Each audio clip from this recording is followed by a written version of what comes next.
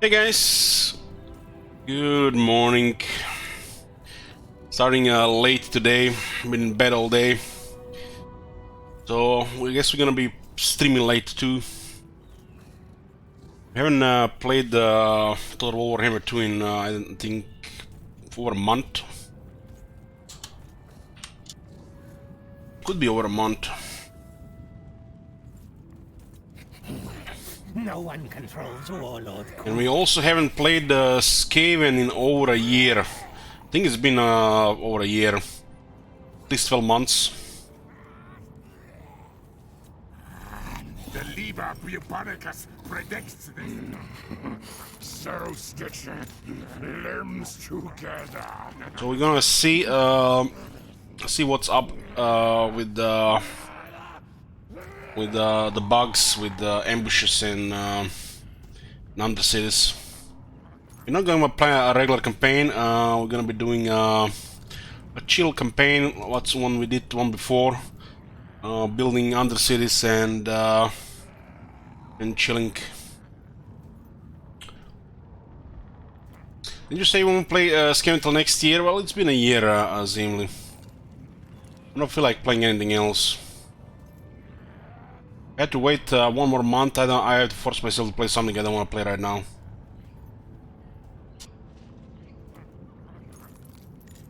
Here it says I haven't played Warhammer for over a year. They enlist Third Unclean, which is an interesting faction with a nice mechanic. But those... man, I don't even want to go there. I'm gonna go there, just go watch the last Clamolder campaign. So regarding the Skaven, the Undercity Simulator, all the Skaven can build Undercities, but Eaged Claw has the best location, and if you're gonna go wide, and it has also Doomsphere. You don't have to even really use Doomsphere to destroy their cities. You could use Vermintide. It's similar, just a little bit more effort. Any of the Skaven can just build Undercities and then Vermintide when nobody's home to take or destroy the cities. But we're gonna do Eaged Claw. We're going to play more Skaven, not just Eaged Claw. We're gonna be playing some other ones as well. These campaigns will have no particular goals. We'll start with Eaged Claw here and we'll be just building Undercities. We did this last time. We did this last time with Eaged Claw as well. But there was a bug. When you use a Doomsphere on a city could spawn a Lord Hero. In this case, we blowed up Lothern, and the city spawned a Hero Prince. So it was basically a hero that was a Lord, was on top of the city, and nobody could click on the city. So it was pretty lame that the bug was in the game, and we didn't continue playing that simulator. But apparently, they've fixed this since then. But there are new bugs have appeared with Undercities since they released Ghost of Pahwaks.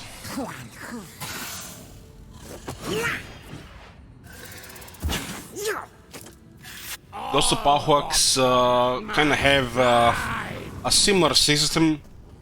In some ways is actually better for the faction.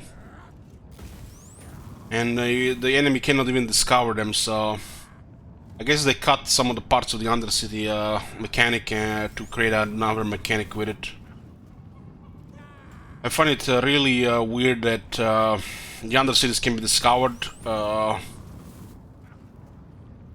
and the Undercities can get destroyed like this, while the Silent Sanctums cannot.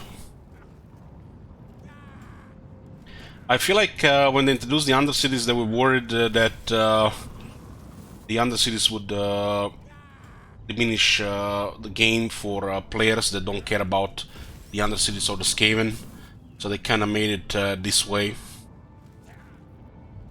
and they give the lizardmen a little bit better system. So we started Skin Blight, and we'll see where it goes. We are not going to be expanding at all, I think, and we're just gonna be building other cities. So it's gonna be an unusual campaign. Like I said, a little bit chilling. I'm not feeling 100%. I have a tooth infection. My left arm is killing me, and I'm feeling generally unwell. It's the 2 months of suffering for Elich. I might even need to go to the doctor soon.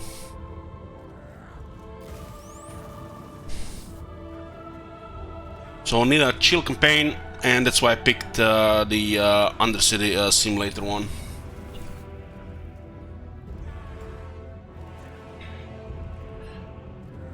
Yeah, that's just bad luck. Survive Corona and then get other shit. So what does Clan Skryre has access to a Forbidden Workshop, which is a very fun mechanic. It basically makes Clan Skryre a little bit more than any other Skaven clan. Especially clans like Clan Rictus or the Clan Morse. They do have extra research. The Skaven technology is important. There's pretty good technology. There's 2 loyalty for new recruits.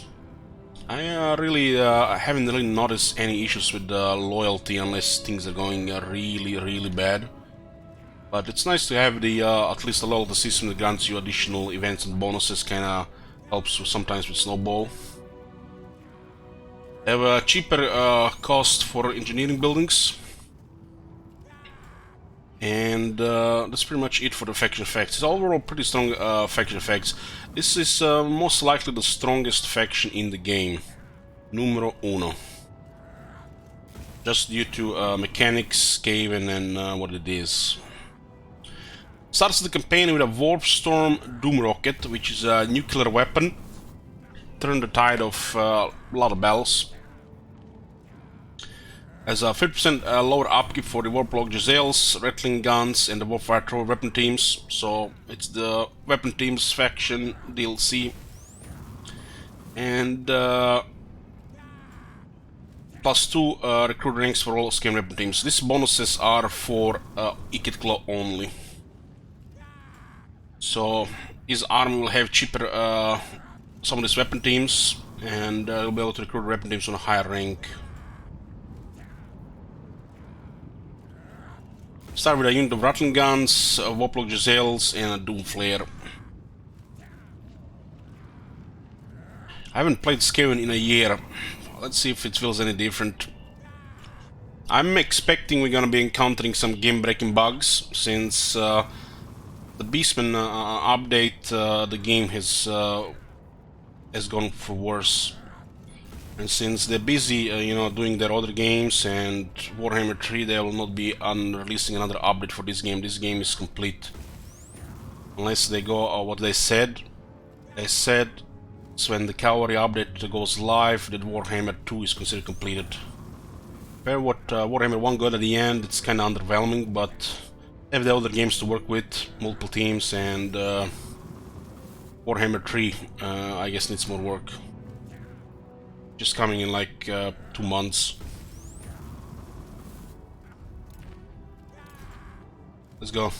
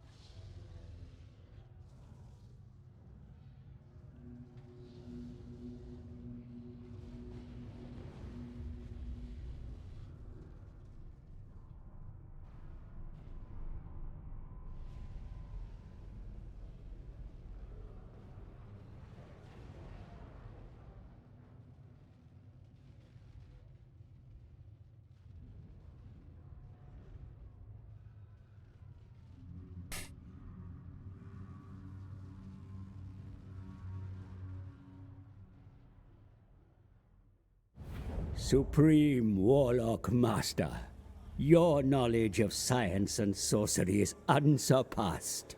This is your chance to experiment and make the world your playground of diabolical weaponry. Perhaps the Estalians could be your first test subjects. They may well be harboring a wealth of warpstone, and will surely offer little resistance to a carefully aimed doom rocket. To the north, the Bretonnian dukedoms fight for honor and chivalry. Yet they have a soft underbelly, which could easily be exploited by Skryre's under-empire. Many greenskins dwell in the mountains north of Tilea. They do not know it yet, but both they and the Tileans could prove useful fodder in furthering your research. Your workshop awaits you, my lord. Let the power of Warpstone be felt by all through the explosive experiments of Ikit Claw. Ikit Claw.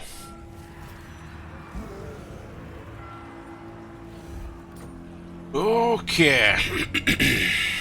From the bowels of earth, the Skaven rise like an unescapable tide of pestilent destruction.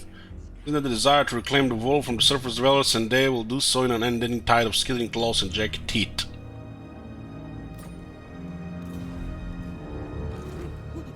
Chief Warlock, Ikit Claw.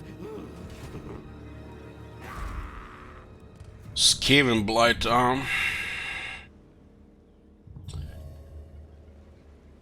The growth is worse than ever here. So what's the difference since we last played this? The beast. Good luck with your tooth. Thank you, Rock. Very generous of you, appreciate it. You adding that towards the Outer Resolve campaign?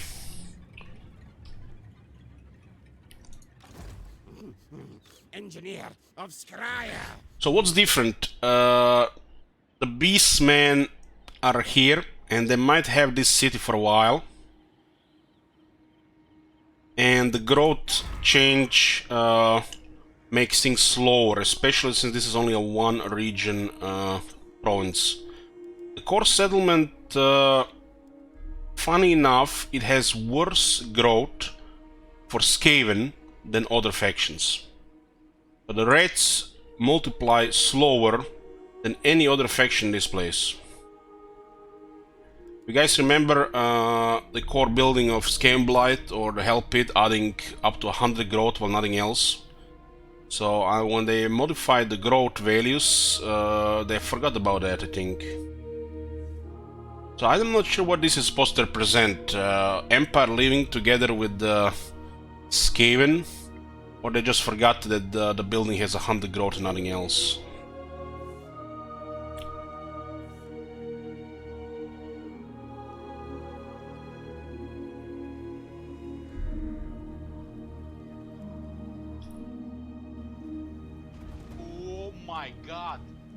So we're gonna have to adjust things towards that. Just one moment, guys. One moment.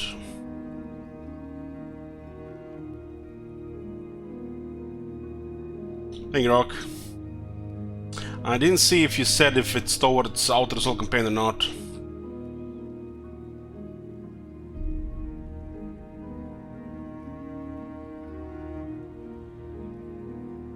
Gotta go for Outer Resolve only campaign.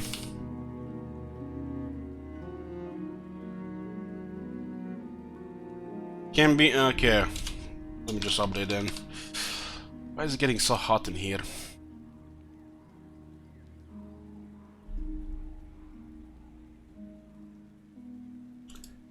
Yeah, like I said, it's gonna be just a slow, chill campaign. I'm unwell.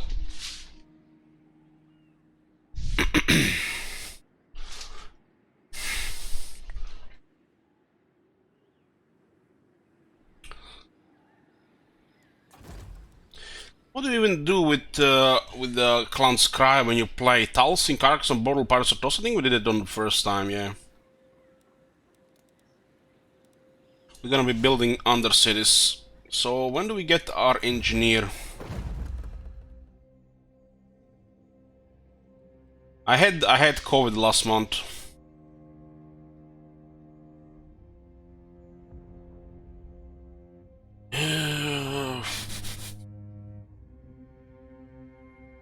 Scheme of Doom. We need the Warlock Engineers. And we need 3 technologies to research for this one. This is gonna be the most important thing. It's 30 turn cooldown. This is going to be a potentially long campaign. Like I said, the goal is to build undercities. And we're probably gonna stay around Skaven Blight. We are not really gonna go for victory screen. And it might end up at any point. Depending how this goes, we'll be playing more Skaven factions after this.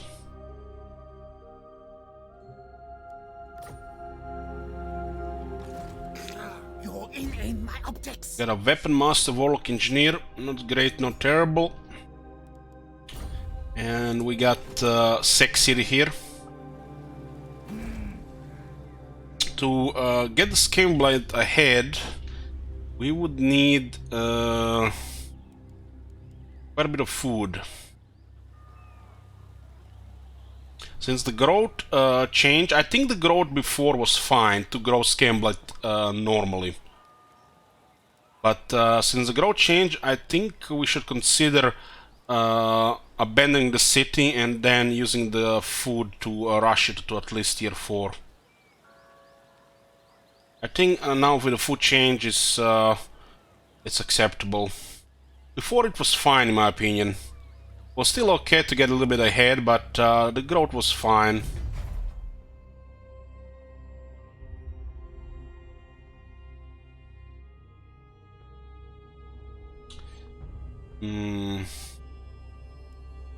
All threats are on the breeding stock.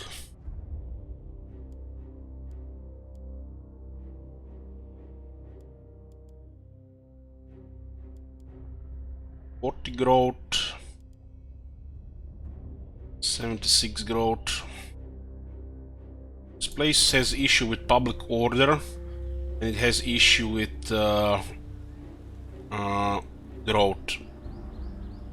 Since the skin corruption is 100, is actually a bad thing. Honestly, don't remember the local populace being 3 here, but it's been a while. Usually, one region from a faction like Skaven represents one of their corruption. But this city has 3. They have started this change, they've never put in the patch notes or anything, but there are various locations on the map where certain regions have more corruption than what used to be. The scamming corruption is not really a good thing, but it's also not a bad thing. It basically represents how infested the settlement is. They have this system of feast while you can, and it says here freshly conquered territory is often unspoiled, plentiful resources. After the Skaven get their paws on it, however, it will invariably devolve into a starved, overcrowded pit of filth. Which means, really, the Skaven corruption causes negative public order. But since they added the region effects, it doesn't really matter anymore, especially for this faction. But also affects the menace below, which is the summoned units to harass various parts of the battle. We're not affected by the chaos or petty corruption, at least. Similar, like the vampires have up to 10 public order from vampiric corruption, which they want to get. This faction has this with Untainted. Their buildings are providing corruption, and they also provide Untainted. Like this one here, 3 Untainted. So Untainted is a good thing for the Skaven, while Skaven corruption, honestly, since the AI started seeing 500 experience per turn, is nothing special, but it's nice to have units you can summon on top of some units to just either stop them from shooting, or weaken artillery, or slow things down. Oh my god! You can also get this menace below just with the food instead of from corruption, so corruption is not important. The public order is coming from the region, so it doesn't really matter anymore, really. What matters the most is the food. With food, the Skaven can expand faster than any faction in the game, and since the growth changes, it's even better than before. Hey guys, hey home run.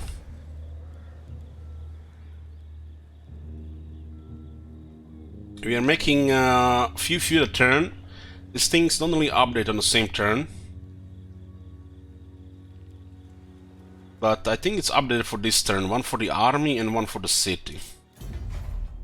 The Warpstone Telescope, a tractor beam building, is unique to Clan Skryre and enables the recruitment of the clan rats. So the clan rats and the clan rats with shields are tier 1 unit for this faction.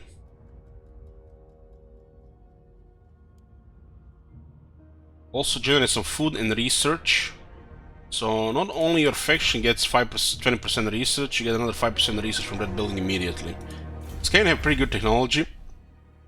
Some stuff are better than the other, but overall strong technology tree in my opinion.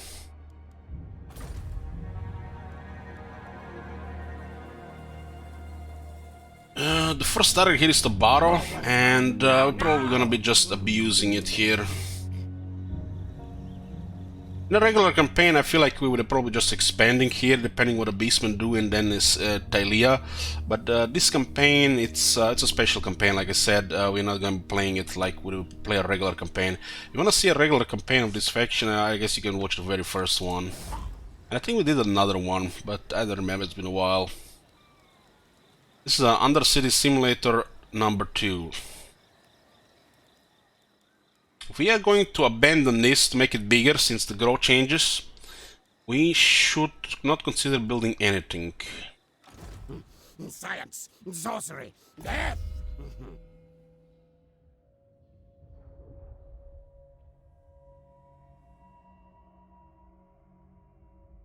I can't believe he starts with this armor, meanwhile Nakai gets that poop. This guy has very impressive stats. But ultimately, he's kind of like a harassment damage dealer.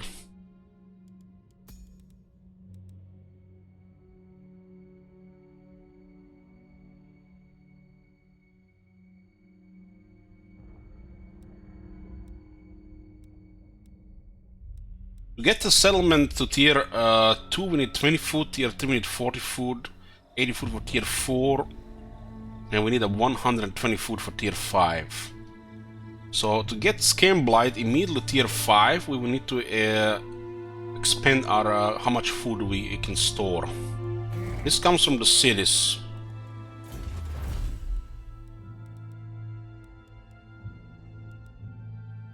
And some technologies. So Scam Blight gives us 5 food capacity and base food capacity is 100. The Barrow could be another 5, Magritte could be another 5, it's easy 10. There are beastmen here, probably will be here. This is the new thing, and I think it's a good thing they're there. So realistically, tier 4 Scam Blight, which is more than fine.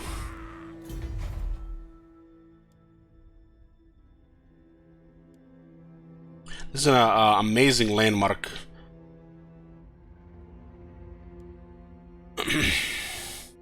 Nothing really special on tier 5. There's the energy building and the order building.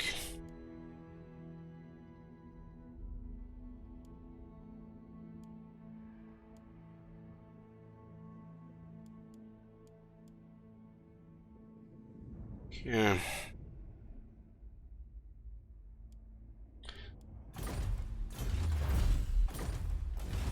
So the first thing first, we're gonna have to build something so we can start research. Some Skaven factions actually start with some of this building so they can start with research immediately. Skaven Blight's greatest, best inventor. We're gonna start talking to Barrow here. There's a special thing in this region. This region is a swamp with some bad terrain. There's a few parts that has a normal terrain, but most of it it's a really bad terrain. Even on any side that approaches Scam Blight. The Skaven have this special thing, if they own the Scam Blight, we can see on the core building, Campaign movement range plus 30% for own army starting their turn in this region. So any army starting their turn in Scam Blight will have extra movement. So this is one thing you can also I guess guesstimate how much the enemy can move around here. Oh my god. Have you seen that shit? Holy shit. What the hell? Thank you, referee.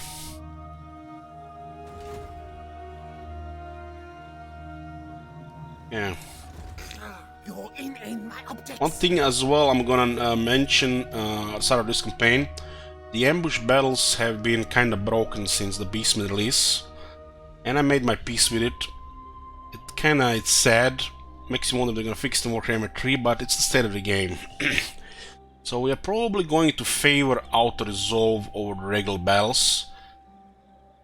We are probably gonna be doing still some regular battles. Nullify the bad terrain effect, yeah. So the Skryre can move better here. This is a great location, and if you ask me, this is actually well done by the developers that they added this movement range buff here, considering the scale of the map. If they didn't add something like this, this would be a much shittier location. The AI misbehaves. It's went full retard towards the older Total War games, like Rome 2 and Medieval 2. More Warpstone. Now. So we started the war with the Stalia.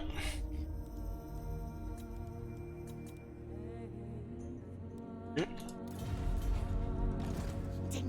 Tinker.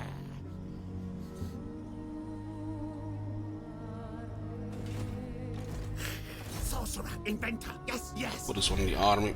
Pax shall move. Look how much movement we'll lose by putting Engineer at this stage. I wonder if we're putting Engineer after we moved would lose less movement. Maybe somebody knows. All things die. A Pyrrhic victory, huh? But no casualties.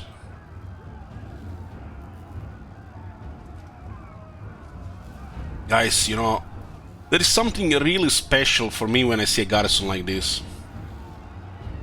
It makes me happy, especially when playing an evil faction. Like Chaos or Skaven.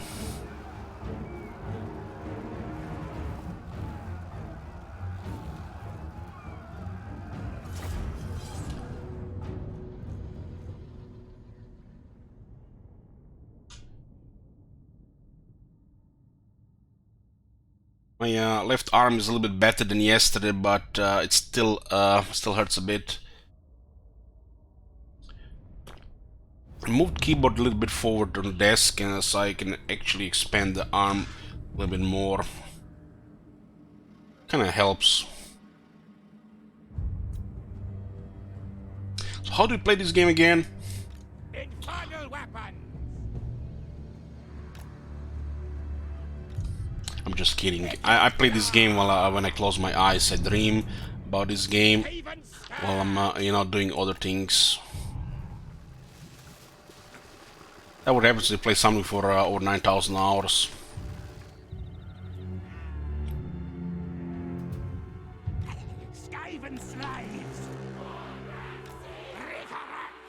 Skaven slaves.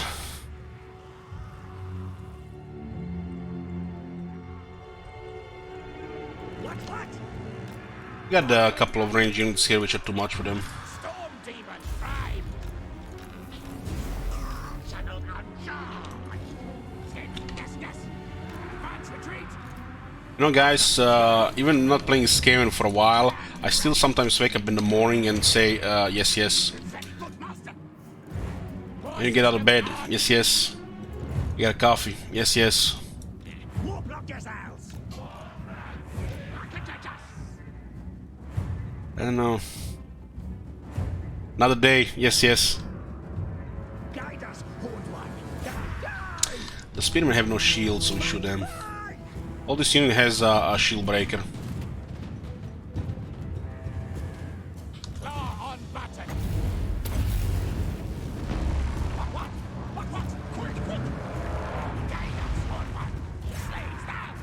There's another weapon team here as suppressed, so it slows down anybody that gets attacked.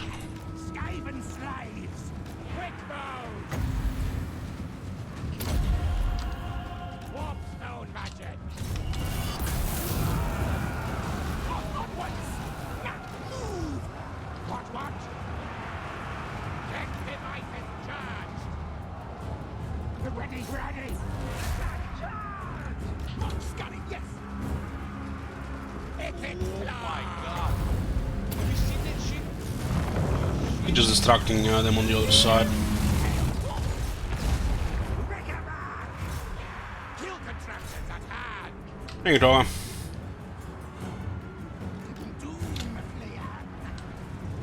I have currently two weapon teams of the army. One is a long-range sniper, and another one is kind of like a Gatling gunner, closer range, but has also a very nice anti-large roll. One just snipes things, while another one slows them down and deals massive damage. Rattling gun! Bonbon's wishes! When you're playing with weapon teams, unless you do have massive numbers, you kind of want to disrupt enemy movements and just make sure they're wasting their vigor running around while you shoot them to death. Warp up yourselves!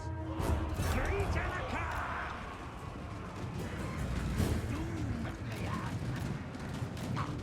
That tail's yours! Skaven! Yes!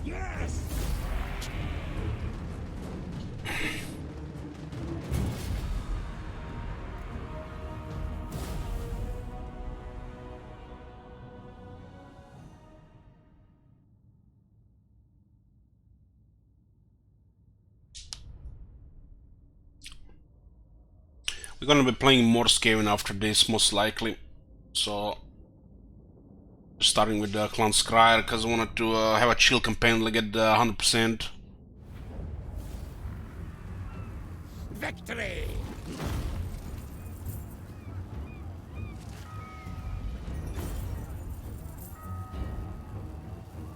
Okay. 10 foot from the captives, huh? This is the Skaven rapid expansion. You can see you can take immediately on tier 3. And the Skaven body is tier 1. City is highly abusable due to its proximity to the Skaven Blight.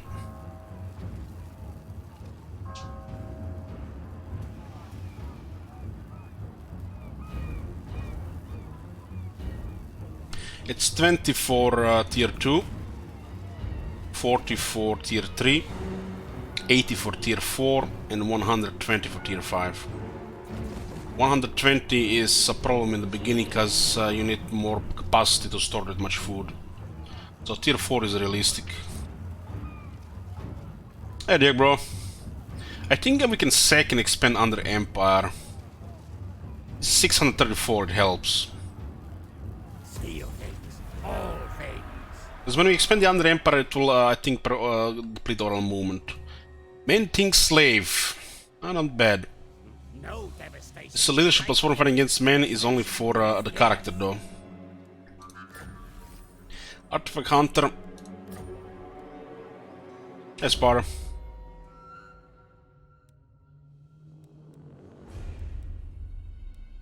Skaven have incredibly useful campaign skills, more so than really any other faction in the game.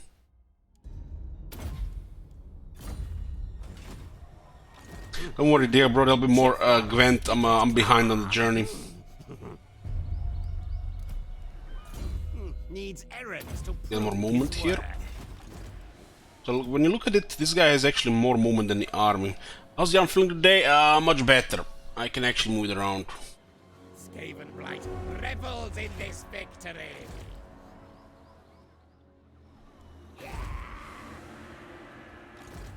Science, sorcery, death. We're going to expand the Under Empire here.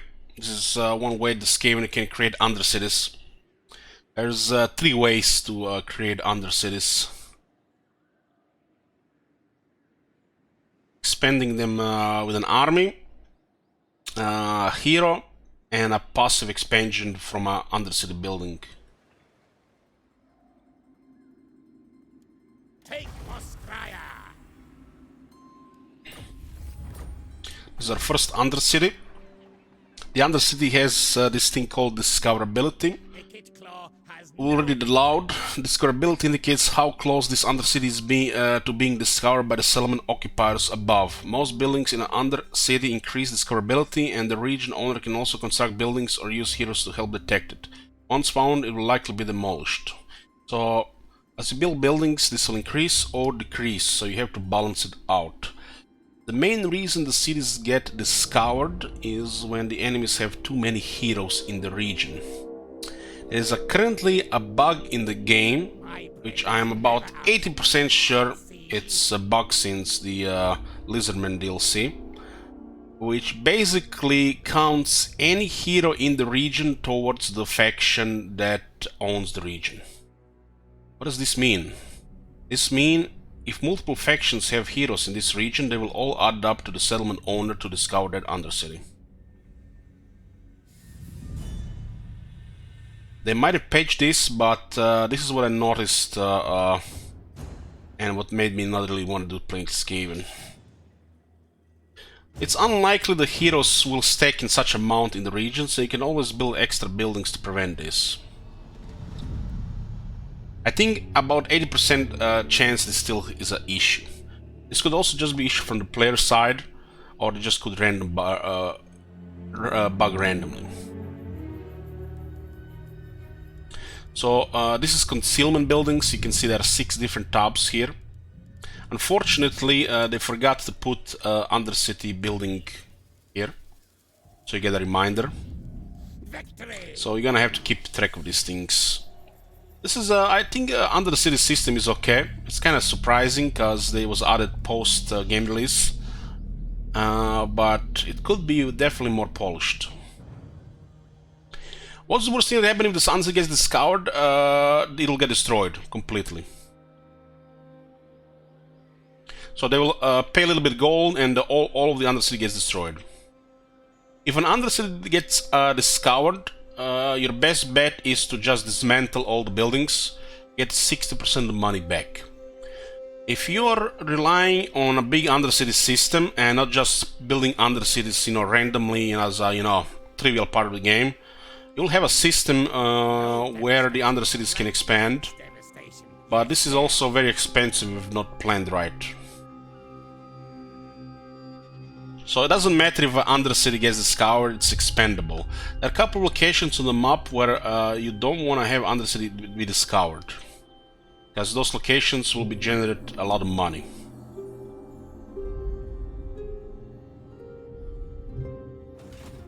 The best bet really for managing Undercities is, you see this icon here?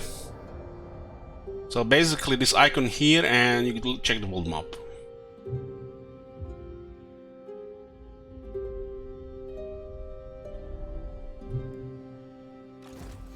Where are my schematics?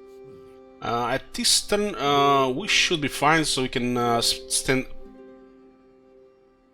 a turn in a march stance. 1 turn towards Taskmaster. 5% movement and line of sight. Am I done with those two? I will continue the game. I'm just taking a break from it. No equal. I'm not done with it now.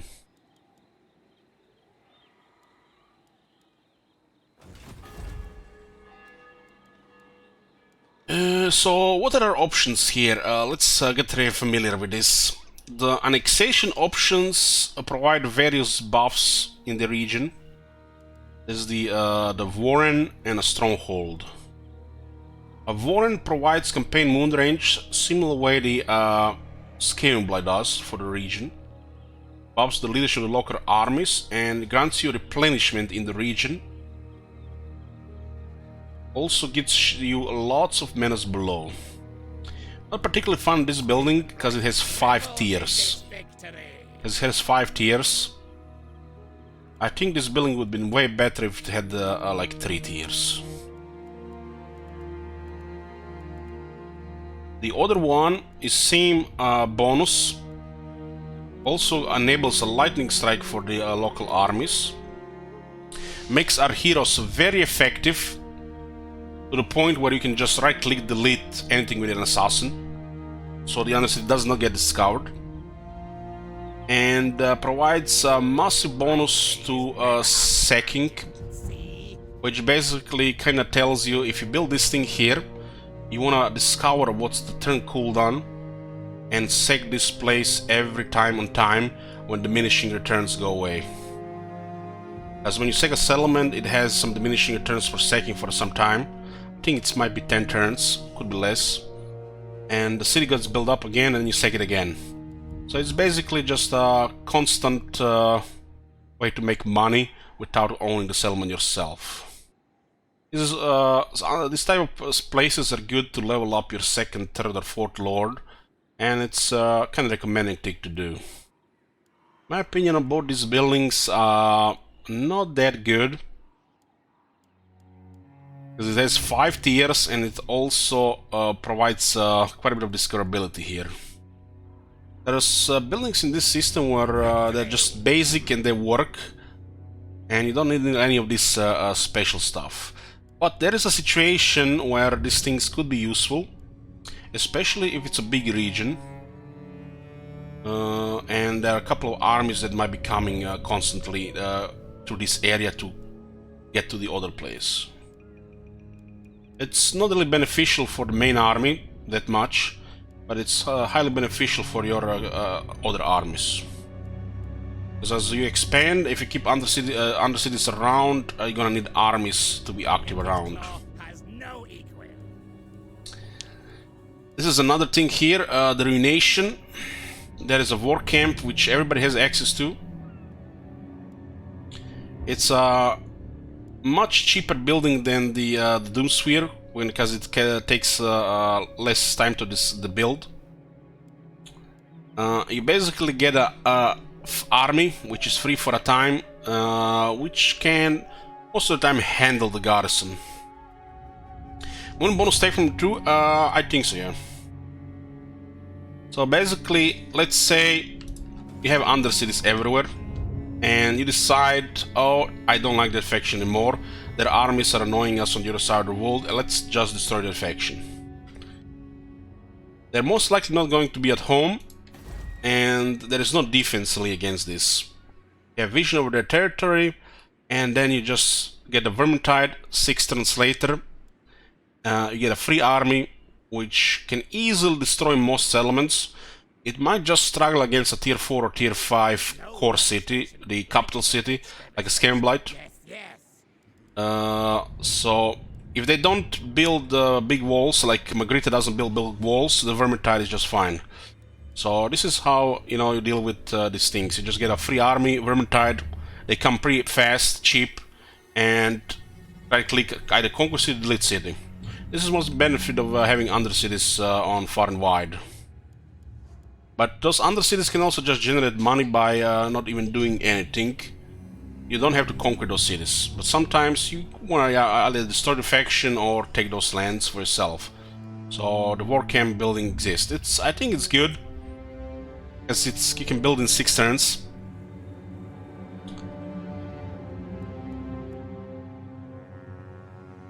And then there is the unique one, the Doomsday device, which is, takes way longer to build than a war camp, a Vermintide, but it's a guaranteed destruction of the city. It gives a little bit more discoverability, so if there are heroes around, they might detect it, and it's kind of costly. Kinda costly because it will cost you 500 gold per turn and 2 food, and you will need 16 turns to activate this. The city basically just goes up in smoke and it's destroyed. There are some bugs with this, and I hope they fully fix them, otherwise this campaign might not be that enjoyable. So you get a little bit safer, cheaper option of Vermintide, which is effective when used right. Or you have a much cooler option of just blowing up the city. This one is expensive, so need to keep that in mind. We are most likely gonna be using a combination of both, but we're gonna probably prefer a Doomsday device. These are the Concealment Buildings. These are some of the most important buildings in Undercity. Deeper tunnels. lower discoverability by 40, but you lose the visibility over the region. There is the other one here. It lowered discoverability by 40 and has a maintenance cost of -200 per turn. But you still keep the vision. You also have to pay 5,000 to build it. These buildings are not cheap. It adds up, especially as you're gonna be building these things up, because you also need to make money by expanding. By expanding undercities, you need to spend money, and sometimes it'll not immediately make you money. So if not managed right, it will feel like you're just spending money and not getting anything out of it. If you ask me, ever since they changed the discoverability a bit and the AI not really being very effective at it, I think a change in Warhammer 3 should happen, where Undercity should have 6 slots, and they should add another discoverability building that's much more expensive, like really expensive, like 8,000, but gives you like -6 discoverability with no downside.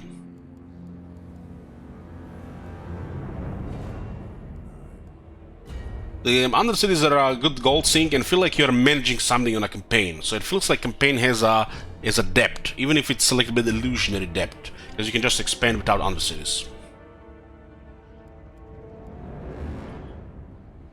On the food buildings, these are also important buildings. There is the basic one.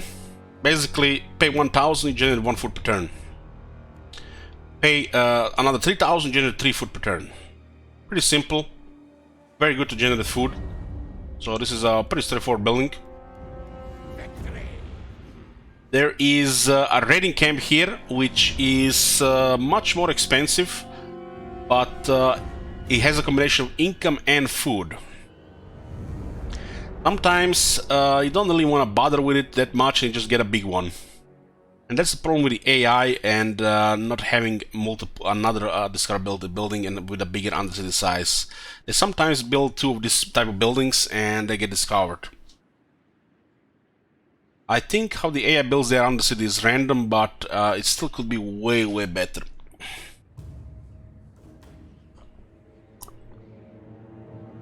Let's say you have a big undercity network and there are tunnels expanding everywhere. Passive expansion of the undercities. Meaning, cities will be popping out every turn, and you don't really care if they get discovered. Because you're already reached critical mass and they're just gonna go up and up and up, and sometimes they're gonna get destroyed. At that point, you don't really need to pay 5,000 for this, and another 2,000 for this, which makes it 7,000. It's 100 discoverability. You basically just build this, and it usually just pays for itself before it gets discovered. You just put this building here and nothing else. You retain vision, you make food, and you make money. It is very close to be discovered, and if it gets discovered, the city will expand again from the tunnels and just build again. This is basically a lazy way in a later stage of the undercity network. That's what the raiding camp is. You could just get a raiding camp and you could just get murder holes, and that's it. Forget about it. It'll make money and it'll generate food. So doesn't mean if you have room in an undercity or you can upgrade its buildings that you have to do it. No, no, no. Don't drop into that hole. That's where the AI plays. So you just get what you need, not really everything. These slots are not all to be filled. Like I said, if that third building existed here, Undercity would have more options and it would be safer to invest mass amounts of money. So I'm hoping this happens with the Warhammer 3, but you never know. Other than the food buildings here, there are the money buildings here. So there's a basic money building here. Tier 1 generates 200 per turn, costs 1 food. Pretty solid. 1 won't do much, but yeah, 10, start to notice it. There's an upgrade version. It's just doubled, 400 for 2. Pretty straightforward, solid. Sometimes you put this with an expensive setup so the cities don't get discovered, so you secure some basic economy. There is the thieving building. which can generate quite a bit of money, or double this easy. And it has same downside of 2 food, but it can generate way more money. The downside of this is costs a lot more. It has higher discoverability, but when you put it under a capital like Aldorf or Lothern, it will pay a lot for itself. Literally, you're just getting lots of money from it. So setup with this in a rich city. Magliano is a good example of a rich city later on.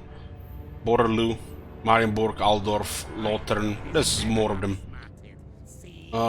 You should tend to pick this building here and make sure it never gets discovered, because this is your money maker.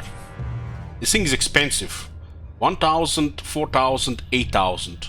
Undercity buildings are very expensive, and they are not considered buildings, which means any construction cost reductions you have don't work. Probably an oversight in design, they forgot about it. So when you plan this shit, remember, you don't have to build everything, you don't have to upgrade to the top, you just have to work. And it's about this meter here.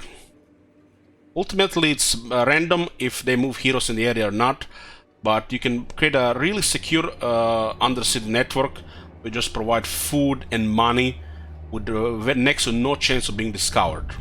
But there is an investment of about probably 15,000 gold per one of this city. The Skaven do get good money from their cities, and they do get money from battles.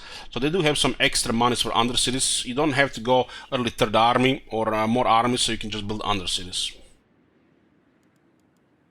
The last buildings here are called mining, and this is also one of the most important buildings here, especially if you like to play with undercities like we're going to be playing here. It's an excavation building, call it tunnels. So what does this building do? It has a maintenance, gold, and food. It's actually quite costly in food, 3 food cost.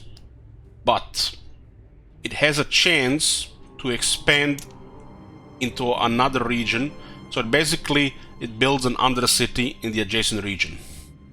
So if you place these mine shafts all around the map, you literally have an undercity system that will never be removed.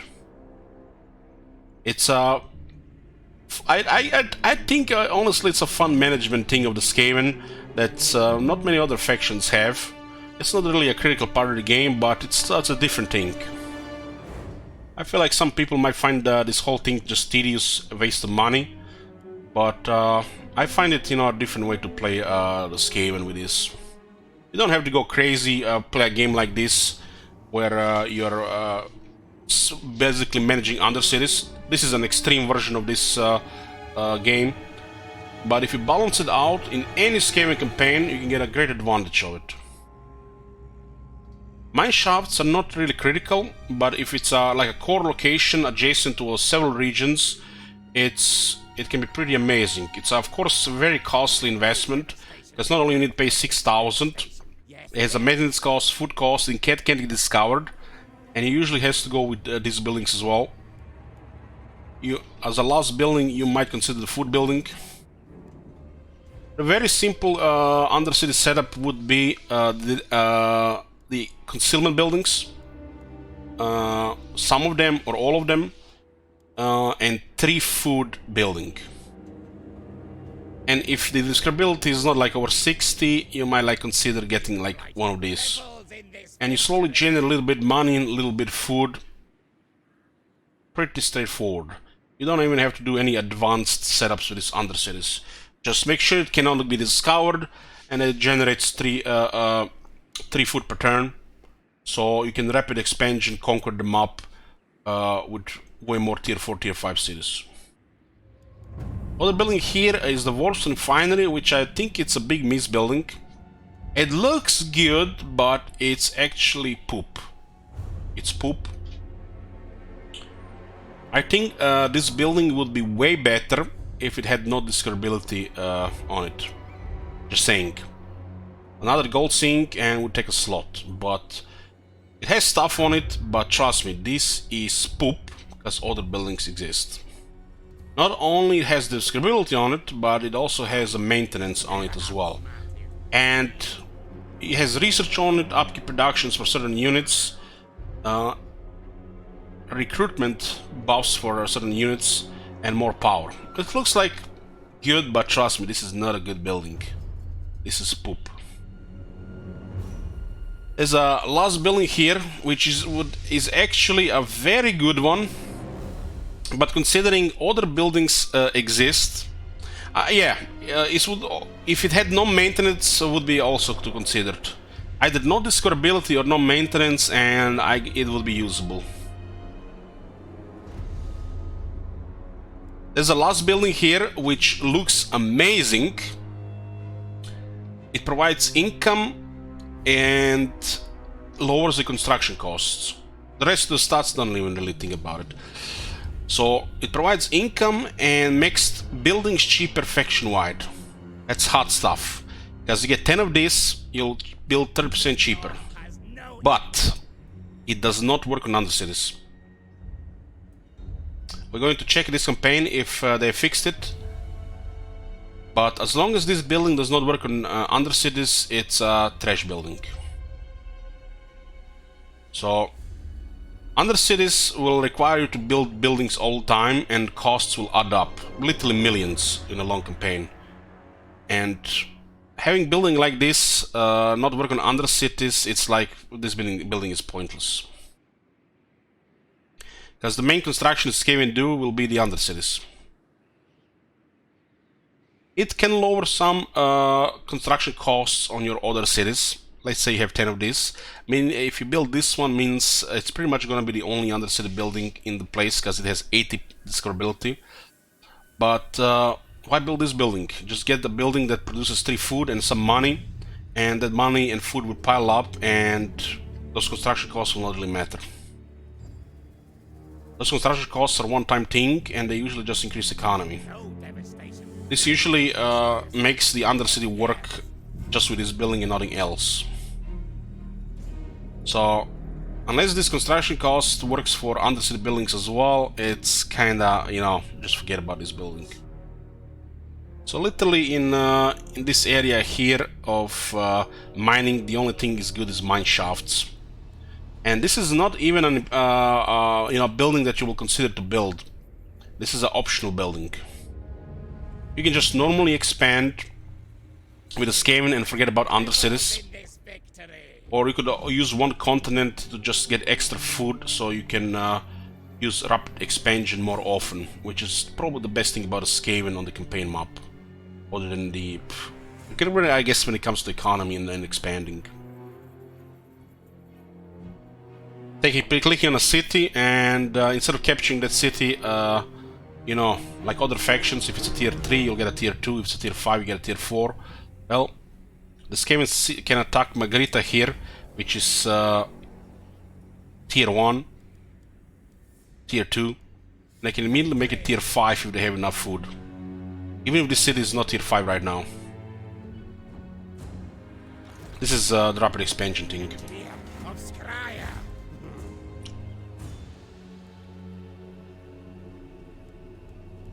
This thing is 3 public order, huh? 3 public order and 2 untainted.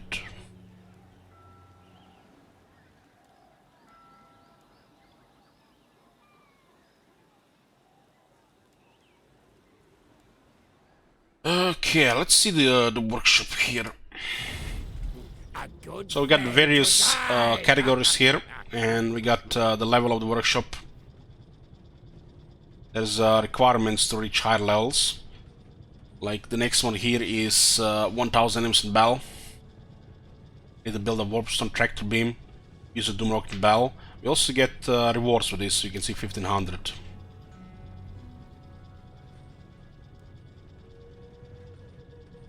There are upgrades here for units like a Doomflare, which means you can turn into exceptional units, which not only get buffed by experience, but also get buffed by battle skills, technologies, and a unique mechanic. This unit could actually made quite good, but the Skaven is more of a range faction. If you're gonna use these units here, you usually have to invest a little bit more, and then it just messes up the whole composition of the army.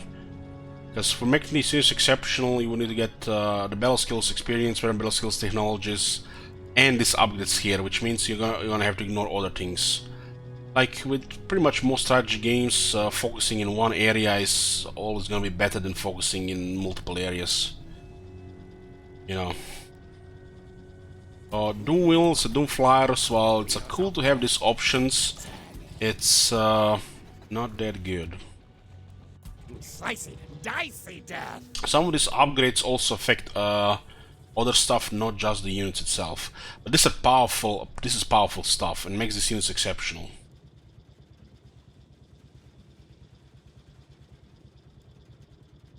Like, look at the Doom Diagnostic and Obsidian Alloy. This type of stuff is basically 3-point battle skills. Not only they have these two, but they have a battle skill, veteran battle skill, technologies, and experience on top. So these units get really overpowered stats, which makes them very good. You could, I guess, mix them with other stuff, but you know, specialization and all.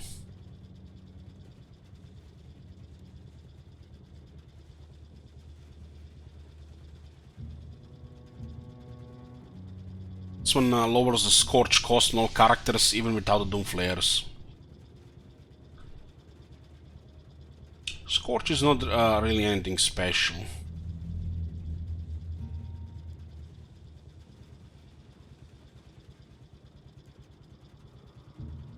I mean, look at this stuff. These are really impressive buffs.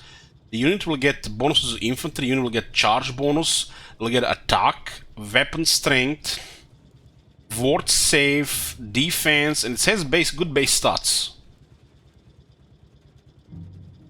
There's some really impressive melee buffs.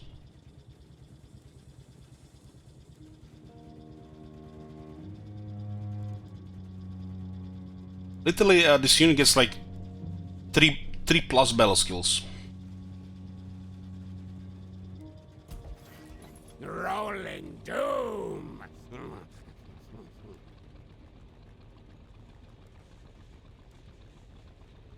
This one lowers the cooldown on the warp lightning, so it doesn't have to do anything with Doom wheels.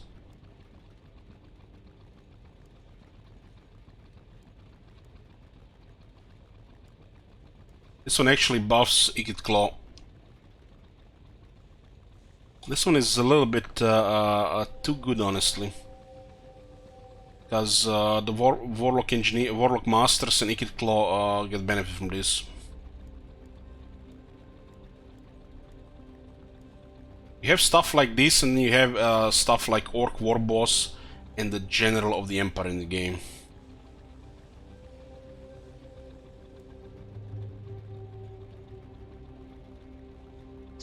This is some really fun and strong stuff. A little bit overkill, honestly. A little bit overkill. So the third category here are the weapon teams, and you can see the weapon teams here: Rattling Guns, Warplock Giselles, Warfire Throwers, Grinders, Poison Mortars, and the Globadiers and the Bombardiers. Basically, there are more upgrades for these units. So regular factions in the game would have, you know, like any unit can get better experience, get more leadership, attack, defense, and reload times.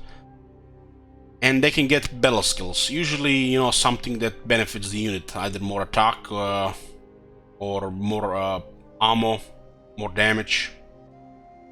Now, these units not only have battle skills, not only have technology buff in them, and pretty impressive technologies and the battle skills, but with this faction, you get more. You get more stuff. And basically, what does this mean? You get some seriously overpowered ranged units. Not overpowered only on the battlefield, but also on auto-resolve. I guess it's fun, so it's fine. It's super imbalanced and fun at the same time. Considering Clark, Skryre, and Ikit, I guess kind of makes sense, right? There's also the Doom Rockets category. This is the nuclear weapon. I think our early warp fuel is a resource for this faction.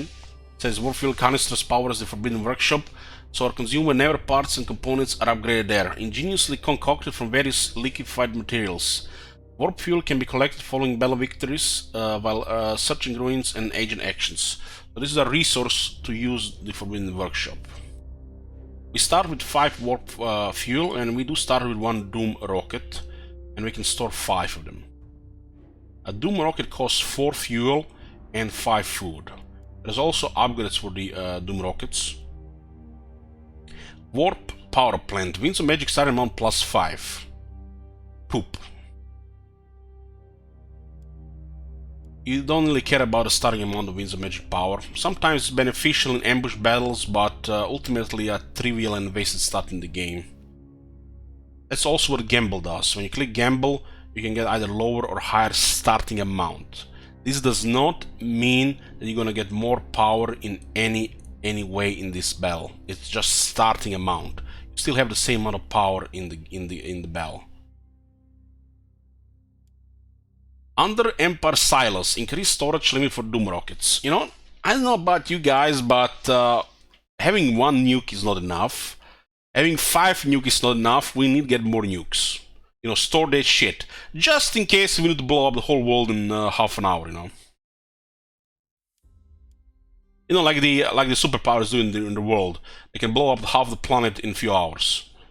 They're just know they're advancing the nuclear technology to the point what is the most advanced things in the world. You know, adding all kinds of extra damage to it, range to avoid detectants and shit. Like Russia can destroy England before England even realized what happened. You know, they get better and more destructive nuclear weapons while the planet is going to shit, and they need to store all this shit up. So, yeah, we need to get more nuclear weapons.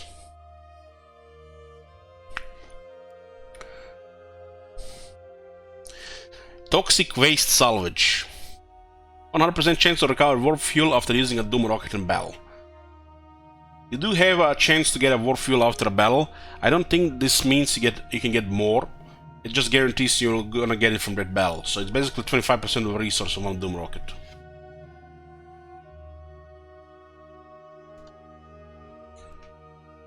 There is the replenishment after using a Doom rocket in battle.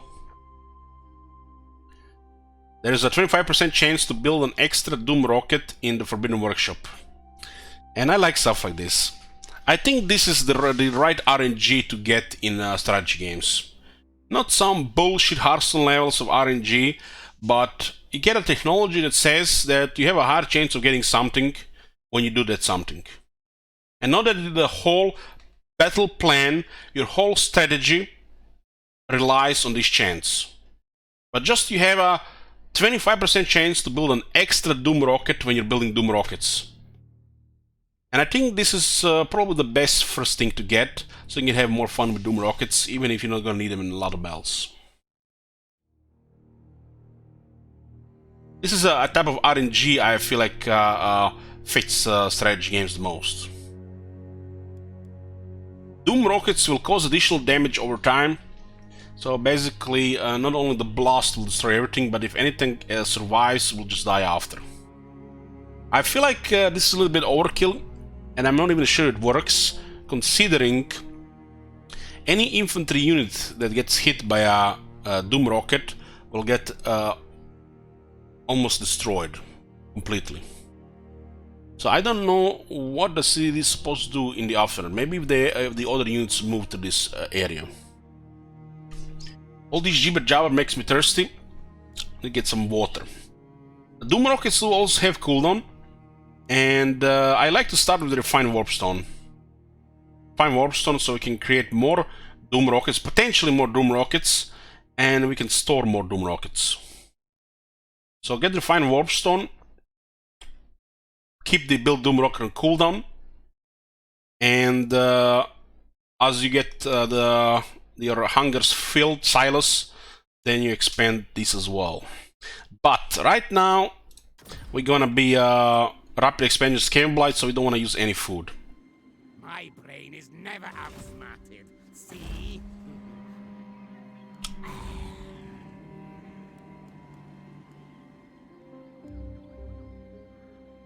Ikit Claw has no equal. Let's get food generated here. And we're gonna get food generated here as well.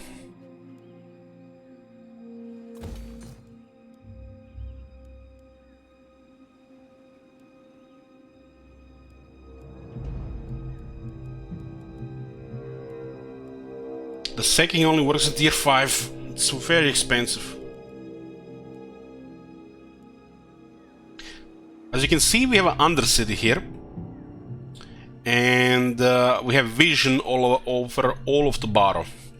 They've made vision changes to the game, but the undercities still give you all the vision like nothing happened.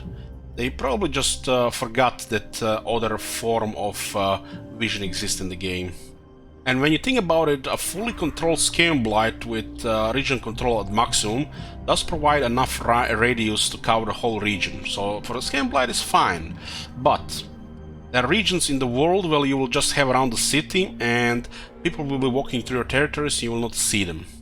Meanwhile, if you have a undercity there, you can see everything. Even, you know, if you don't have anything else there. Like Ikit's devastation. Yes, yes. So what else do we build here? We're probably gonna be targeting Magrita while we are building up army and milking the bar.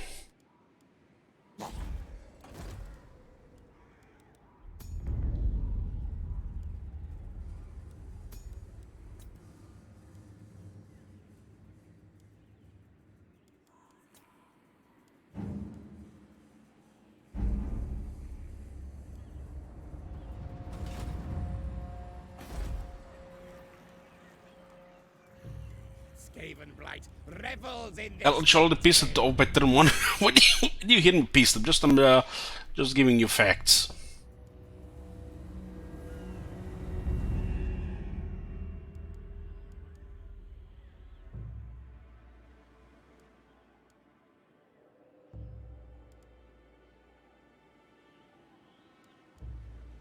I think there's a very little downside to Warpstone Station tier 1, so we'll get it immediately.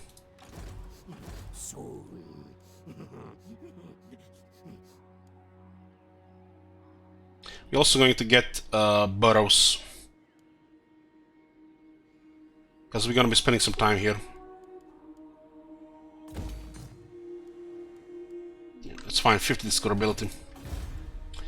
In here, we are ignoring upgrade on the city, but we will build something that we need for technology. Rattling warrants, Taskmaster platform, or the rubbish pit.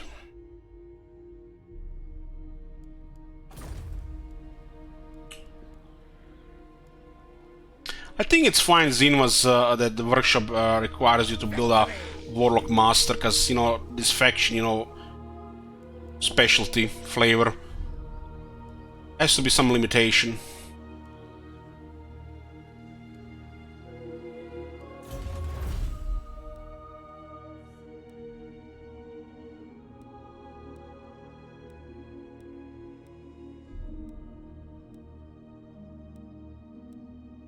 They added stuff on these technologies, you know how factions have technologies that don't have anything on them?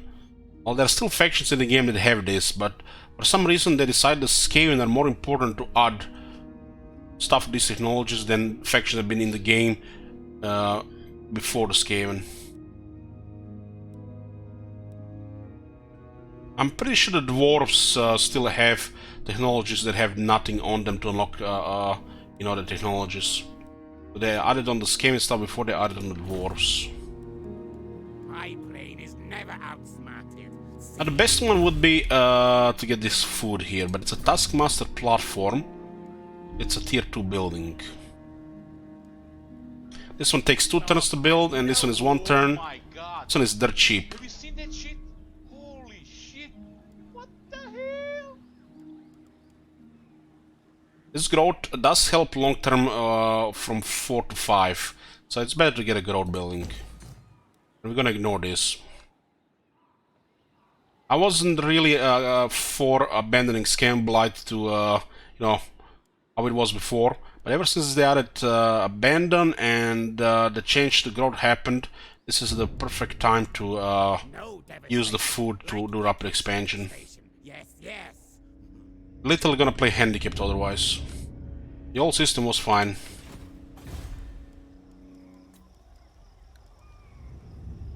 Skaven Blight Thank you, Will. revels in this victory.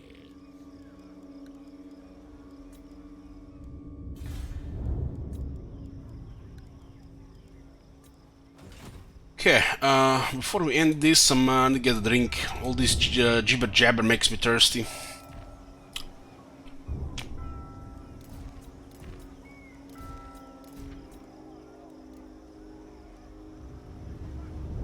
You could RuneScape, but we want tier 4. It's 80 food. Tier 4 is the good one. Tier 3 is nothing special. Tier 3 is good for a minor settlement. On a provincial capital, you want at least tier 4. To the point where you don't really want to expand unless it's tier 4. Beer? No, I'm getting heavily medicated, so no alcohol.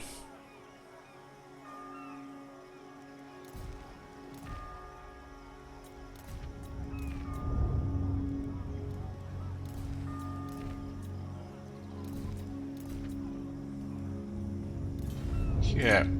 Oh, nice, we have actually something here. So the plan will be basically just be chilling and building under cities. We're gonna be defending Scam Blight, almost like a one city challenge, and we'll see where it goes from there. We'll probably just stay here and build up. And right now, the obvious thing, get Ikit Claw up with levels. The Barrow is highly abusable due to its proximity, and you do need to build an army. So at the same time as you're building army here, you're just taking the Barrow. I'll see you guys in a few minutes.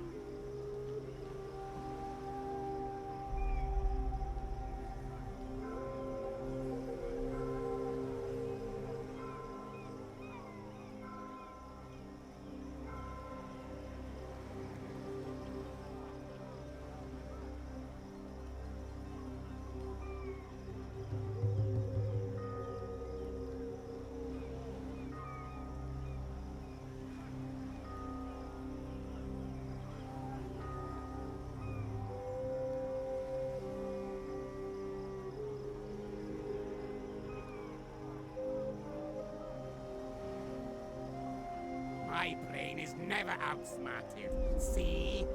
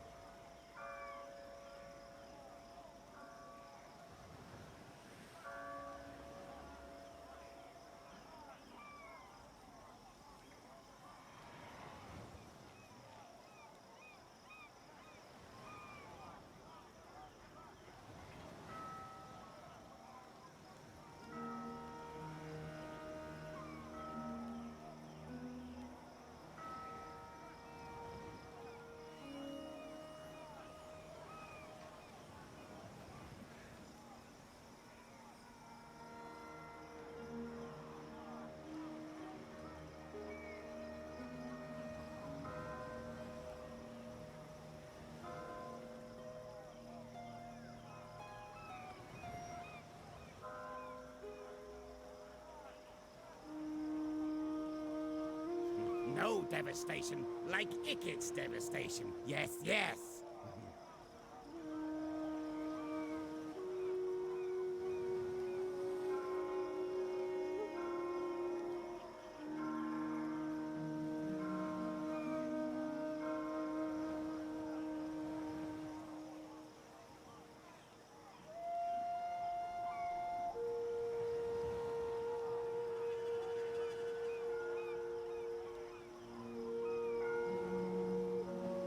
Havenblight revels in this victory.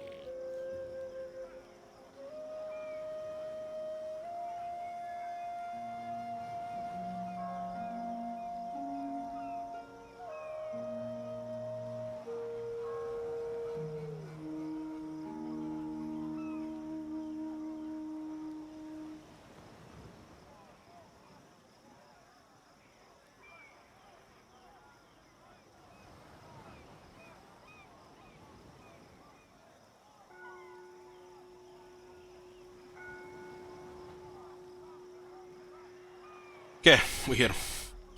So about this location, Scamblight itself is a strong location. Growth changes makes it a little bit for worse because of the being a single region, but you have Scam Rapid expansion. Proximity of the border to Scamblight and being a kind of irrelevant city as a port city makes it very nice to build up. And the area here with Estalia, Telia and Sartosa is a very strong location. Anybody that wants to come here will have to travel multiple terms and you will always see them coming. So it's almost kind of like a perfect Skaven location here. Skaven has some excellent locations. Some more than others. Clan Morse has an excellent location and Clan Ashen has the second best location.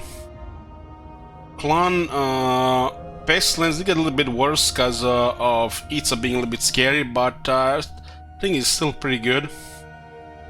So, got Clan Molder, which is a little bit spicy location, and I think it's good. And then he ends up with a Clan Rictus, which is in Dark Elf territory. This location is worse, but at least it's spicy.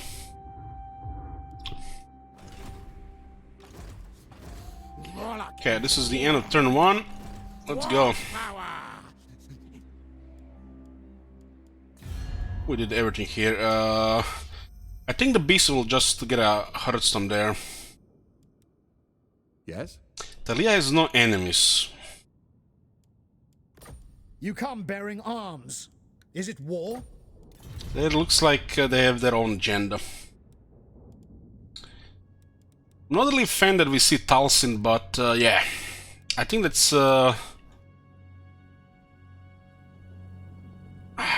I'm not even sure why you see Talsin with this thing here. I guess it's because it's it makes sense because of the objective, but there's plenty of factions that have objectives, but they don't see the initial factions. There's no distance here to see Talsin. Because this mountain here is Karak Buvder.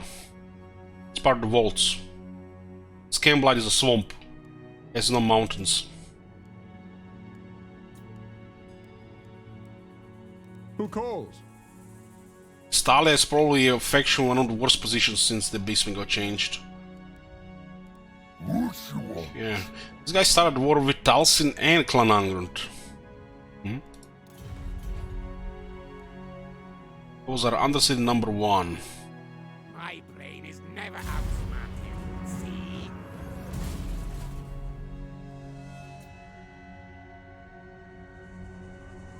So Stalia is our first target.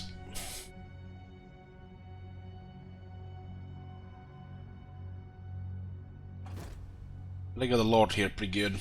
It's gonna be extra money. We'll be sacking and recruiting there. Okay, Skinglight got a growth building. A rebellion is building up, and it will rebel. Not welcome. It will rebel, nothing we can do about this.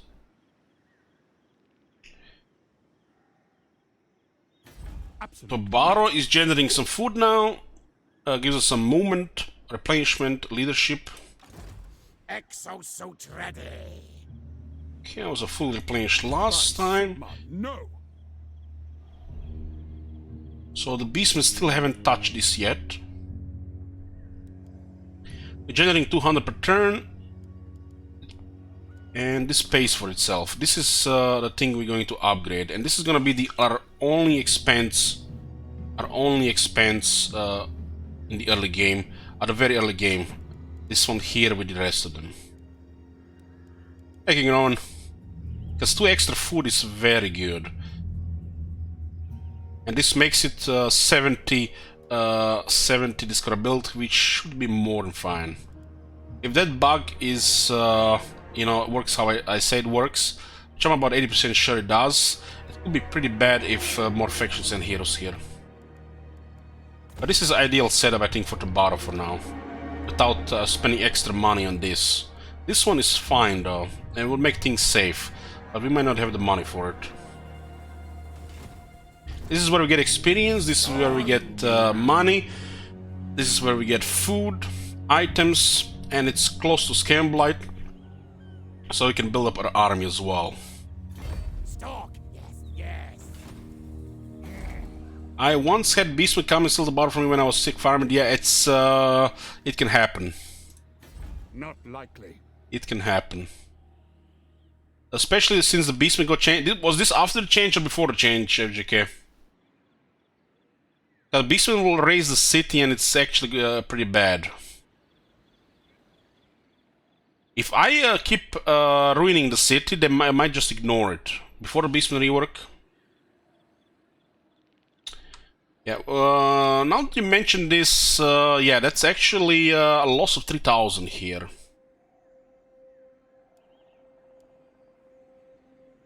If a city is in a really bad shape, they will tend to ignore it. But not always.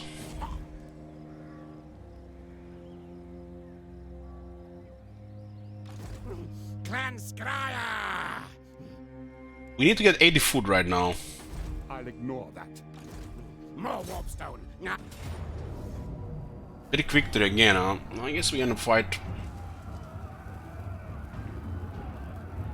Andreas von MC Hammer.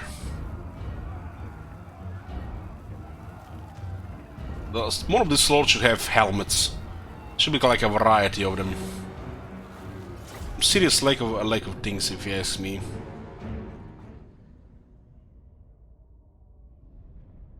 The Empire might be factions in Warhammer 3, so we might see some additions there. Wicked Claw. Go, run, go. Have a character this time. Quick, unhung rats. Scatter. What orders? Hasten, hurry.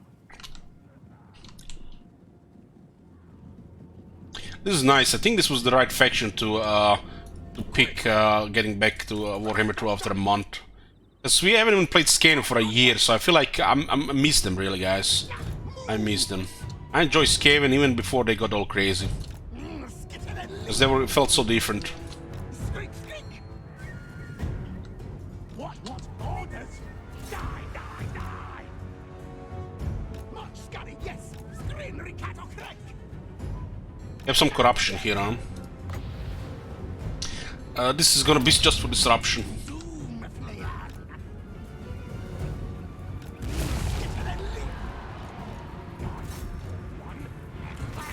So the swordsman kind of vulnerable to a charge.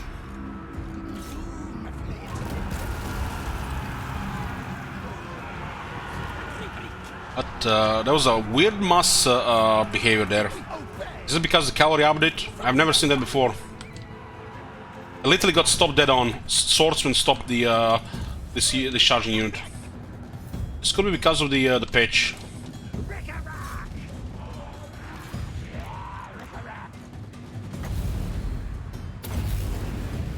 Got some warp lightning here. Do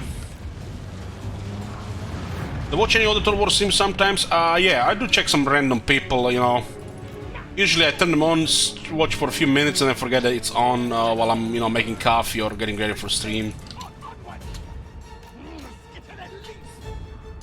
Some people on Twitch. I checked what Toby's doing from time to time. Nerd Rage Fred. Some other guys, which I'm not really sure what they're called. This one is actually good against the Lord.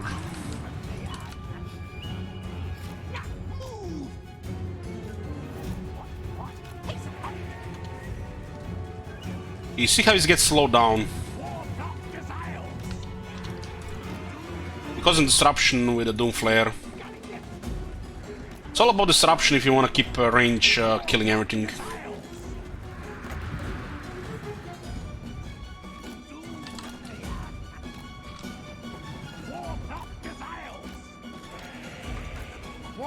comply. Casting death. Hey!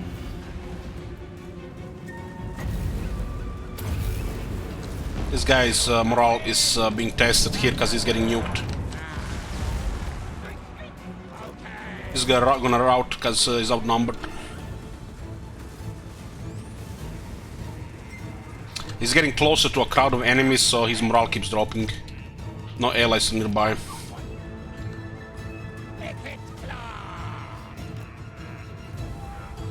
Skaven slaves.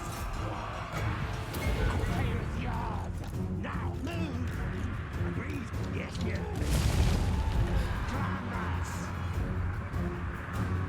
Slay strong. Die that corn one. Nice to have a fire thrower this early.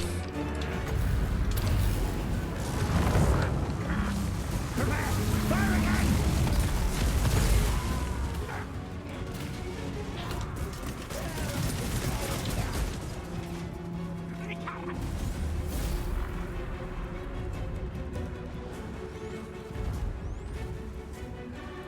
Yeah, Doomflayers get impressive buffs with this faction.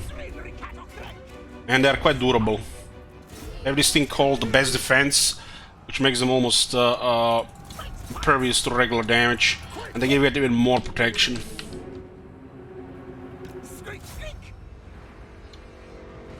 You could definitely use Doomflayers for this type of role, or you can just use Plague Magic for it, which is a better option, because it exhausts and slows the enemy. And you can summon so many units.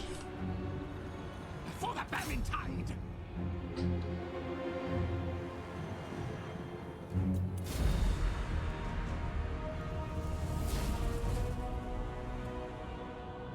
Did you ever watch Legend of War? Yeah, of course.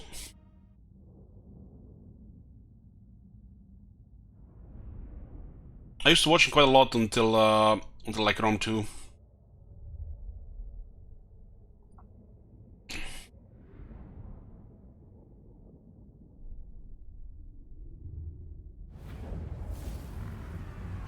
Victory. 9 food, huh? We need another 9 now, next turn. Cutting Rod.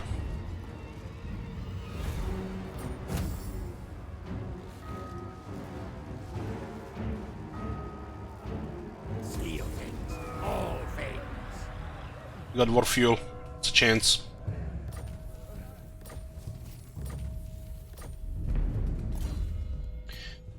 Okay, the most important skill to get on a Skaven Lord is Ancient Cunning.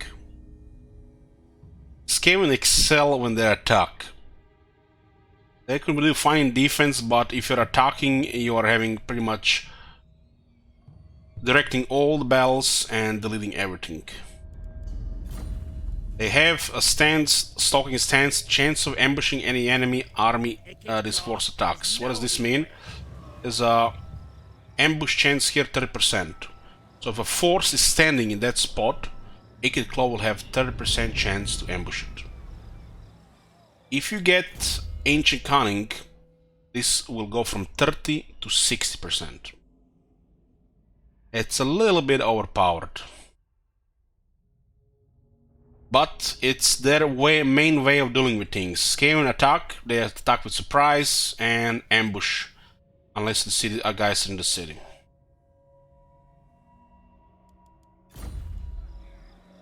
They lowered it by 15%. Oh, we haven't played the Skaven since they lowered it. Oh, nice catch. Has there been an update in the game where stances modify? That 3% was odd because it's usually 45. So the stances have been modified. They change ambush values. Like the encamp stance increases the ambush defense chance to 75%, makes it almost impossible to ambush. But the Skaven can still ambush you. And it looks like the Skaven stance got minus 50 now. I guess it's an okay way to balance it. It hurts the AI more than it hurts the player though. Yeah, 30%, it's 45 usually in the grassland. 45 or 40. But you have access to various stuff. Technology for ambusher trait. You have cunning traits on the heroes and characters. There's some other traits, and of course there is the Ancient Cunning. Ancient Cunning, now that this is minus 15%, it's probably become even more important. My brain is never outsmarted. See?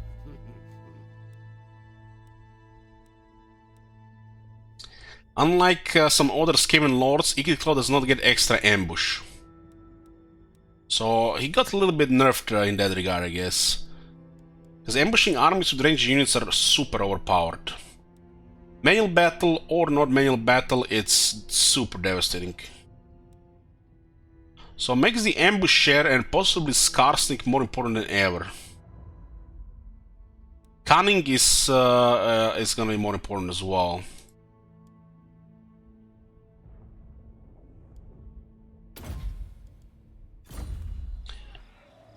We trivialize any threat the enemy pose if we ambush them. So you kind of want Warlock Engineers with Cunning, which increases the ambush chance in the area.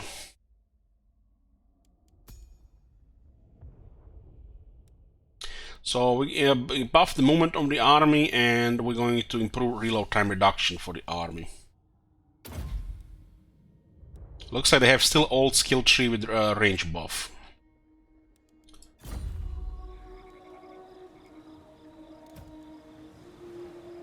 No devastation. We need 80 I food. think it's devastation. Yes, yes. Chief Warlock, Icket Claw. At this point, I usually always consider getting some ranged units, so it's gonna be weird if there's something different happens here.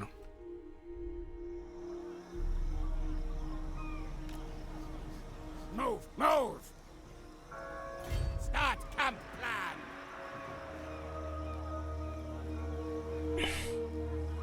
There's definitely been some change here.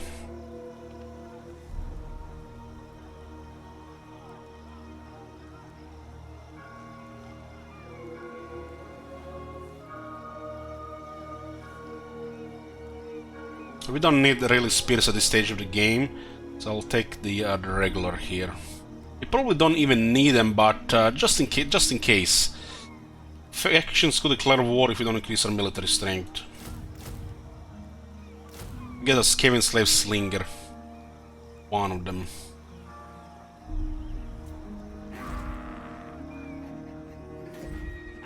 We haven't really done this type before. But since the changes, it makes sense. I need 80 food. Icket Claw has no equal. I wonder if this processes when we destroy it, we don't actually get that extra food. We should probably get 82 food, if not 81 food. I wonder if the settlement will still take a food and this building will not give food if it gets abandoned.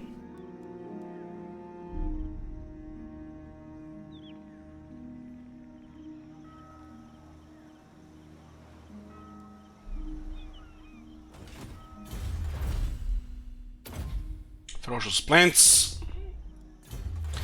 Research the following items to advance this game is vicious and compromising a gen to another level altogether. +1 local recruitment capacity. That's nice.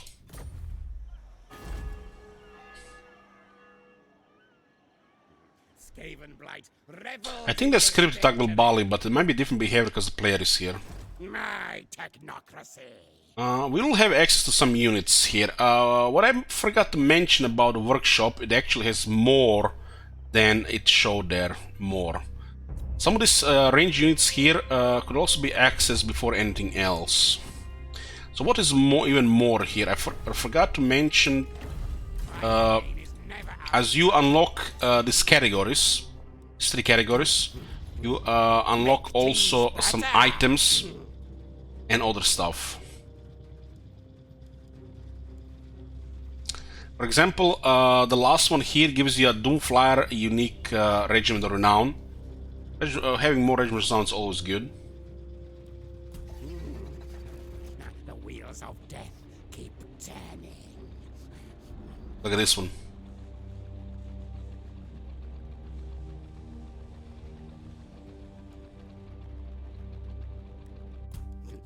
Go! This one actually provides banner type buffs for the units.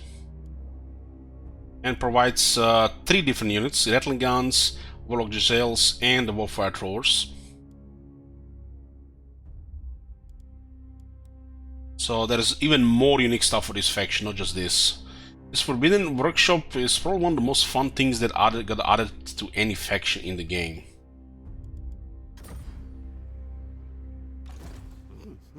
Engineer of Skryre. Now, the earliest weapon teams are on the weapons dump. It's easily unlockable. You just need to upgrade Scaleblight. But we're doing something different here. The Warfire Throwers are excellent early game, and even the Warp Grinders have their use. How do you get Poison Wind Mortars from? It was one of the DLCs. I think it was unlocked with the Clan Ashen DLC. So Blade, what's called the DLC? Shadow and the Blade, yeah. No devastation, like Icked's devastation. Yes, yes.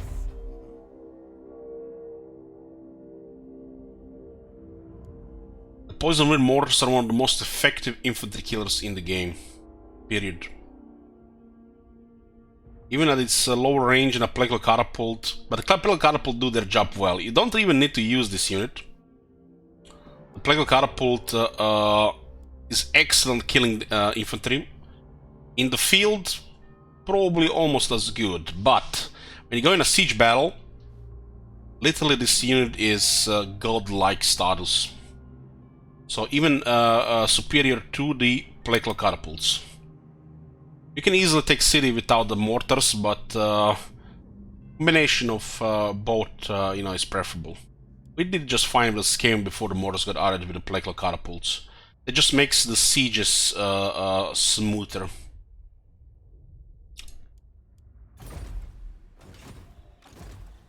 Victory! Still using catapults? Well, yeah. Catapult can destroy units faster than a mortar can.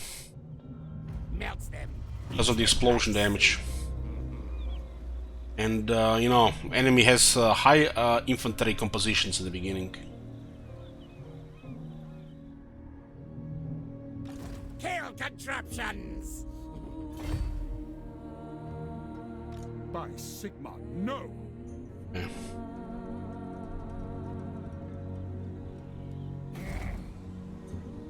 I will not obey. Who am I gonna play first in Warhammer 3? It's gonna be Kislev. Science, sorcery, death! Okay, and they're diminished, so it's a decisive victory here. Set suit to war, fight mode! Now, auto-resolve unit experience is a little bit different. Still don't have the food, but it's good loot because it killed this one. It's interesting how we're taking these casualties here. Have you seen that shit? Holy shit! What the hell? But we have replenishment. Hey Nick, thank you.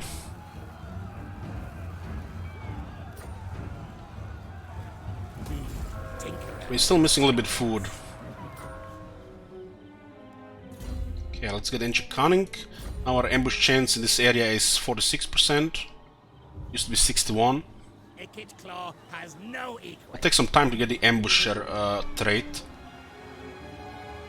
Cogs in motion. No threat of a challenge. Okay, let's see. What do we have here? Pretty solid damage, 9.2 reload. My brain is never outsmarted. See? Looks like this one benefits most with damage.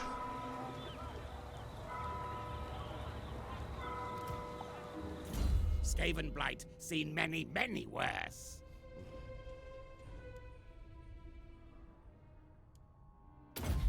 Getting laser to buff the missile string of the units in the army.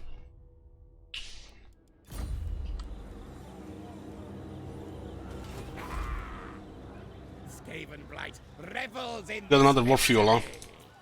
We're not currently using our warp fuel because we need food. We are going to rapidly expand Scambleblight to tier 4 before we make a move on Magritte. Victory! We're really in no rush. The first 20 turns, literally, you then have to move from this area. Get a solid army going. No devastation like it. Will there be multiple turns campaigns or material released, or will you focus one at a time? If we do very long streams, we could be playing 2 at once. Test subjects. By the comet.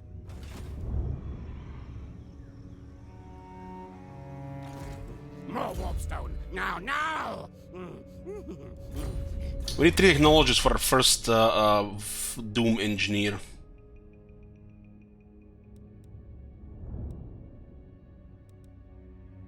Who my first and second faction Warhammer 3?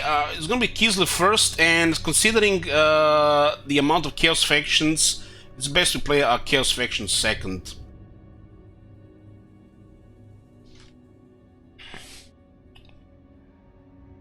How much food for tier 4? 80. 80 food. Wicked Claw has no equal.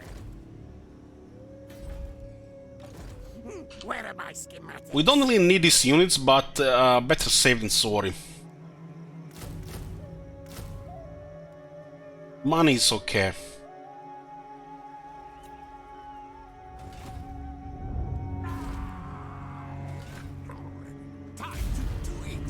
Am I gonna play Katai? Of course.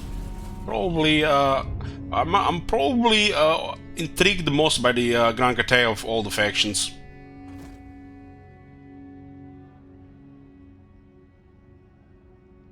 Fantasy Asian factions. Completely different part of the world. The soundtracks, the units. I'm expecting a really amazing experience.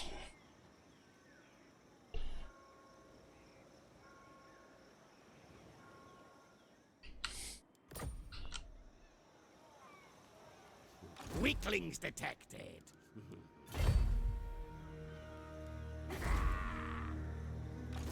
It's good at recruiting a lord here. Means that they're not recruiting a lord here. You can only recruit 1 lord per province per turn. Exosuit ready.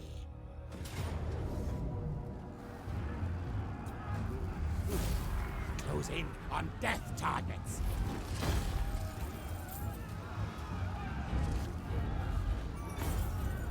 Okay, very good. The fact they're putting lords here means we get extra gold per turn. Because we kill a lord, you get more money. Okay, now that is turn 4. That is turn 4. Oh my god. Hey, Mario Strain. Holy shit. What the hell? One thing I wonder here, if we dismantle this thing at the same time, do we get money at the same time? I don't think so.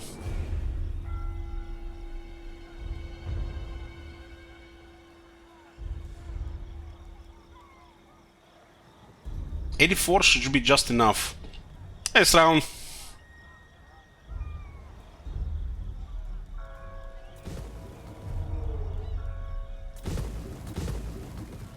This is 700 income. This is so weird, but it goes well with the rapid expansion.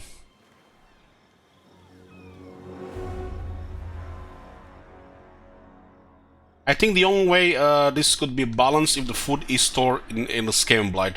So by losing the Scambleblight, you would lose 84 food. So there's no really workaround. Science, sorcery, death.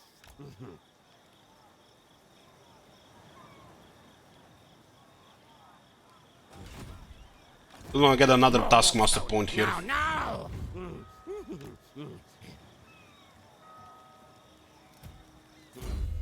No threat of a challenge. The old system was fine to just build up Scambleblight normally, get Magritte tier 4, but since the growth changes, Never outsmart. public order changes, and they added Abandon, this is pretty much the strategy to go with this faction. It's too slow. land needs new, better rules. Driven by hunger gives us recruiting for clan raids and more post-battle loot. Lack of food can be a great motivator. Where are my schematics? Yet the Barrow has ideal infrastructure here. This is probably nothing to go. Hopefully the beastmen don't destroy it. Victory! We don't really need it, but there's a one character here. Doesn't look like it adds anything here though. So maybe it's a problem with the player, not with the AI. But this looks like a bug with the player then, not with the AI.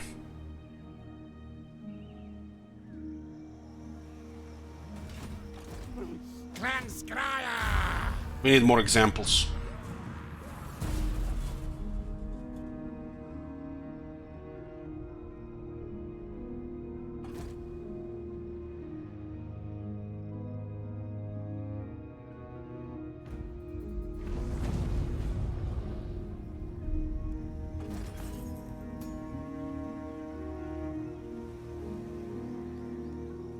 So it looks like we got the money. It looks like we got the money from those two buildings as well. I would say we got it. Warp lightning! Progress, yeah. Now we do rapid expansion here. It will cripple our stuff here, but a tier 4 settlement on this early, it's fucking overpowered. But the rapid expansion was always overpowered, especially after they added more ways to create food. The Skaven had a little bit issue with the food early on, but as they patched ways to get more food over time, not just battles, it got them definitely very strong. Now with the growth changes, it's probably one of the most top power things about the Skaven regarding campaign. Take for Skryre! It's turn 5 and we got a tier 4 city, Engineer of which Skryre. immediately generates extra money, extra growth, and other benefits. To get a tier 5, we would need to put serious effort, and it's not safe, because we need to get weapon teams.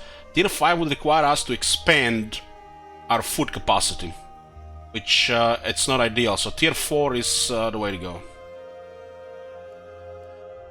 Now we are going to put growth and lower construction costs.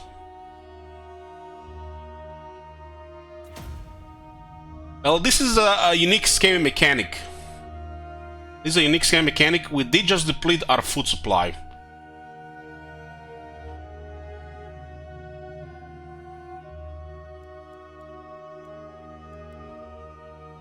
I think we'll not wait for this one. We got 8,000s.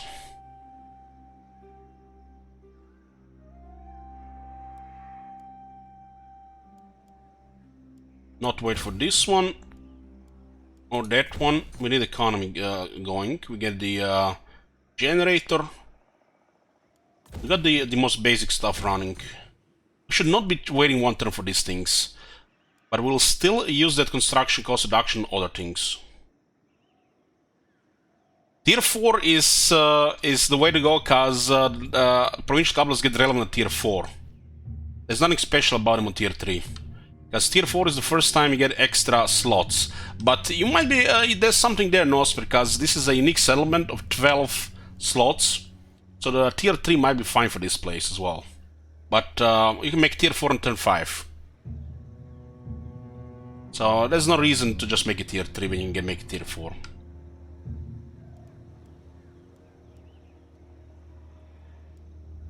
You get access to another food building here.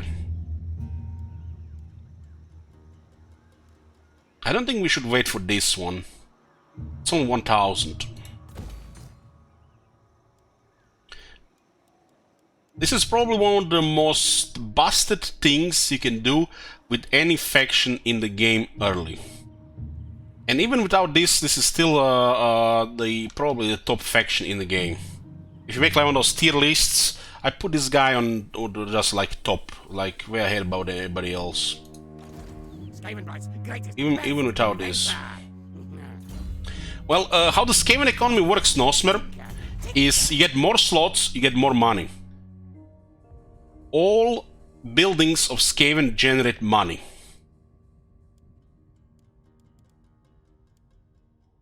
So by getting more buildings, with the energy building, you generate even more money.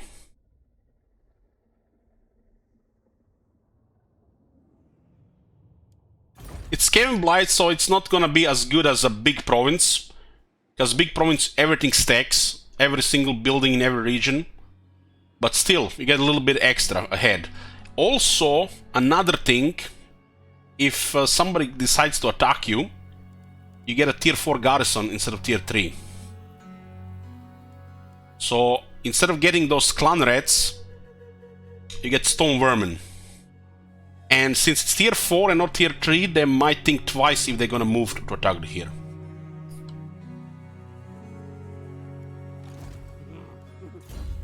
Bigger warp forges! Science, sorcery, death! Yeah. Warlock engineer!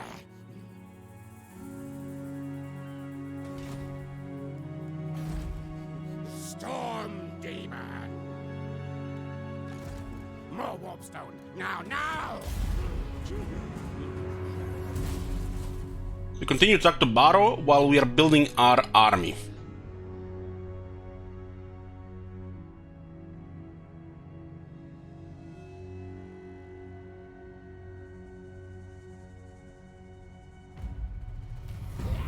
We gotta unlock the dominating scheme.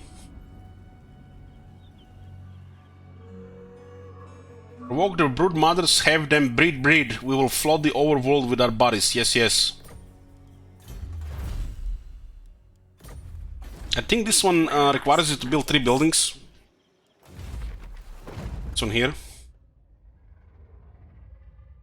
It's a very good right, but we currently need more money for construction. It's still good if you have multiple provinces, but rapid expansion kind of diminishes value. You still get 3 food per turn for a bit. I guess you get a little bit more civilization overall. It looks good if the settlement is not fully built up. Skaven Blight's greatest, best inventor! Jesus Christ, Gore commanded. Okay. Expansion planning. Oh yeah, I remember down. I remember. We'll switch to the exploitative planning.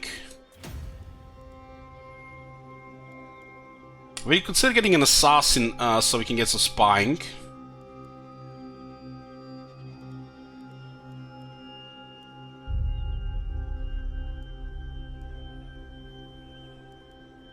Let's actually keep it at here. We actually need this. Engineer of Skryre. We actually, this very early, we can already plan for multiple heroes and tier 3 units. That is kinda ridiculous.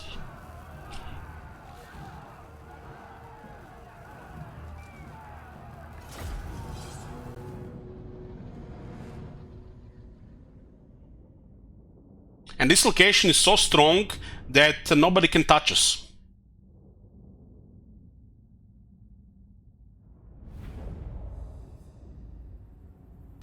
And if they wanna touch us, we got a nuclear weapon.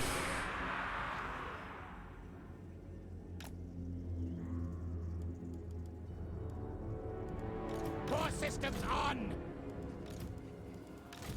Doomflayer! Ready! Slingers! Clan rats! We have the swords here. What does sword look like again?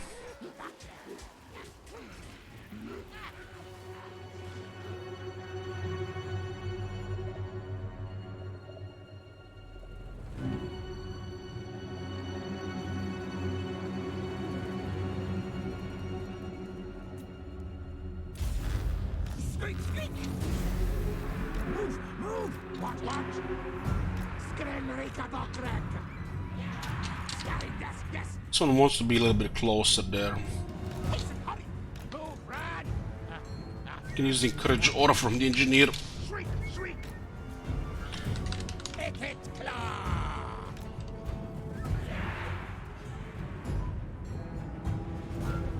They have more stuff, so there'll be a melee engagement here because we don't have enough firepower. This is a very good map for the Skaven range. We can cause some disruption while they're moving forward.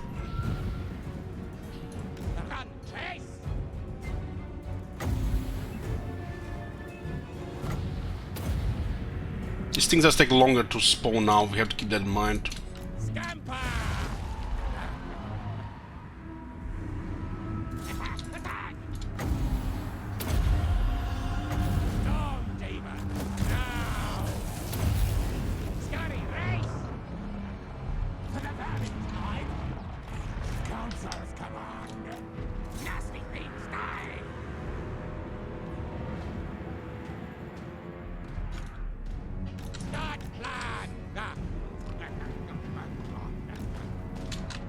Forgot to send the Doom Flares.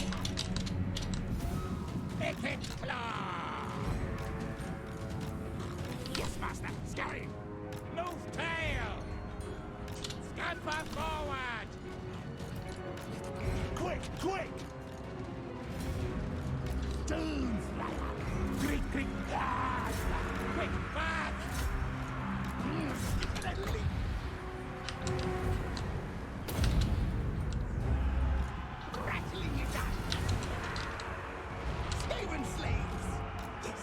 Get numbers closer, they'll lose more morale.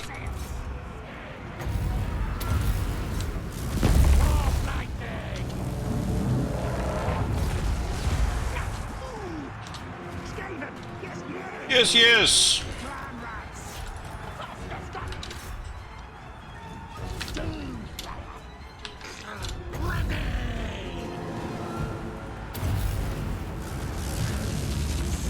The Lord is trying to protect Crossman.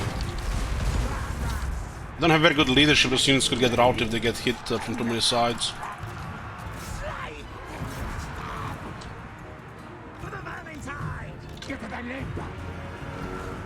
Can just chase those.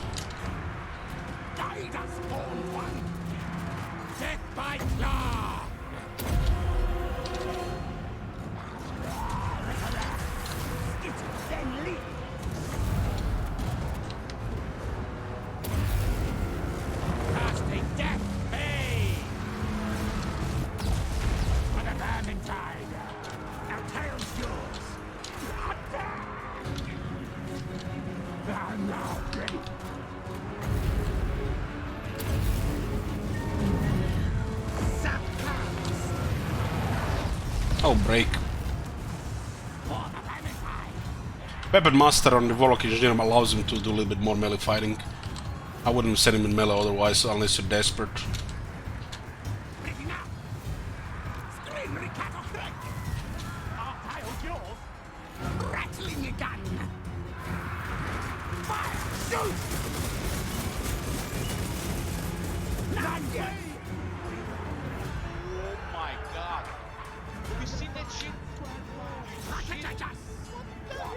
Hey, Grossless, thank you.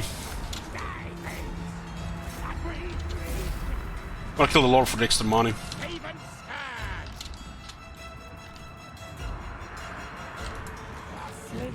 Skaven still Slingers for 2 kills. Damn. That's a good use of Skaven still Slinger.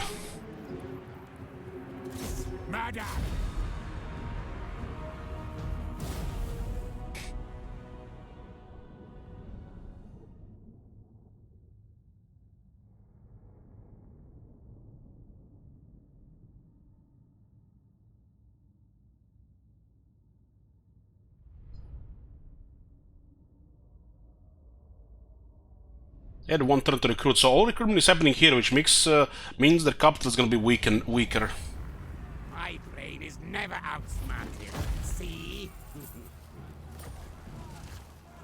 This place's riches are mine now. Okay. Another warp fuel. We need to restore our food supply. Skryre, beautiful. Cheaper recruitment, more moon range. Wicked Claw has no equal. It's like one of the best things to get early. Chief Warlock, Icket Claw. Okay, more damage for the range. We'll actually get movement first. I don't think that movement actually does anything if you start in Scale Blight. This gives you max movement. But outside Scale Blight, I guess it matters. Okay, let's see what we get here now. This building doesn't do anything except give a chieftain, right? Chieftain is not really that bad. An assassin is very useful. God. We can see shit. That shit? Holy And we can get rid of heroes that might bother us. Having a couple of nice level assassins is just so nice. Plague Priest as well is very important too. This building is important for monsters' plans, but it's a little bit too early. Thank you, loser. How did I get City Tier 4 on turn 6? It was actually on turn 5. Basically, you get over 80 food, just to be safe, 82 food. And then you dismantle buildings, abandon the city. And then Icket Claw clicks on the city next turn and uses the Scaling Rapid Expansion mechanic to create Tier 4. And then the next few turns you have a well-developed city with the access to some nice units. You don't really have to move from this area for a bit. There's Magritta and Mirigliano that are targets for the first 20 turns, but you don't need to expand there. Creating a powerful army first, close here, it seems more relevant. You never know what's gonna happen here because of the Beastmen. So you got time to build up here without expanding more. Victory! You got 4,600.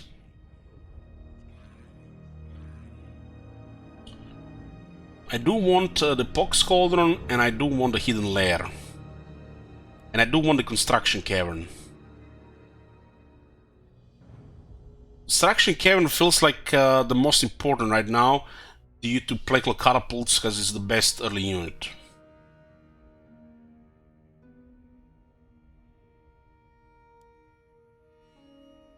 Most of the units in the early game is infantry.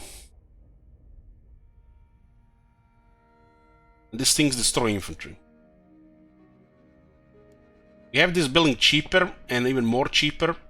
So instead of, what is it, 40%, 50% cheaper. Otherwise it would cost 5,000. But you need to unlock technology, so it's the building doesn't do anything. I think you need to unlock this technology. Was this technology to unlock that follower being available? I don't think it's just this technology.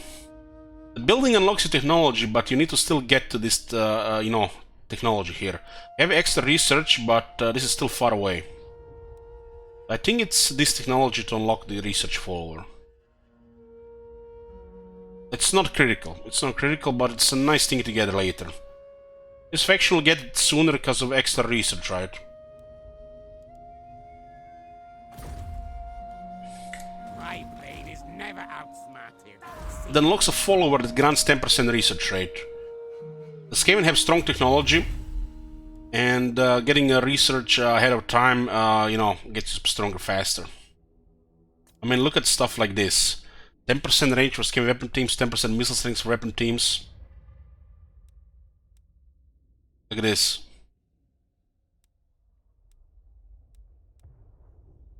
Some really sweet technologies all around and later. And of course, the most important thing, food capacity and food as well. Rapid expansion. Do I destroy buildings on turn 1? You know, I suggest you go check the VOD. You suggest the VOD.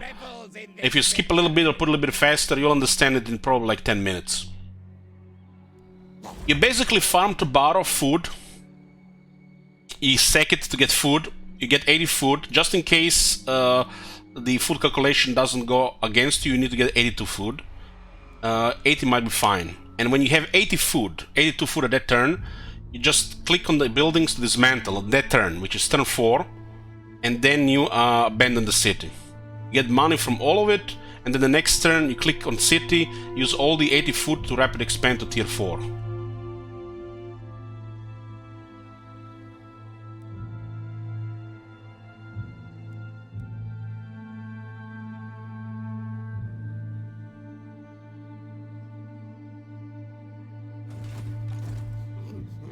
Engineer of Skryre. But if you're gonna abandon the city, everything is gonna get destroyed, Spencer. It's how dismantling works. So you get 300 from here, and then you get 206 from here. If you just do this, you're not gonna get from this. I'm pretty sure if you dismantle all this, you get money from all that, and dismantling the city at the same time. So you lose 60% of the money that you put in those buildings if you just abandon it. And not on turn 1, on turn... was turn 4, I think.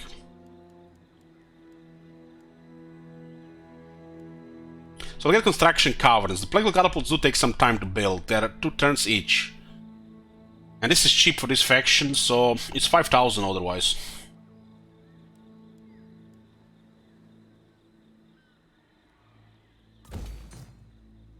We're not gonna upgrade this right now, because we also want to get the Plague Priest building and the Assassin building. I guess Assassin building can also go here. Having Assassins around, this gives you access to 2 Assassins. Assassins are your campaign heroes, so you see what the hell is going on.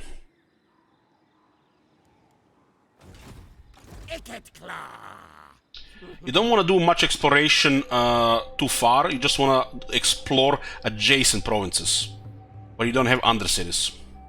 And once you start getting money, you want to start leveling those assassins. We are going to be getting this right soon, and we're going to get a Warlock Engineer, a unique Warlock Engineer where we have to decide where to send him. I think the worst option will be Ultron, because they might focus on us. Same on the Empire. I think the best option is Hamry. Nice center location, and Southlands is low threat. So Southlands is probably the easiest target for the clan Skryre. And another reason for it, even if you play a regular campaign, it is a continent that you're probably not going to focus due to what objectives are. Discovering the elves early, it could be a problem. So we ignore Ultron for as long as we can. Southlands and Lastria next are probably best option. Hamry and Awakening. Some of these minor factions could start invading here. They do get annihilated by our firepower, but they could invite nasty people to war. We could work with the Dark Elves. The Skaven usually work with Dark Elves, or you should try to work with them. But meeting High Elves early is not a good thing. We don't wanna risk bad RNG.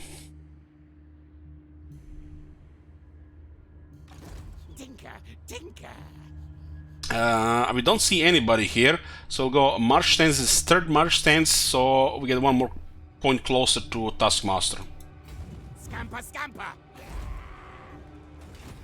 What about pirates? Pirates are your targets. This area is very strong. Scamblight, Estalia, Talia, and Satosa. This is pretty much your core empire, Scamblight. But we're doing things differently. If they're too much trouble, we destroy them. If not, we just keep Undercities. This is not a regular campaign. This is what I call Undercity Simulator. And it's too much work. Play a little bit different. And I want to see if it even works in the long term. Because the game has bugs and issues. Oh my god. Have you seen that shit? Holy shit. So think about it like this. We are managing a 1 city while building Undercities. And if anybody becomes too much of a threat, we destroy them. Otherwise, we're just expanding the Undercity network.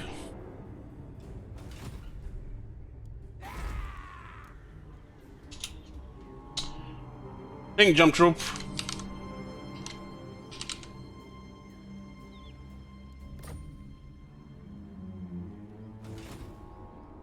The undercities are expensive to build, but I'm enjoying it. I'm enjoying it. If you manage it well, you get ahead.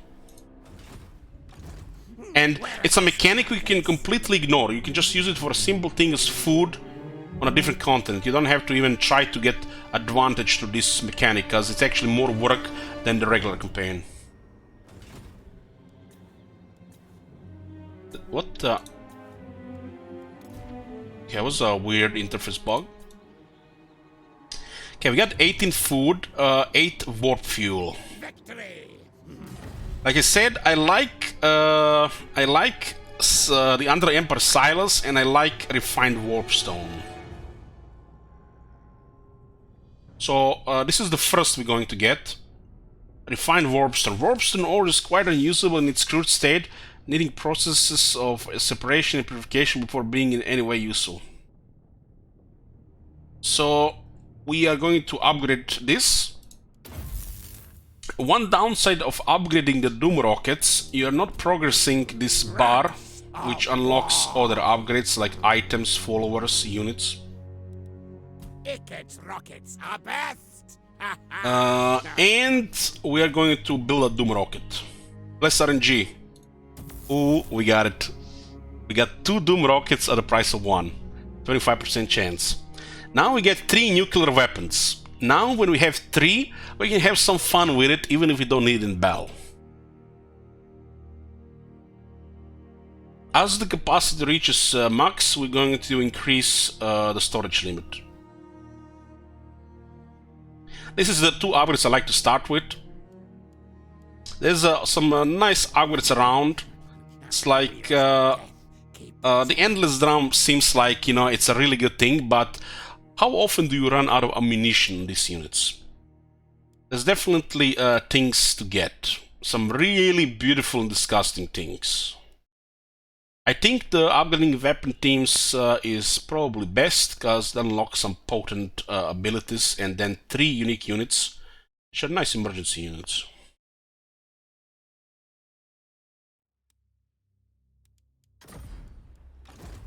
Science, sorcery, death.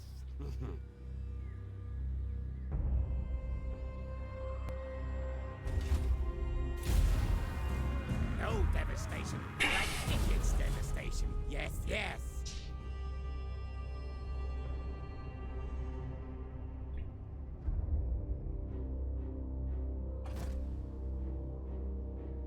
We are building up Sim City to get all the good shit. The Tabara could actually get an army before we get our own army, but we'll make sure we delay that. This place will rebel, so we'll get also another battle. We currently lack money, Weaklings detected. but we have access to tier 4 and a lot of buildings, so it makes sense. Skavenbright's greatest, best inventor. Limbs will fly.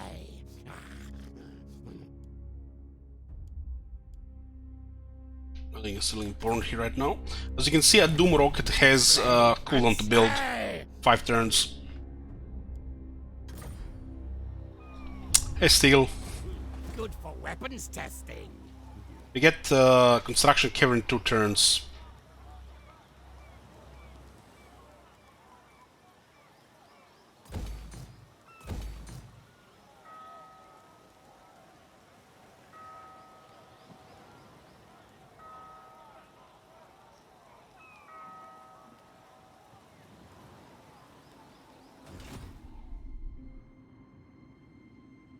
It looks like beastmen are poking Magritta instead of that other place.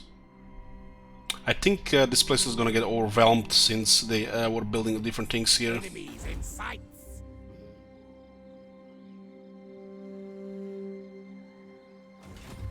More warpstone.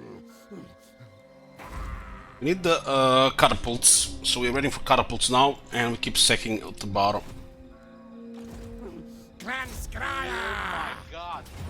Have you seen that that shit? We are most likely going to have to destroy Beastman. Thanks, Sauce. This arms race, no contest. This food is helpful.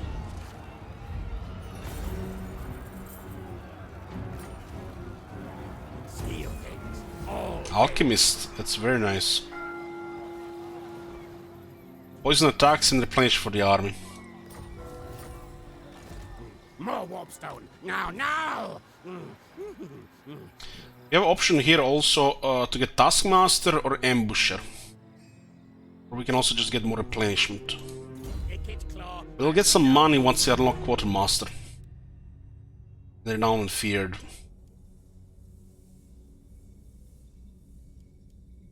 We can also raid as well. But if I start in Scambler, I get more movement. Just in case. Looks like this is under siege, so the raid does make sense at this point. Since we see this under siege. I was thinking they would move an army here. No, we were just playing extra safe because we have no extra range units right now. So at this point the raiding does start to make sense. Because we currently can't recruit the units, right? Progress. Yes. As you can see, we're getting replenishment in their own territory from the Warren building. Skaven Blight revels in this victory.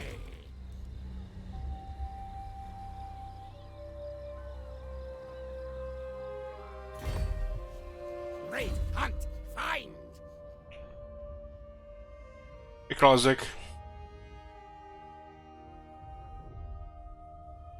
I did not great since the changes to the game. And this is a different campaign. This is, like I said, under the simulator. We're abusing Tobaro due to its proximity. And, you know, getting rapid expansion scaled by tier 4. In the old system of growth, I guess it would have been okay. Victory. So you get early catapults. I think abusing Tobaro is better and getting it like this because the growth changed. Even before, I think abusing Tobaro and getting a grid tier 4 would be better. But now since the changes, rapid expansion Scam Blight is the way to go. Where am I? This city is just cursed because it's too close to Scam Blight. And you need to build up for at least 15 turns. They're just too good because of the distance.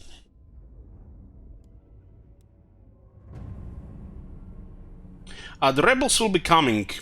They're coming, but we have no control over this. So this got changed, so as you get low public order, you get bonus public order. So it's a little bit slower to rebel. Rebels will happen, but it's not like it used to be. My brain is never outsmarted. See?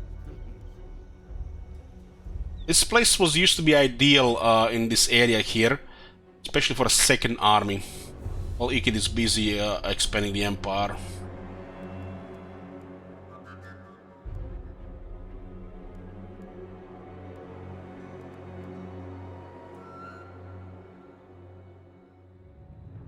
Yeah, the Republic Order does get reset as well because you abandoned the settlement. It's you can't really get a rebellion like you used to before.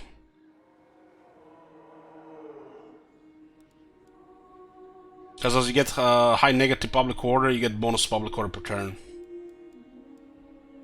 Skaven Blight revels in this victory. I think this is okay. I'm just considering to get a food. This is what, 3,500.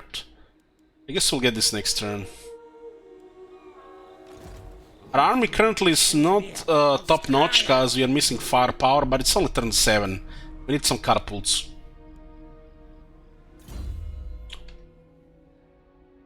Mr. Streamer, can you share what pogroms you have? No.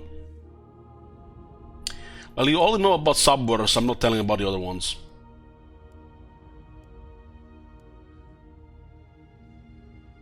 So, We have to decide which one to get for Draft Master.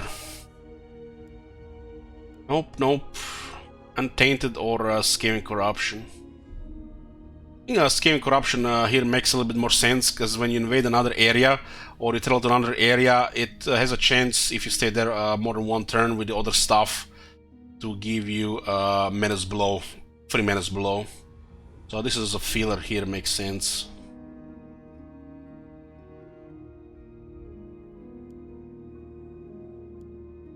I think these 4 skills are quite weak. They should be probably sacking as well. This 15% recruitment cost is just always so hilarious to see. Some of these campaign skills need more work to actually do something. It's very trivial stuff.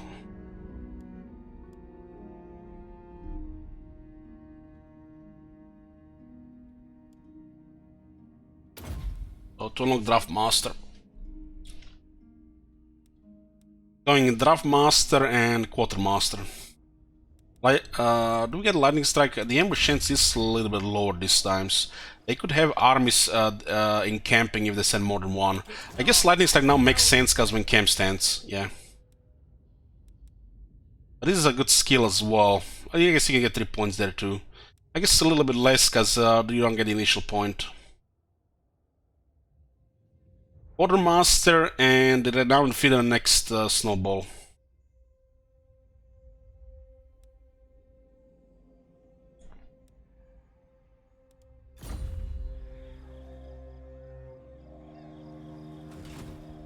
No devastation like Ikit's devastation. Yes, yes.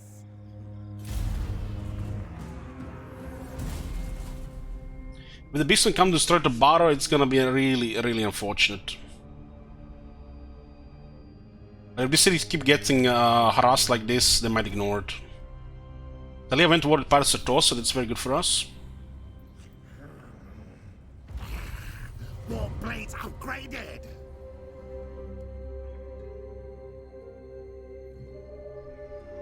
Melts them, eats them like soup.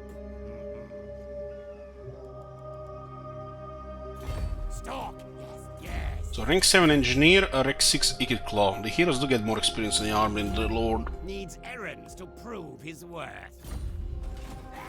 Okay, we get access to an Assassin, and we get access to a Warfire Thrower and a Warp Grinder. Nobody, nothing. And next turn we have access to Construction Cavern units, which is the Plague Catapult.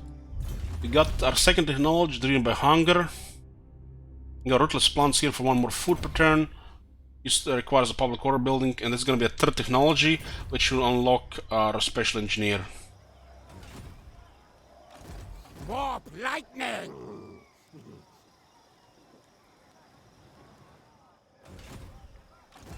Skavenbright's greatest, best inventor. Murder, death, kill. The Barrow not only is a second target, but provides 3 food, 2 food, 200 gold, and some benefits in the region. Victory. It does look like beastmen have Bilbali. 13 skin got unlocked.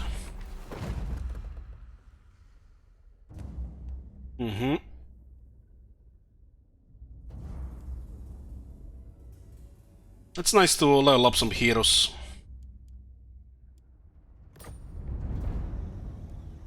And we are going to put the Plague Priest building here.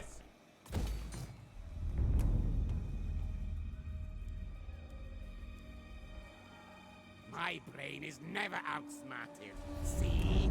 This one helps because we can recruit 4 units at once. Warlock engineer.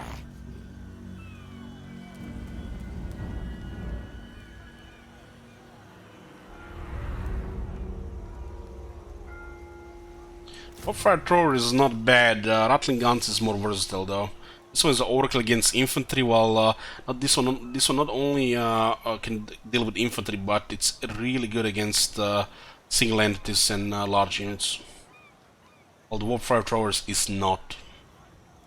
Oh my god. Have you seen that shit? Holy shit!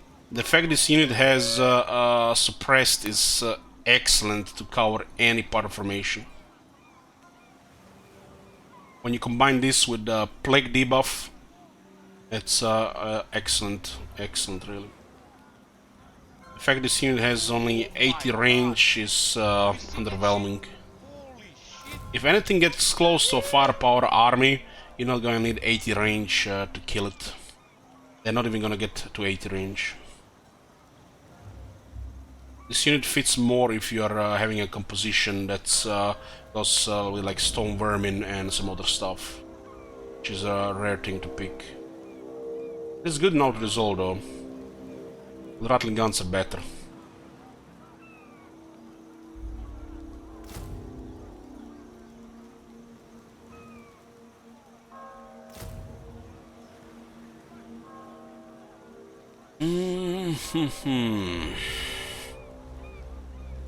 There are mortars on tier 4. Stink of betrayal strong. Take Sinister.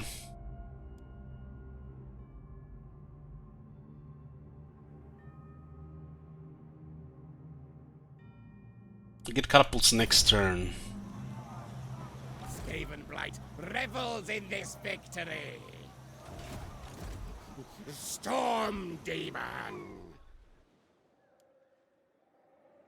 Another points in Taskmaster here. If we wouldn't rush in the city here, this unit probably would be viable to get. Since we rushed the city here, doesn't really matter. They help with auto-resolve more than anything, because they require a special setup on the battlefield.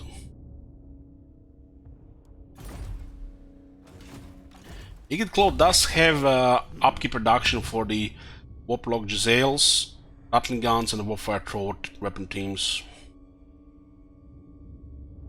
They do start with rank 2. You can see this unit is much cheaper. It's way better than a unit of Clan Rats for this army. Science, sorcery. All this spend money on the Clan Rats though.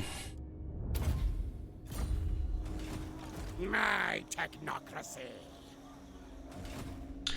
We'll sack the city next time and start recruiting Plague Catapults, that's the plan. Which means we won't be able to build anything next turn and we can switch the commandment. I guess 4 catapults at the same time makes sense, so you don't have to wait another 2 turns.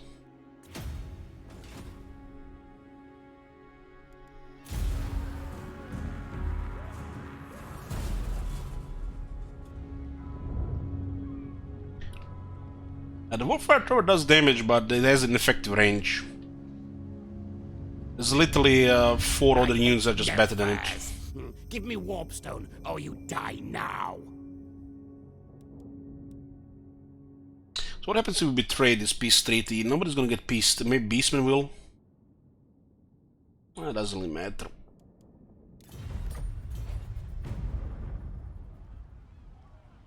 Where are we gonna recruit? We don't need that gold. Good for weapons testing. Wow, they defended.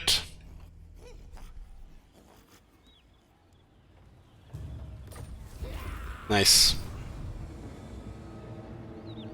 Weaklings detected. We have to recruit one to get the bonus. That is so inconvenient. Bigger warp for This shit should really be an event that gives you artillery focus, doesn't have a requirement to unlock. Because at this point we want to recruit 4 of these and move on. We don't want to recruit 1, complete the quest and then recruit more. It makes no sense. These units take multiple turns to recruit, so this type of events not really do anything in the game. So it should be literally just this without this. Or could be just an event where it costs you some money to activate, I guess. Eat them like soup. Okay, Scheme of Doom cost 800. Enemies in sight. We should get 800 here. Set suit to war fight mode. for food. Tinkerer needs trinkets. But more fuel.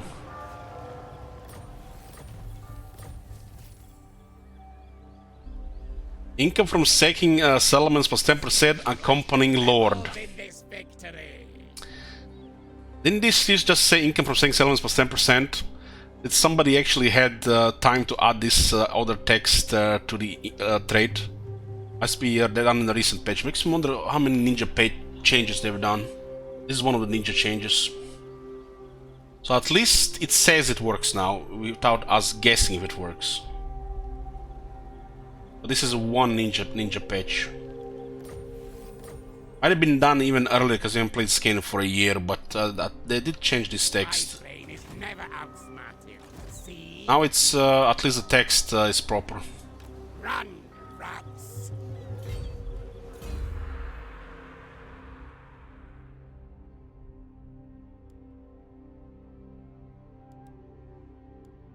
The lightning strike first, then we get the quartermaster. Lightning strike has more value with the Skryre now because in camp exists. No devastation like Ikit's devastation. Yes, yes. Arms deal gives ammunition.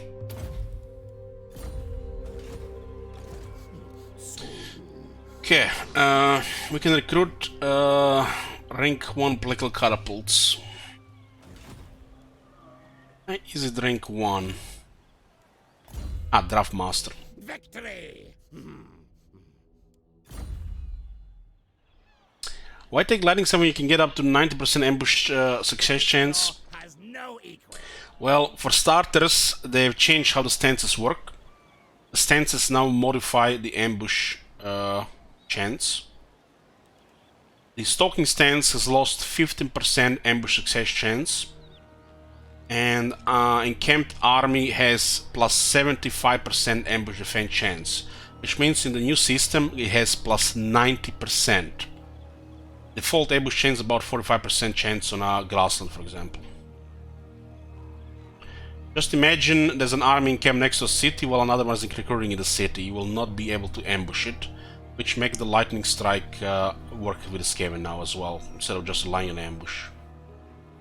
So you have lost quite a bit of ambush chance. Ikit Claw, unlike some other Skaven lords, have lower ambush chance as well. Revels in this victory. So the lightning strike is pretty good on him. There'll be a situation when the enemy might be encamped, especially outside the city, or later in the game. Will be a very strong army. You will not be able to ambush this army. So you want to use lightning strike if they're close to something.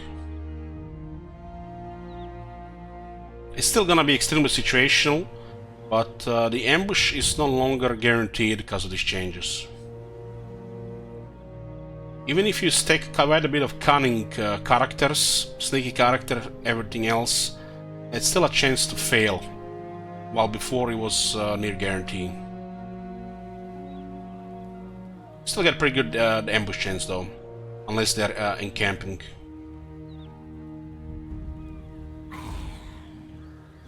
Clan rats are not content. Want to introduce an army? One is fine. No devastation. But you could go with 2 as well. Devastation. This faction has access to extra engineers, I guess you can get more. You want to level more of them at once for the future armies. So, Ikit Claw has the benefit of having 2 because of that. It's more important that each army has 1, but if you have access to more than 2 for 2 armies, you put 2 in another army.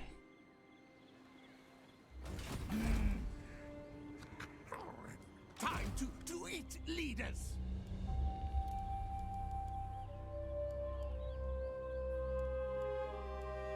One from technology, one from draft master, and one from scavenge pile. Huh? It's actually not active yet.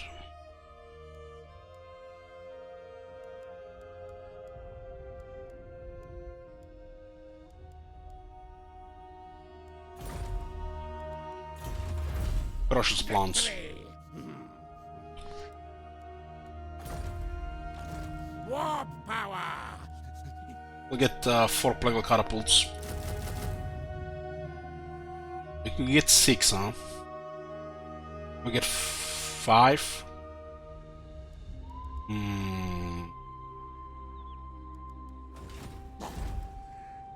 What's your back? We could get 6 catapults. I like the idea of 6 catapults. It's disgusting.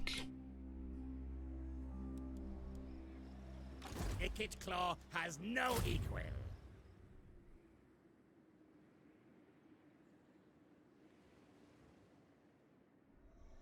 It costs 248 per catapult, so it's going to diminish our income quite a bit. That stage, we won't be able to afford much. We would need to expand somewhere. Margarita, I guess battle loot is a source of money. We can disband the Doom Flares at this point. We're going to have to get a Plague Priest anyways. We should have probably disbanded the Doom Flares last turn.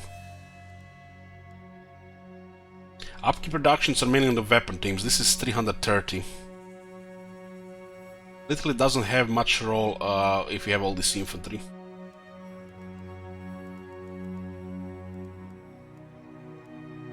Yeah. Kill contraptions! Now it's fine to get 6 catapults. How close is the other unit though? Stink of betrayal. This unit is like 1 or 2 in the army. It's just to get slow down some large units. Snipe something that gets close. If anything gets close, this guy's gonna get pressed and gonna get butchered by everything else.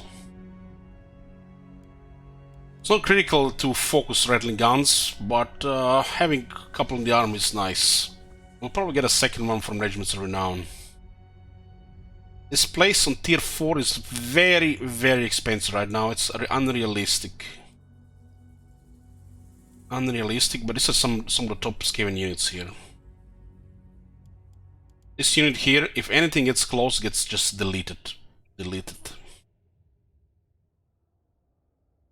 So it's superior to this shit here. And it's also incredibly powerful auto-resolve unit. This is one of the deadliest short-range units in the game. Of course against infantry, but there's a million ways to kill infantry. Why let them get close when you can just shoot them at a distance as well? It's nice to have, you know, a couple of these units if they get close. Anything gets close, they get pressed, and if they get even closer, they get deleted by the other stuff. Or they get bogged down in summons. So at close range, this is probably the superior unit in the army. You want to balance out long range, mid range, and short range. Short range is enough to have like 3 units.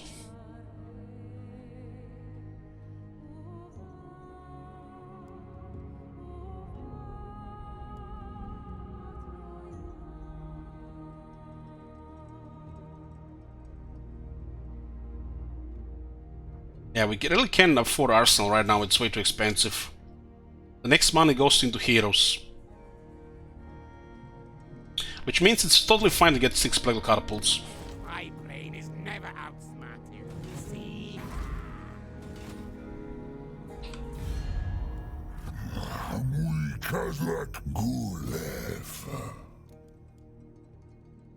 We have a treaty, so we can ask for this.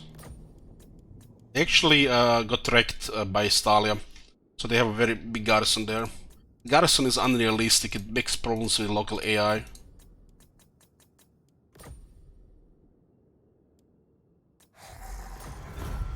That's unusual. They're gonna give all their money for access there. Probably because they lost all their military. They have non-aggression, so military access is fine. Clan rats are not content.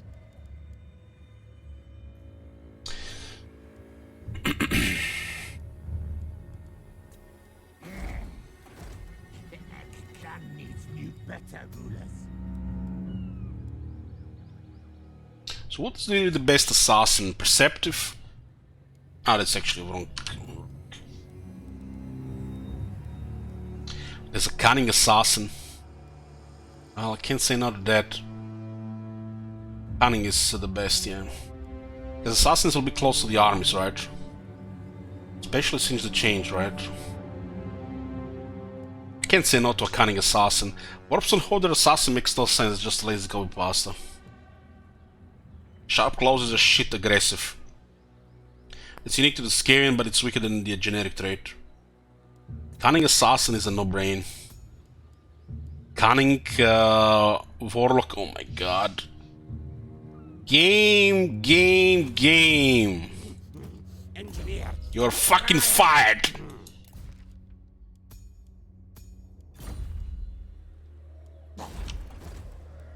That is the most disgusting you can get. A cunning warlock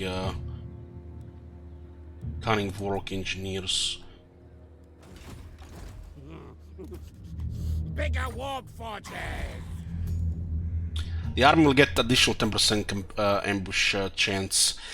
Keep in mind, if you're ambushing near the border, this might not work. Always keep in mind with local effects. Because you might be ambushing on the border between Tobaro and Magritta. Your army is in Tobaro, but the enemy army is in Magritta, so the local effects don't work.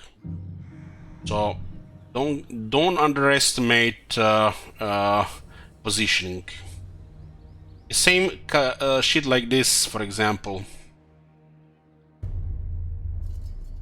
This is the mountains. It's a grassland. And I'm trying to look at an example. You see, this is a light forest. And this is grassland. Ambush success chance 75%. This is the most standard battlefield on the map. Grassland, flat, 75. But here, it's a forest, light forest. Ambush success chance 100%. So these things are also important. So it's the environment, where you're on the map, where the enemy is on the map, and keep in mind on the borders if you're using local effects like cunning. Storm demon! Hopefully this guy is here next turn. This is excellent, really. Having cunning assassin is nice. It's not critical. You can always have it close to the army. You want assassin close to the army to scout for the army, so you don't get surprised. But Warlock Engineer Cunning is disgustingly good. I think the priest can get Cunning as well.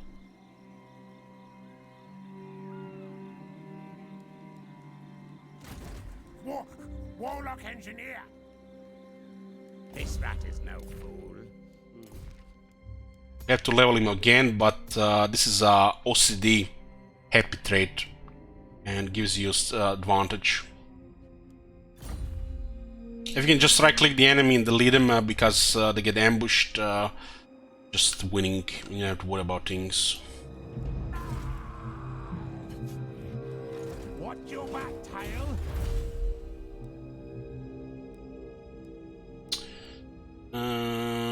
Carve under tunnels is 10% campaign moon range. Not really critical right now. Let's think growth here. Ambush success chance 5% here. They might be probably more important because they nerfed the stalking and modified the other chances.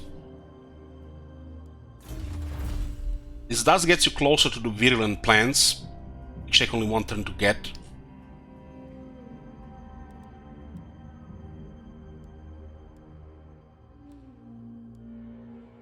We're getting this because there was nothing available at the time, right? There are a couple of useful things here. I think going here to get ice everywhere so you get a higher ambush chance, and then have virulent plants for one turn is fine. This is a longer route to get to the oppressive plants. This part of the technology is probably the longest to unlock, because of the nature of the Skryre, you know, how they fight. This is Plague Monk's Storm and stuff. Monsters are on the top. But you still want to unlock the plants. We want to go for volatile plants, where this is the good shit here. Overpowered shit. Enormous caches. Ensure product quality. Promoted on merit. And then there are the top plants. And then the top tech. I think it's the This one is still good. I guess this one is the ultimate one, the final one. And the Excavation Technology tree is so fucking good. Even if you decide to go with flavor stuff.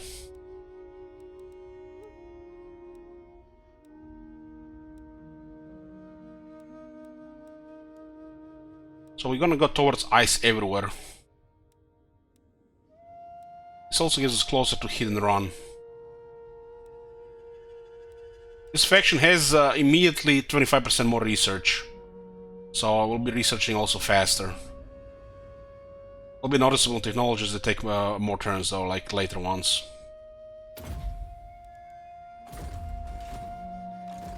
More warpstone! Now, now!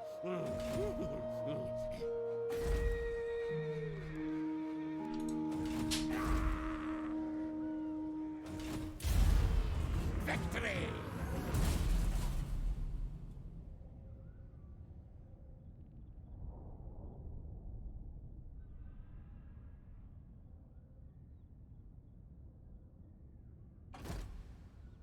Still very early. Nice chill campaign so far. This campaign has, the way we are gonna be doing it might be a very long one, especially if there are no bullshit bugs. So brace yourself.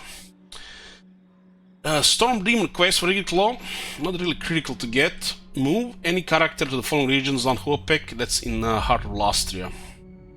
That is the capital of the Northern Great Jungle. That is not really a priority. It says here, right now, all of Ikit's claws, not inconsiderable intellect, is ranged against hated lizardmen, against whom, in a rare moment of solidarity, the various Skaven clans have united. You kind of want to consider getting a second, we might got to get even the first Doom Engineer to build a Warlock Laboratory in Awakening. So you could get it early. He understands very well that direct confrontation with the Lizardmen is not viable, but wiping those tiresome toads from the face of the world has to remain the priority. Azikid knows the Lizardmen are plotting the demise of all Skaven with equal vigor. He needs to find a way to weaken them before facing them in battle, and fancies there will be no better way than corrupting the blessed spawning pools. The location of these are of course unknown, but this doesn't present much of a problem. The Chief Warlock Engineer isn't above extracting the information he needs from enemy captives himself when the need arises.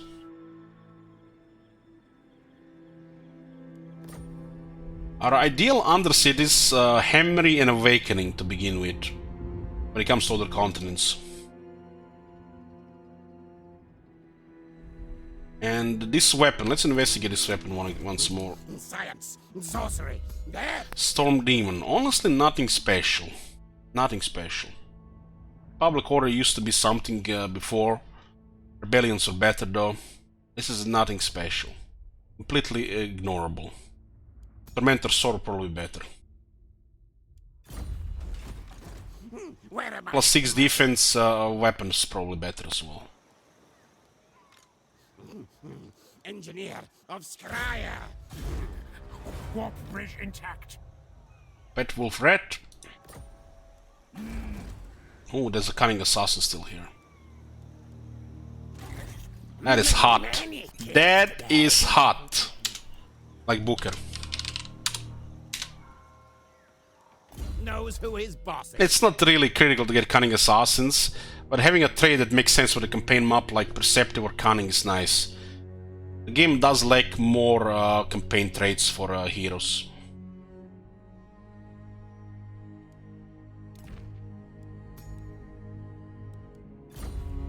It's mainly gonna be a spy and scout.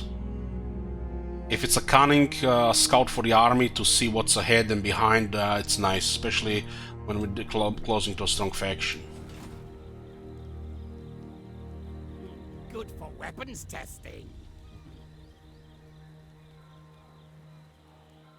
Bumblum says, I don't like Warhammer, I don't like watching Warhammer, I don't like watching Alice play Warhammer, so it's perfect. What the hell, Bumblum? How can you not like Warhammer?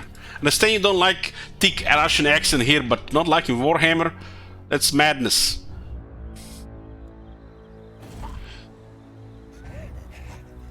We can't remove this, otherwise it will cancel the recruitment here, so we have to keep this one more turn. Hey, Sinwiv.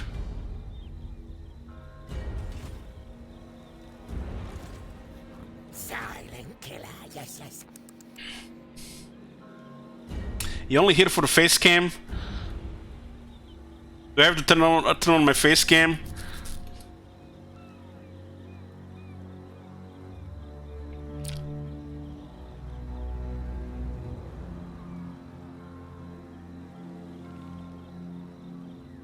There you go.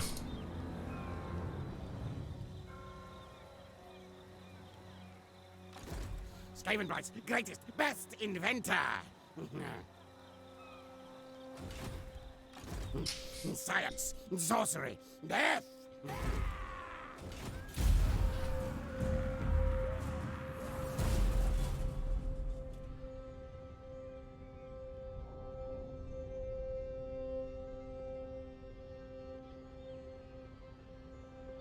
Zizzy says had this game uninstalled for over a year.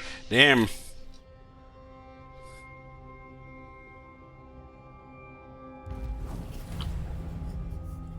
I need to stretch my legs. I spent 14 hours in bed today. 14 sleeping. Need to walk a bit and stretch my legs, otherwise my back starts hurting. God damn. Feeling so tired from all the medication.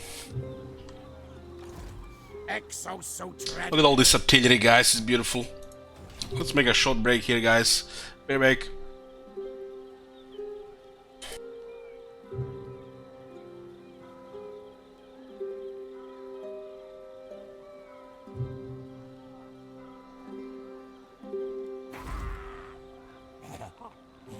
Stink of betrayal strong.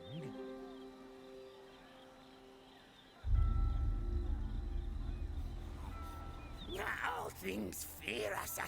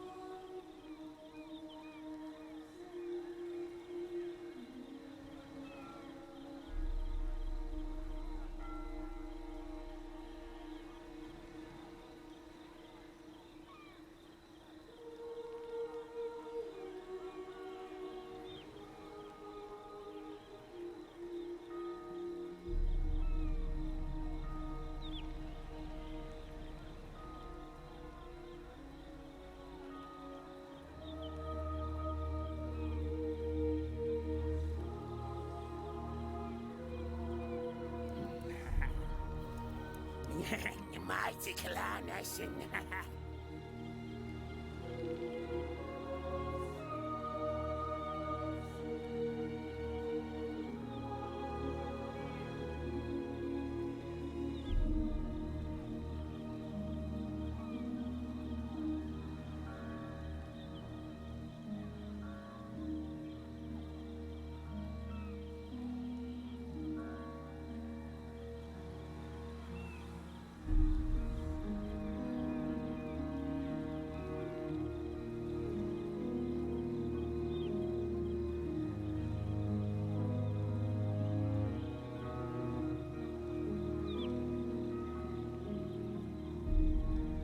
Enemies in sight.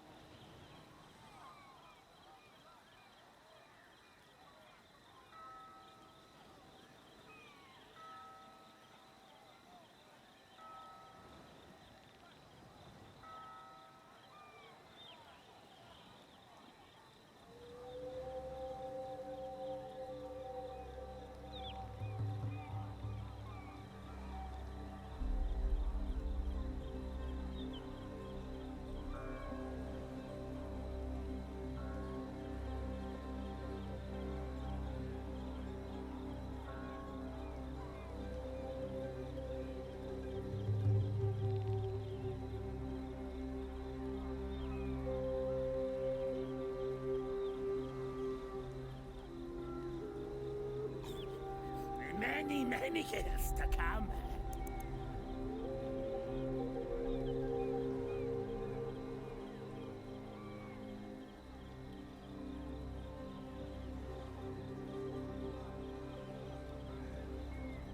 Oh my god. Have you seen that shit? Holy shit. What the hell?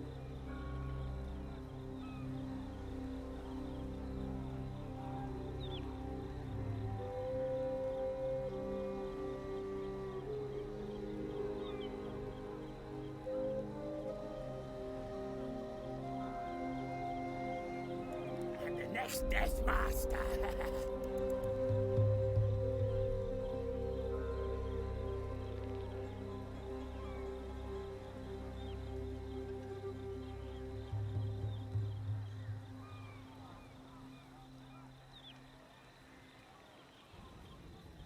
Oh my god. Have you seen that shit? Holy shit. What the hell?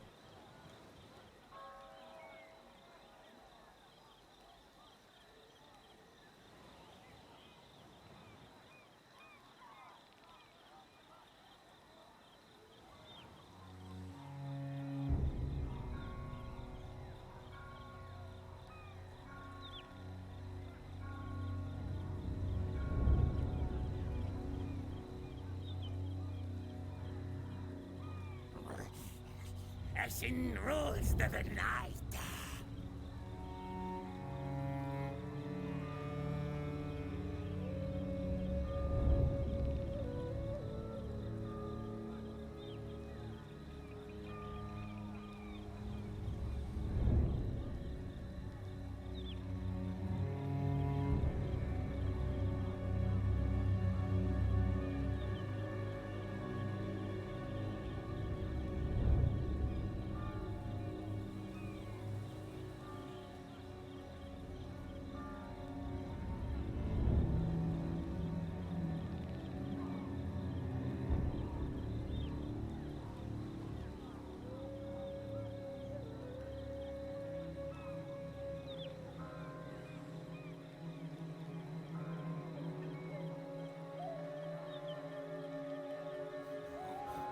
All things fear us.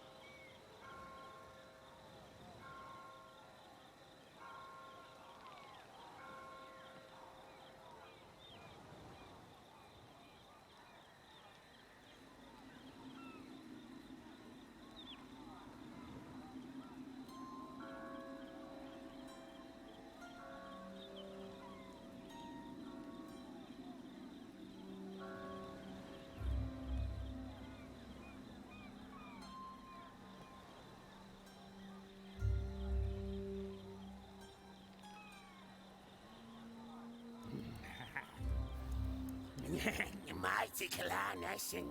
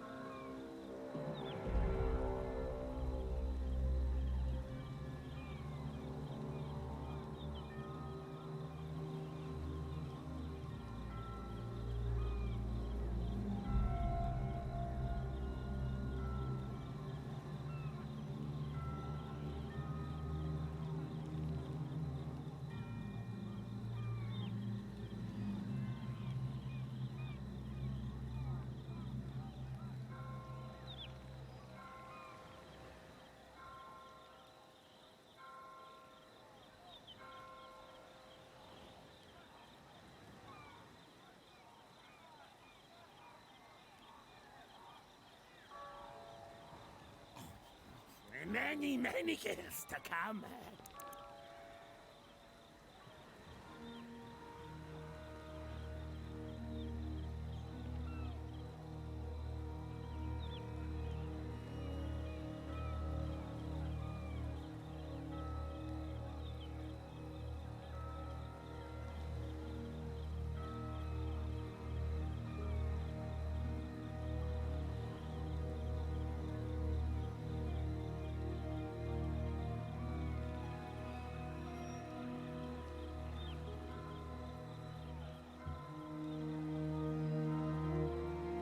Melts them, eats them like soup.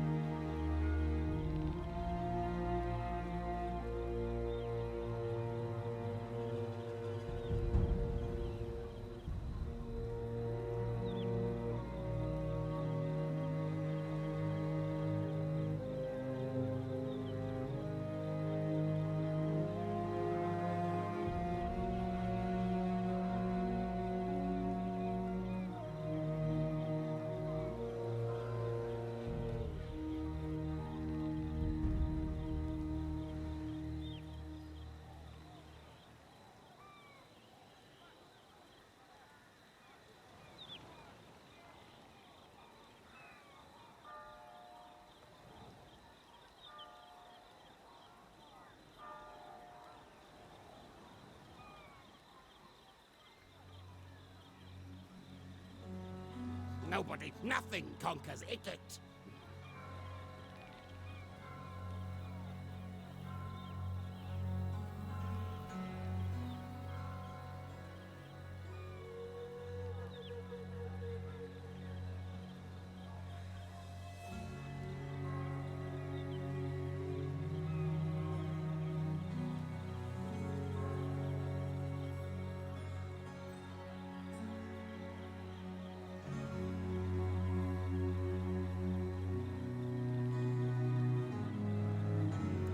The next Death Master.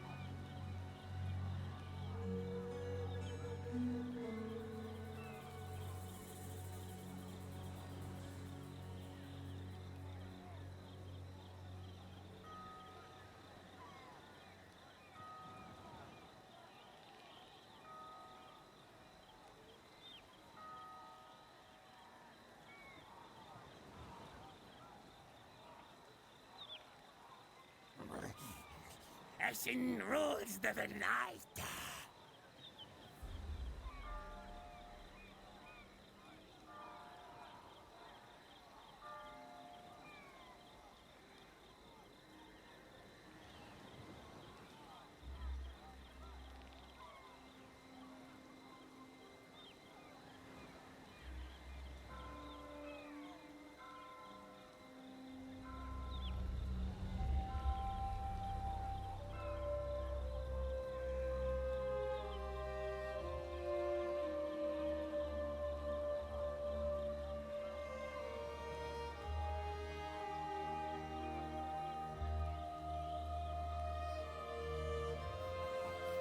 Now things fear us.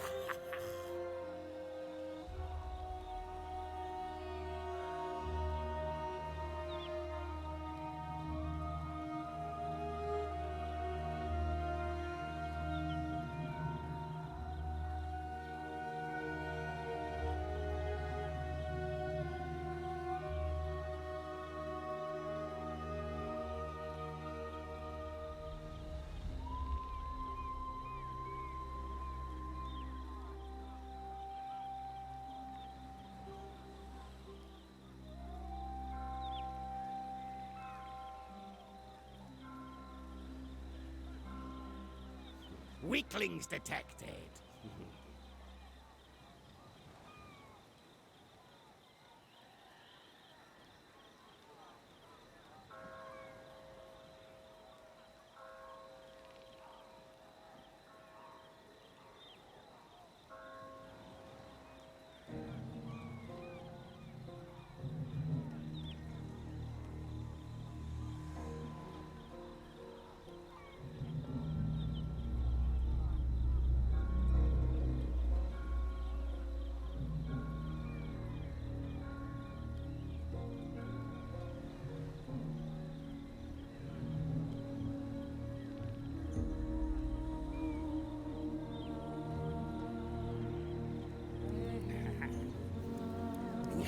Mighty Clanation.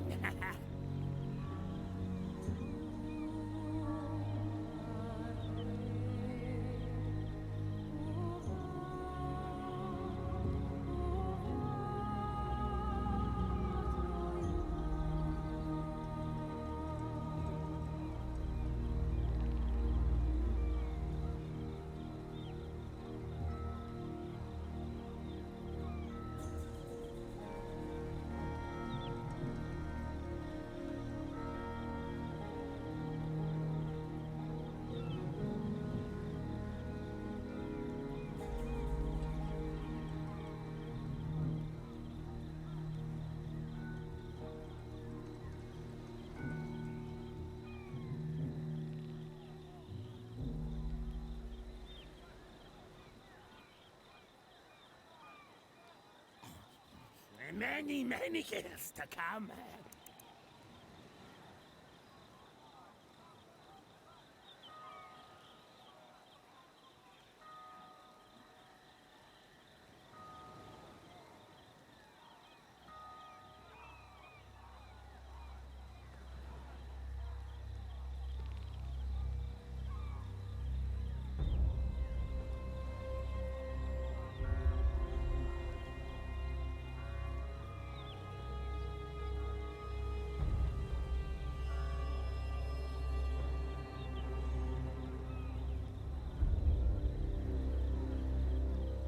Enemies in sights.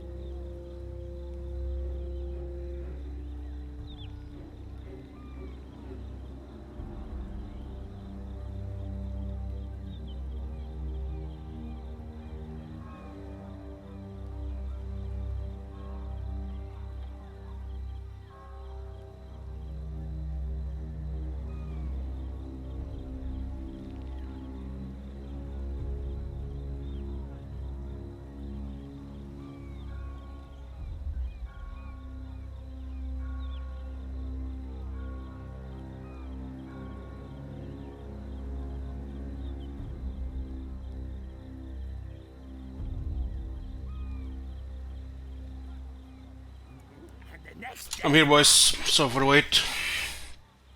We got some eggs.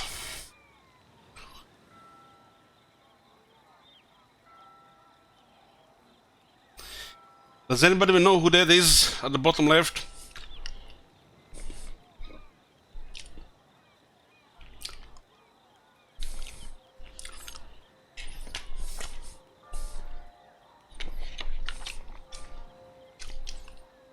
That's High Tower from the police academy, disguised as Bedula, some hoodoo priest to scare the new recruits. The one that goes yama yama yama yama.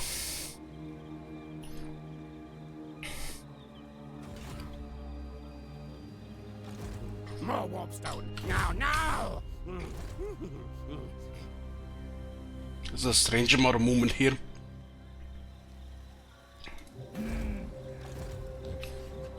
Plan needs new, better. Yeah, real strange if you look at it. So when you click on the character, this is its estimated movement. You see this? But it's way more than this. That happens quite a bit in some situations. Melts them, eats them like soup.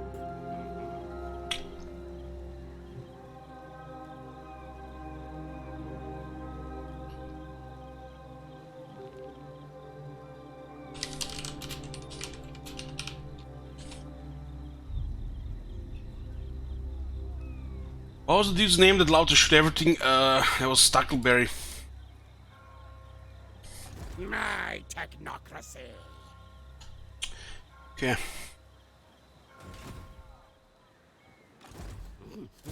Engineer of despoil. Kill targets now. Poison blade.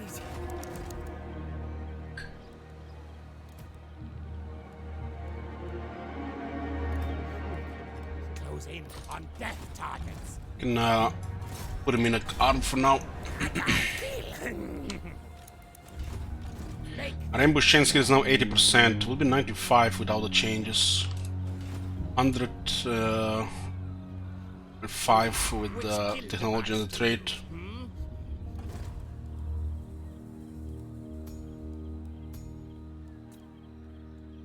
Knowledgeable Plague Priest. We can't consider we're gonna get cunning for every single slot, so knowledgeable is very good. Get 5 more power to all arms faction wide. Plague priest. No malice detected.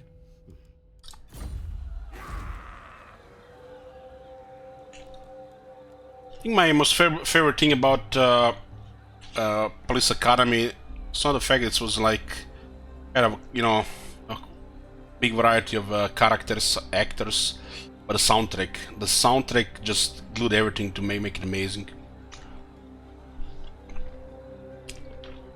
I feel like they stopped making movies like this with a sound like this, like James Bond or the Police Academy.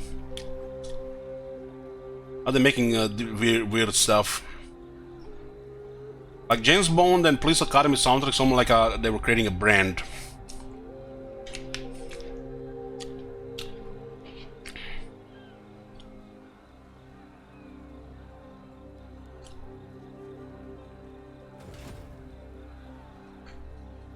Hey, Scotty. Claws of decay. Bomberclat, huh? What is Bomberclat?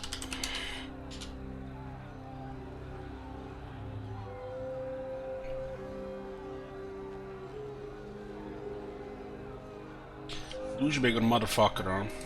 The assassin has a name already. No contest. I named it Booker. I'm gonna refund you.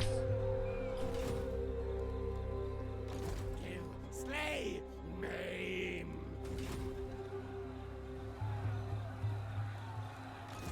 Pestilence come. Your wife is pregnant, Scotty? Congratulations. Scotty Jr. Inc.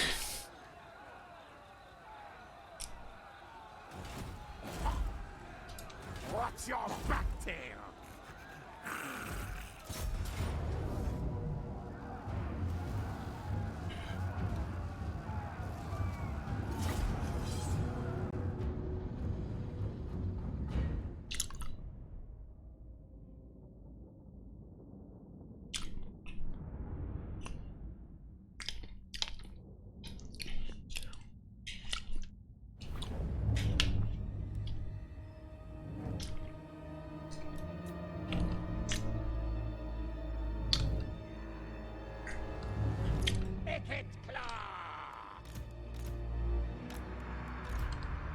Maybe they fix this in Warhammer 3.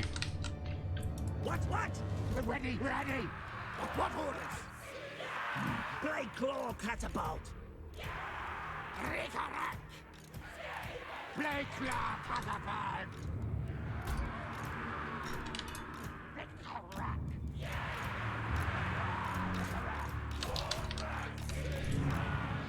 Epic claw.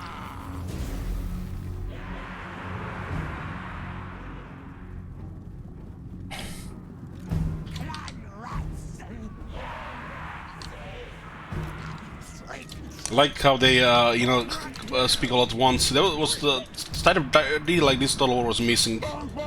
Like, you're commanding thousands of men, right? And sometimes it doesn't feel like it is.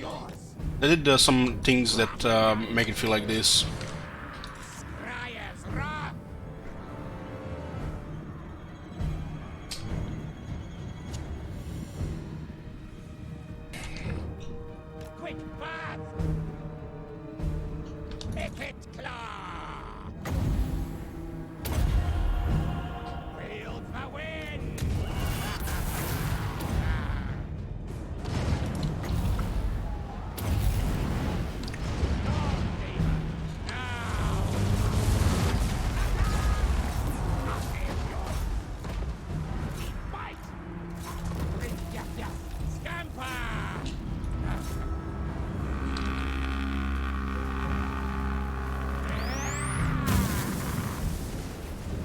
That was a good shot. Rattling gun. Yes, yes, aye.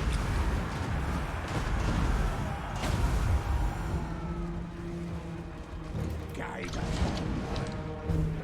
Yes, yes, yeah. Stand back forward. Claw on button. Scatter. Go, run, go. Loose tail. Prepare. Fire again. More lightning.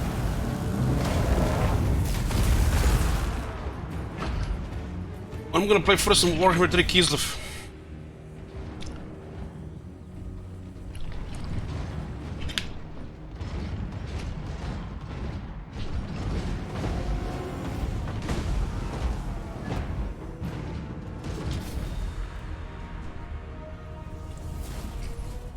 I can taste the eggs.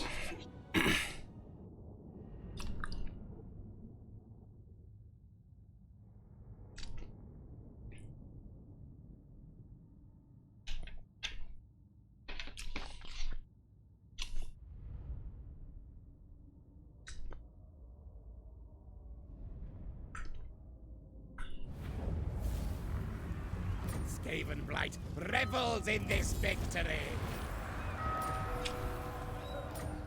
Ogres, my lord. These brutish nomads are as strong as they are stupid. But do not underestimate them. They are hardy warriors and will cannibalize any foe that dares to cross them.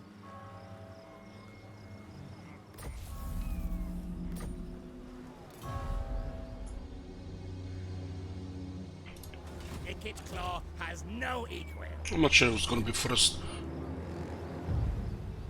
I'm thinking we'll see what game has to offer. Plague Priest. Chief Warlock, Ikit Claw.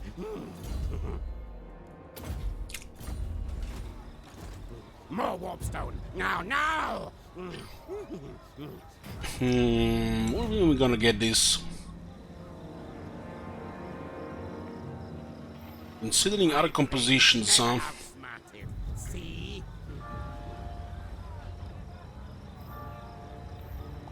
this one's held best if city gets threatened.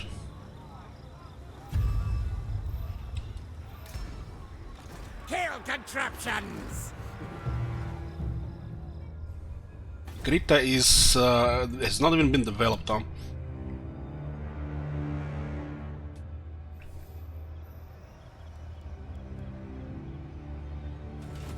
We got 3 warp fuel.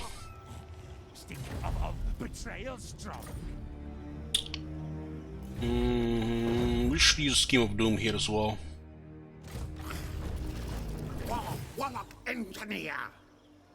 Send him to Hammery. Harness the power!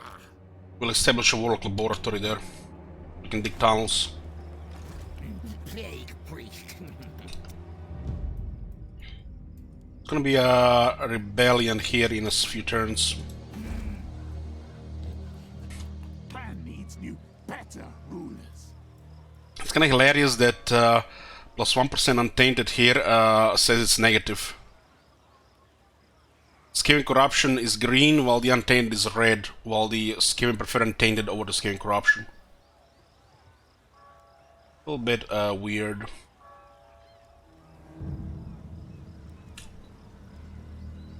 We should try to get another assassin. This is for oppressive plants as well. Those are quite far. 7 turns for this one, it's 8 I think it's otherwise. Going towards ice everywhere.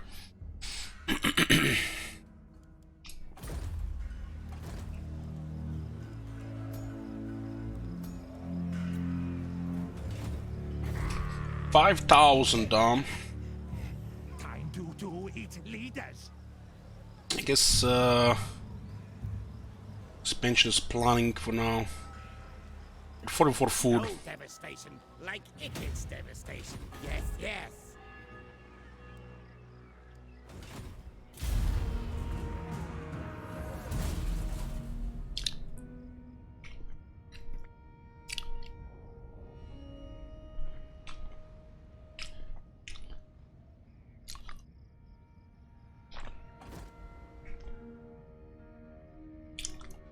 We'll meet the Knights of Origo.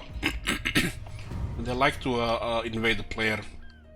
But Sim City is in a good spot. For this case, they start inviting people to war. Unseen, unnatural. All suffer. So what we want here right now? We kind of want the Arsenal. Arsenal with Rebellion. That would be nice. Strength 12.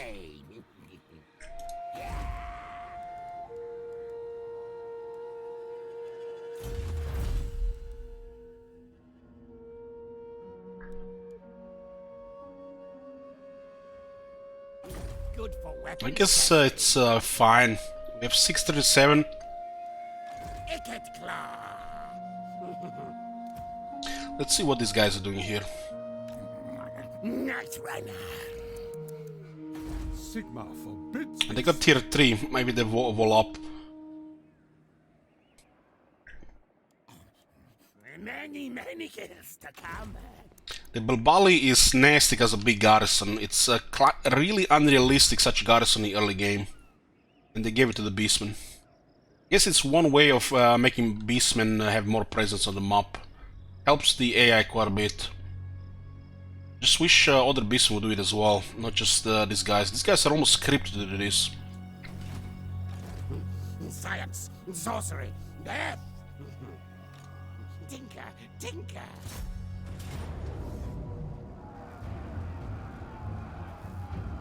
We are building up right now. Building up the food supply and unlocking the buildings. F tier 4. Channeling plague. Plague Priest is knowledgeable and Warlock Engineer is cunning. Cunning is ideal, but knowledgeable is good as well.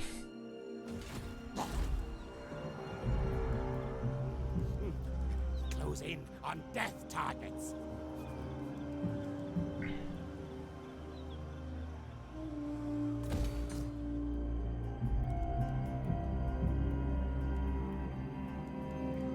So basically this 10% off counters the penalty from no region control.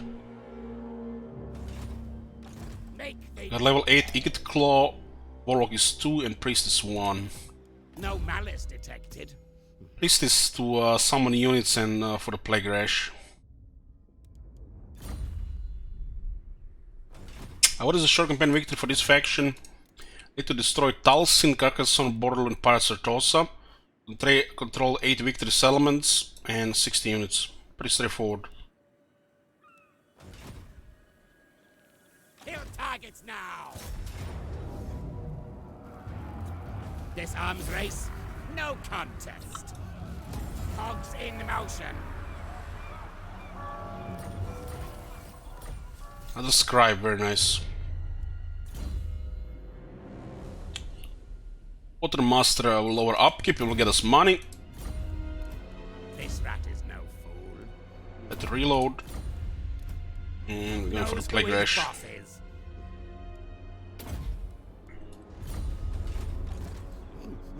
Wonder if we get closer there or we hide here, will they make a move towards the bar? They kind of intimidated by the Beastmen as well.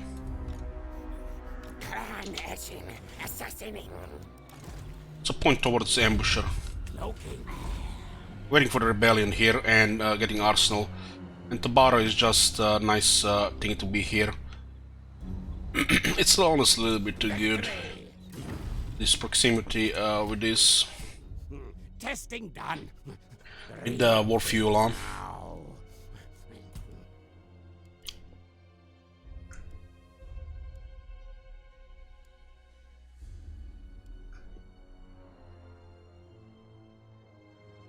This cunning like stack endlessly, yeah.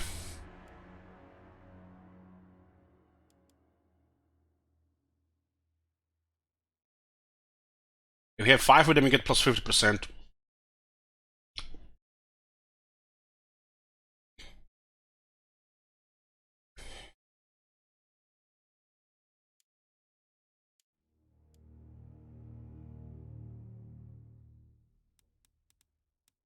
1.21 gigawarps!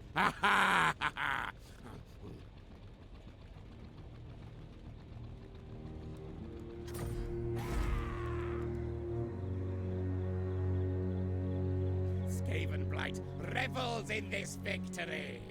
This gives us another 5% research. Unlocks Giselles.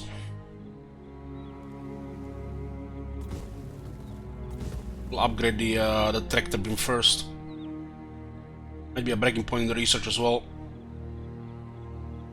It does also have 150 income, and there is no income on tier 1, so this is definitely priority. So shit on corruption as well. My brain is never outsmarted. See?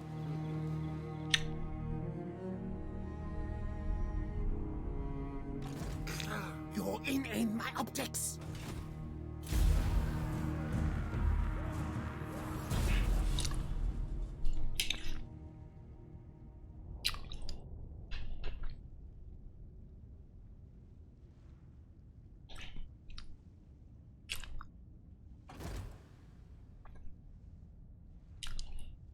Stalia is so weak.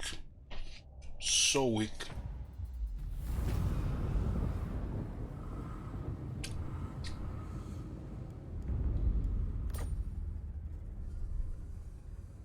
Melt them. Eat them like soup. We get here, they declare war, so we'll try to go alright and see if it's ignorable. To land. We met the border prince, that's fine. What's going on with them? Who called? They have 4 settlements and are at war with bloody hands.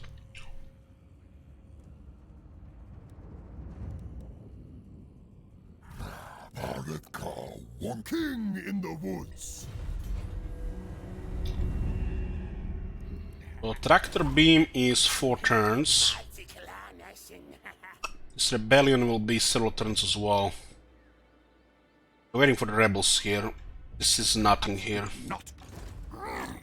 Who killed? Rakatata! Well, Axel, I refuse. This garrison is not even that crazy, but it's a lot of units, so the AI ignores it.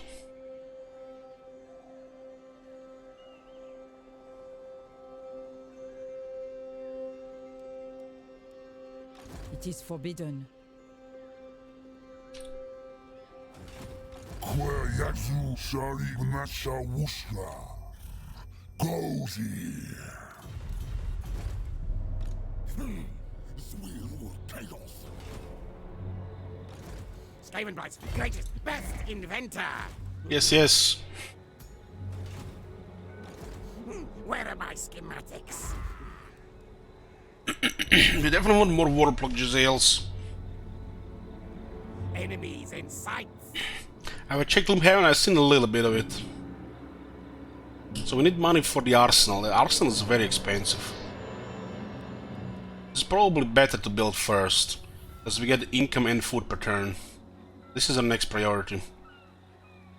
It's unrealistic to consider arsenal at this point. Sire. Which kill device to use, hmm? Tinkerer needs trinkets. Wound of Jet.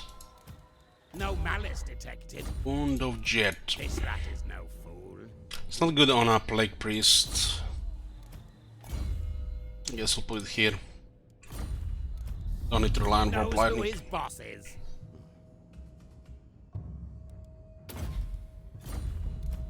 No malice detected. I'm gonna Plague Rash. Every time the Plague Priest casts a spell, the whole enemy army will get slowed and lose some vigor, which will also eventually slow them down. When you have a ranged army, this is beautiful. What's your back tail?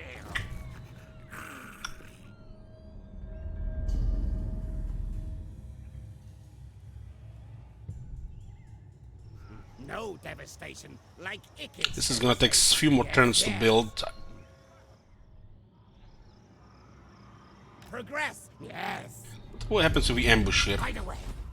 I refuse.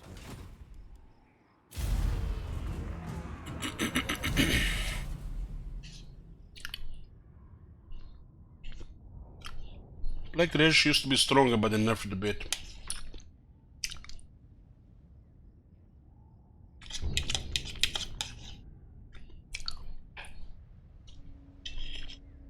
Arcane and Born Prince at war, look at this.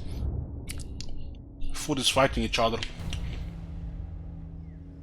For the first time they didn't go here, huh?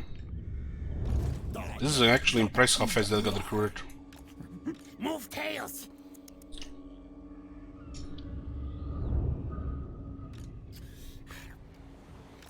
Death missing. Fine slain. So second army is getting recruited here.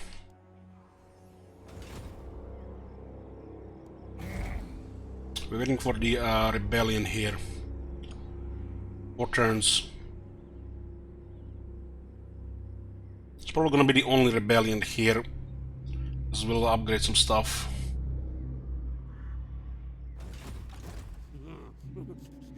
Bigger warp forges. No. Warp power. Can't really go for this because they could jump us with multiple armies in the water. Just wait for the rebels here. Some little bit more experience. Yeah. So unlock Warplock Giselles. We kind of want one more at least. What I really want is a couple of poison with mortars. And we need experience in these characters as well. We have still not unlocked Quartermaster now and Feared, which will give us money. Exosuit ready. Set suit to war fight mode. Oh, we unlock a first regiment renown. Old Sigil Sword. 3 defense. Scribe, Alchemist, Archer, Hunter, Menting, Slave. This rat is no fool. Movement.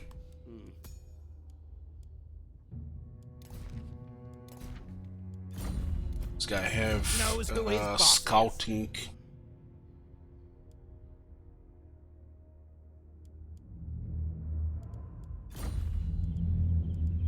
No We'll get malice. poison first here.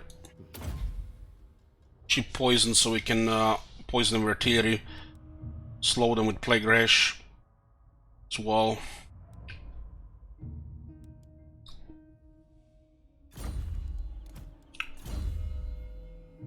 Okay, upkeep production. More warpstone. Now, We now. get an ambush at point. Actually, just get a Taskmaster. Let's unlock Taskmaster first.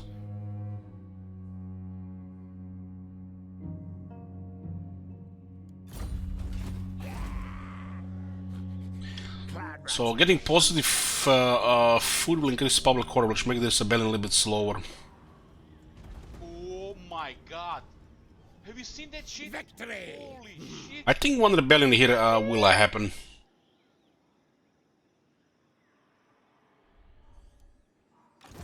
I will not obey. Most important progress right now is building this World Laboratory.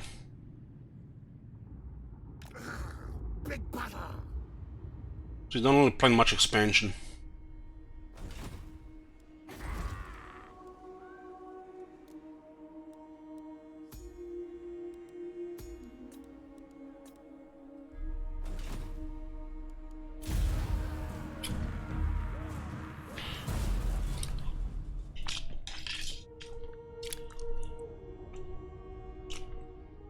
Thank you, Pa.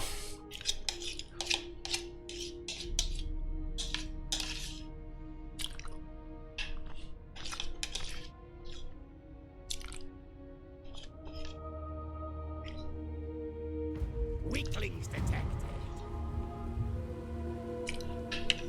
Okay, they're making 2 armies on this side. We get more food. And then what now? 1 of 5 food. Won't get much food until we get one of these technologies, increase food capacity.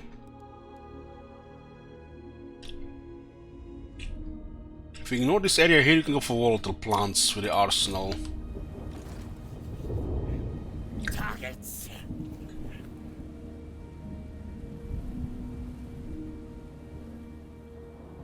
Nobody, nothing conquers it. I guess this assassin can just keep an eye on what's going on here. Scamper scurry.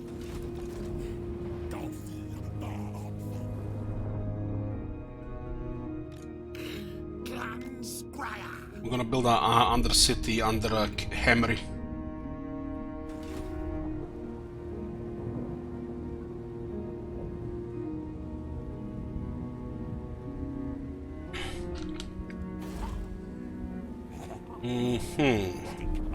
Betrayal strong. This is towards the arsenal. Income is slowly increasing here. I just want one rebellion here and then we stabilize it. Clan Skryre. Main thing at this point, other than building under cities, is going to make sure the Igit Claw is a very powerful army. So we get money to make a second one like that.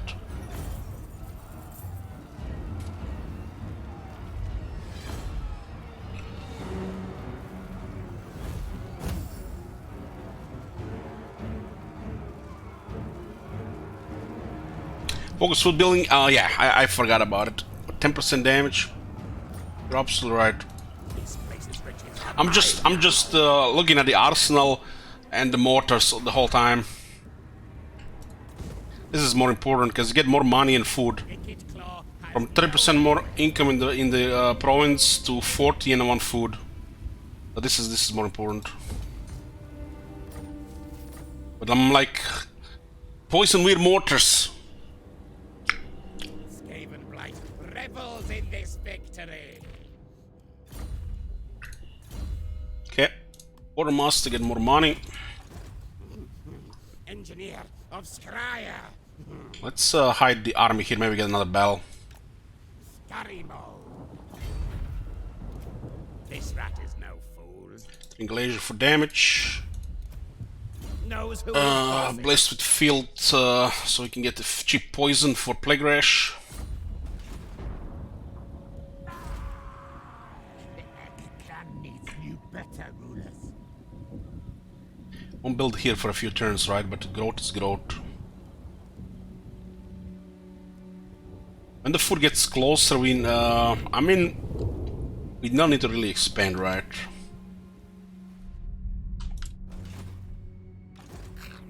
Warp lightning.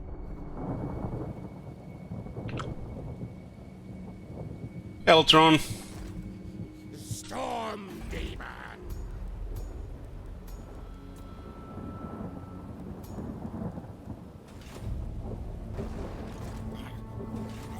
Ready. What is his passive public order?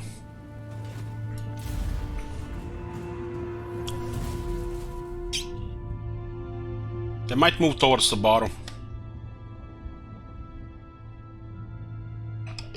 Hey, towards the salad.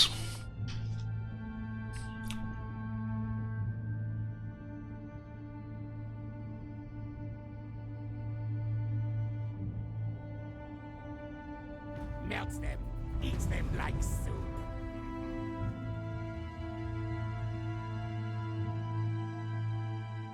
They said the shortage will last until 2022, so late next year might be might get better.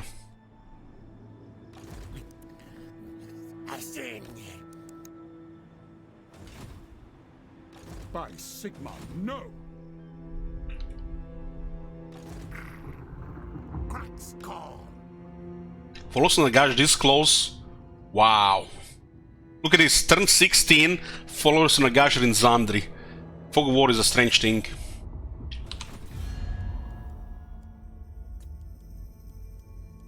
Met Clan Angrund, do they have 3 enemies though?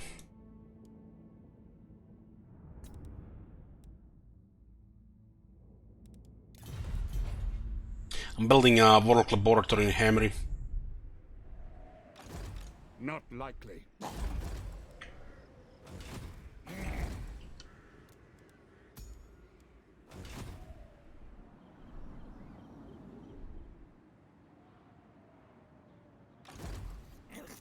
Kill for clan. Warp lightning.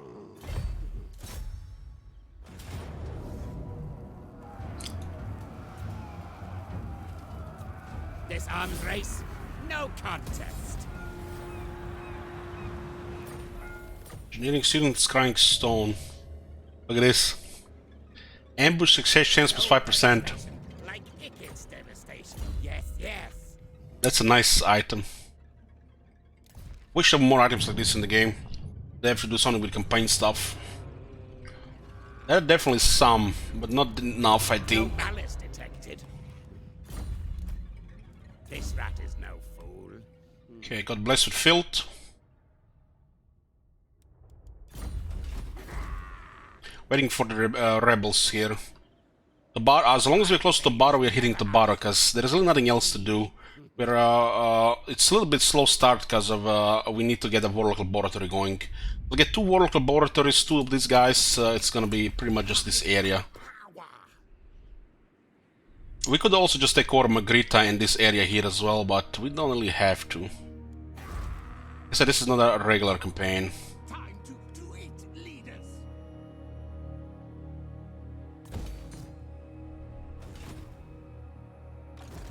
I'll ignore that. I was destroying factions with Skaven before they even added any weapon teams. And Legend Total War was saying that he prefers Bretonnian peasants over the Skaven infantry. More Warpstone. Test subjects. Now forward, now.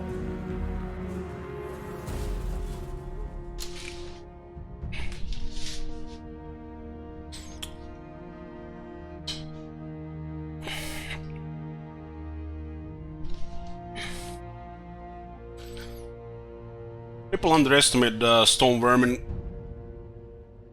Stone Vermin was always superior to Bretonnian infantry.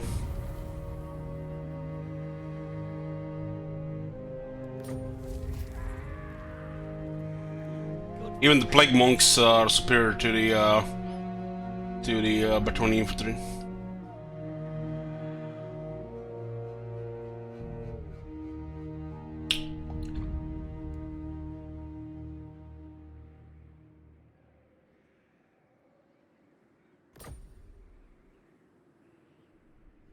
Enemies in sights.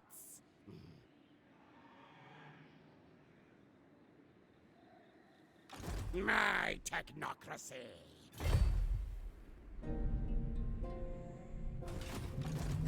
Remember those early scaling campaigns where we used to use Stone Vermin or the Plague Monks?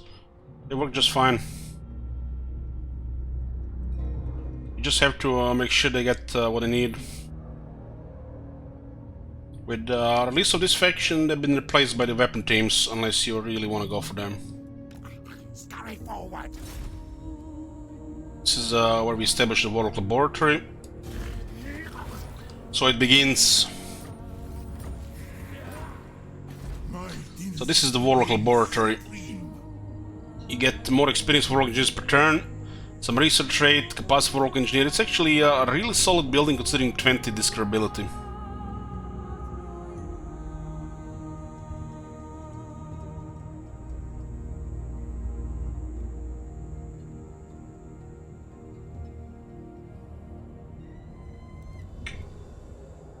We can also remove this for some money as well. I think it used to be more in the past. I think this used to be 10k, but they made it cheaper. Because people were removing this to get some money. So we get another 10% research. We put our research to 135%. 140 with tier 3 tractor beam. So we have a really juicy research. And this is a capacity Warlock Engineer. Capacity Warlock Engineer comes with tier 5, so this is very good. This is a very important first step, but it's extremely expensive at this stage. But you have to start somewhere. This city is a shit economy. This is Tomb Kings, so the thieving building is out of question. You gotta start somewhere. I think just getting a basic subterranean pit makes sense. This adjacency is excellent.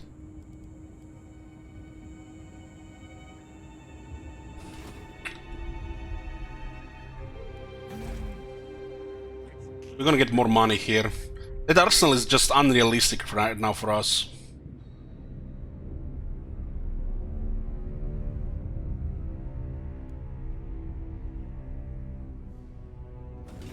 Tomb King of Nehekara.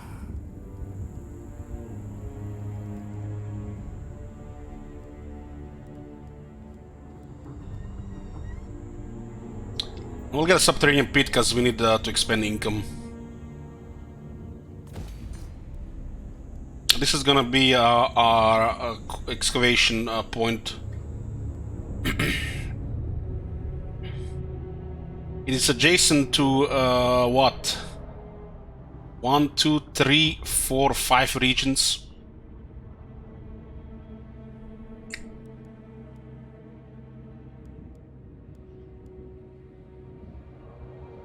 Can probably get warp token stations as well to start making a little bit more money. It's very tight right now on the money, so we have to start somewhere. Best source of money right now is beta loot.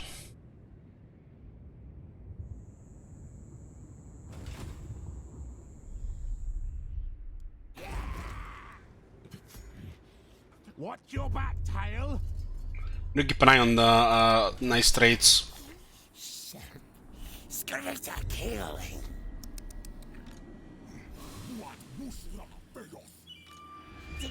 Tinker. Waiting for the rebels here before we consider a bigger attack like Sehi, Merigliano or Margherita. We should put Undercity here and here.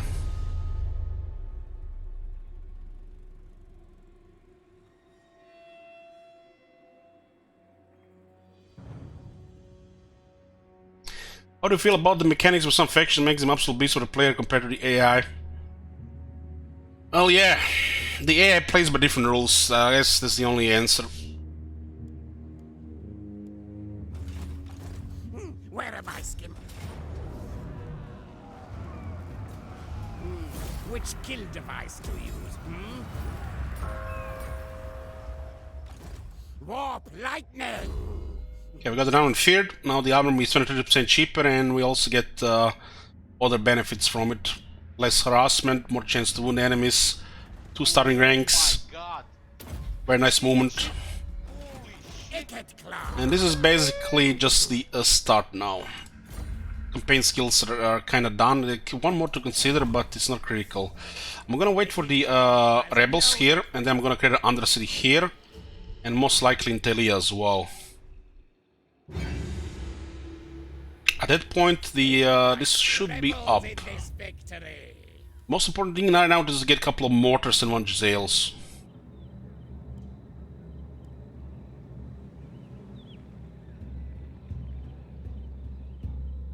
I guess the food will not be a very useful this campaign for rapid expansion because we're not going to be expanding.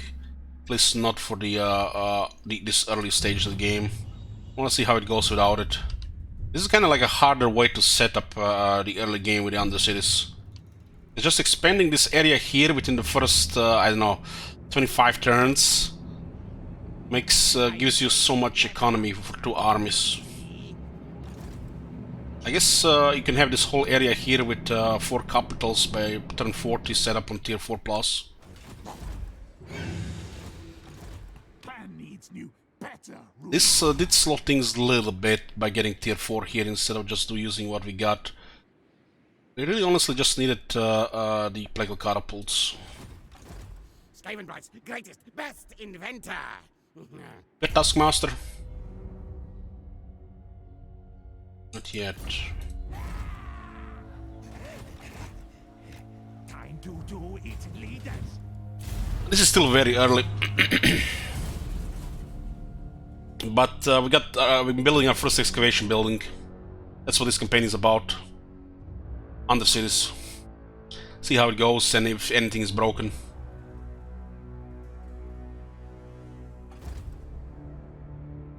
This is nice. We want armies like this attacking us. We're not gonna be moving much from the from this game blight.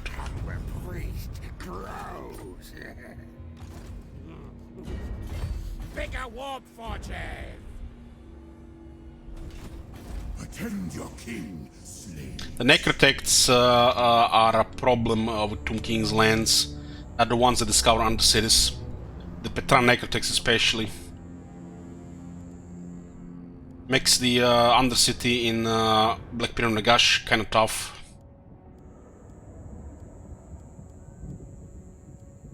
But blowing up the Black Pyramid of Nagash might be an option. Before they get too many Necrotects.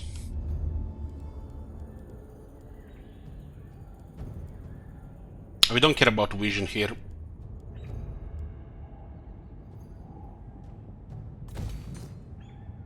We are under the Southlands.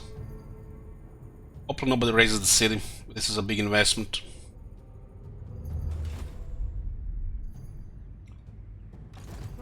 Clan Skryre! 6 warp fuel. Go forth and kill! We'll build a Doom Rocket, maybe get 2 again. Okay, we got 1. 5-turn cooldown. Exosuit ready! I actually want this army. This army is gonna give us money. Knows who his boss is.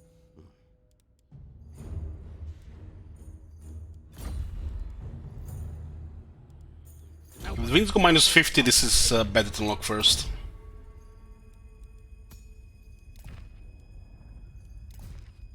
Big else can use this.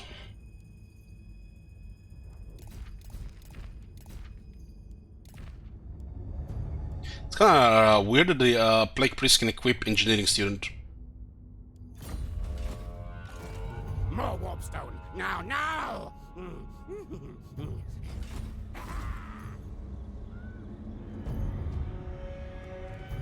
Melts them, eats them like soup.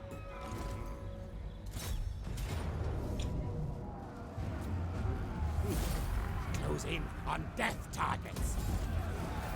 Oh, we got Teeth Breakers. Picture Triads. Test subjects. Okay, let's see what the option is here now. Rank 4 on some of these units. Draft Master, Renowned and Feared, Unique Thing, and Technology.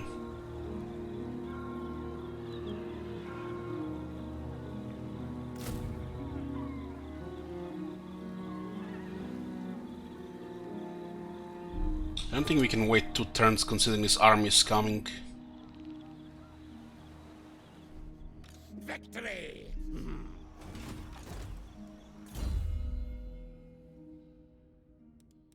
Doomwheel is rank 15. 1 more capacity for the engineer. And this is really nothing special.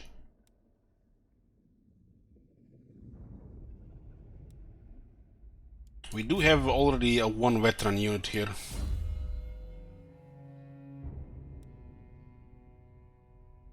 %12 more damage.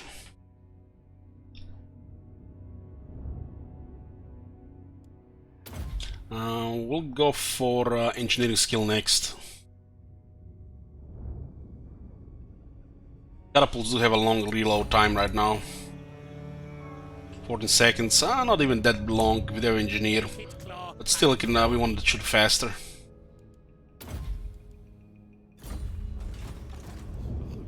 Nobody's coming here. Skryre! Get 1 more turn of March Sands, so the rebellion is 3 turns. Kill list.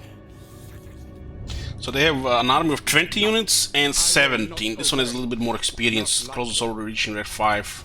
No. They build industry building.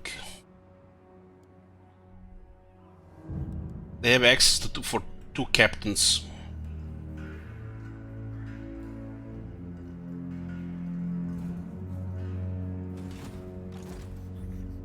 Bida says, how much total war are the whales making play this month? What whales? Where are my schematics?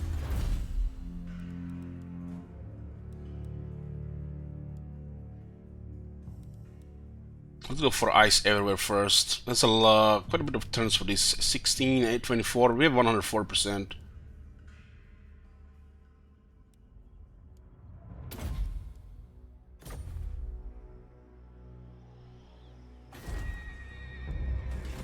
devastation, like Ickett's devastation. Yes, yes.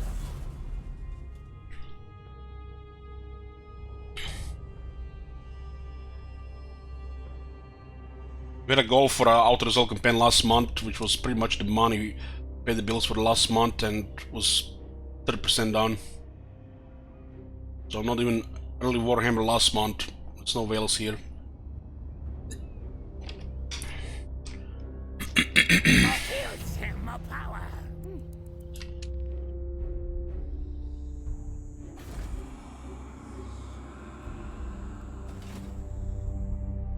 Kill contraptions.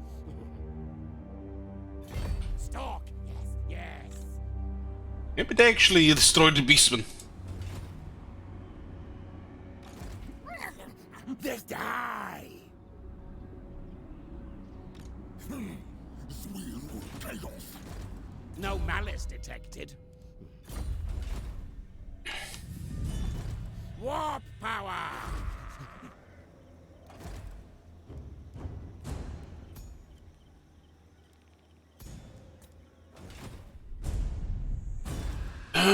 Two turns for Subterranean Pit.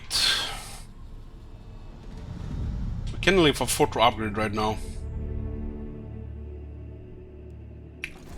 Skavenbright's greatest, best inventor.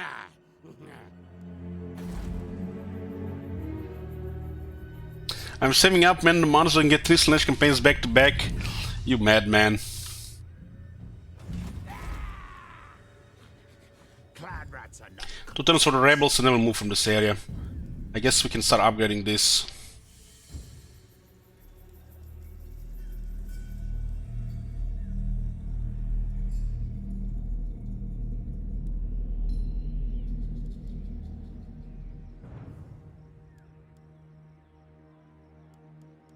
Yeah, this is gonna be the only rebellion here.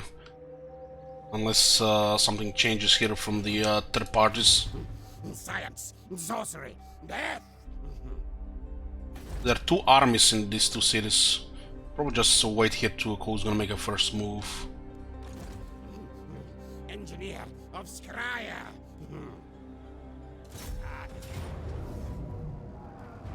Set suit to war, fight mode.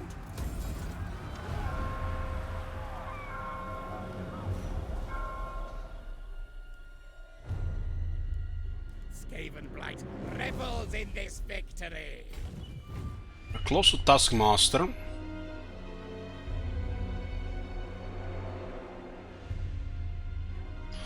And everybody will remove Undercities. Maybe not immediately, but eventually. Warlock engineer. Ballistic calibration, so we can destroy everything with artillery. This rat is no fool. Argenconduit is next.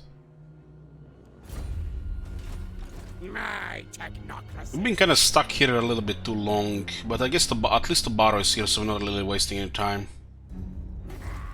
They really made it hard for this place to rebel. Outsmarted. See? Usually we'd have like 3 rebellions all here by now.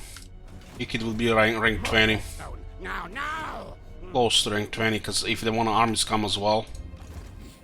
Well, Axel, I refuse. Flay and slay!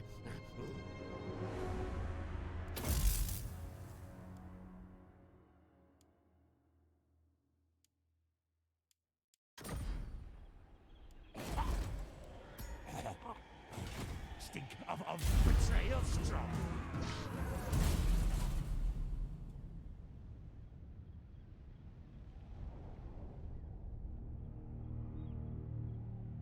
When you click hero action on the city, even if it's just nothing really detrimental damage, they still get bad relations. Enemies in sight. Come on, man, what is this?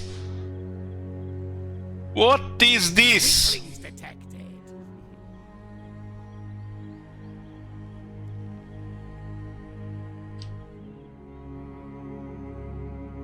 We've been waiting for rebels here, man, and now this is the most stupid thing ever they did with public order.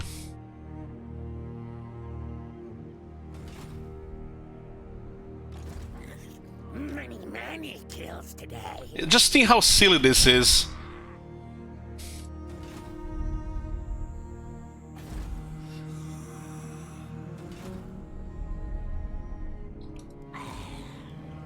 What's your back tail? We need like a little bit more escaping corruption here.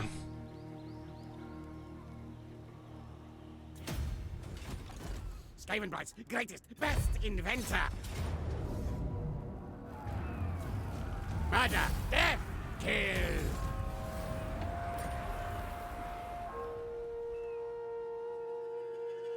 $25 magic resistance on this item. Has no equal. It's an arcane item. And Nikki Cloak gets so much magic resistance.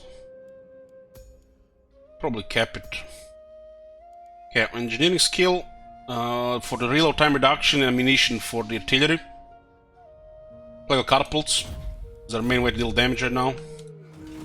More Warpstone. It looks like the beast managed to defeat one of the Stalin armies here. Science, sorcery, death. Rank 10 is either death or range. Ethics.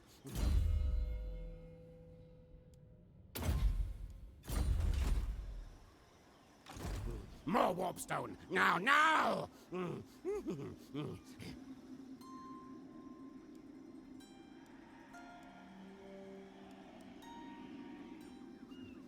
Victory.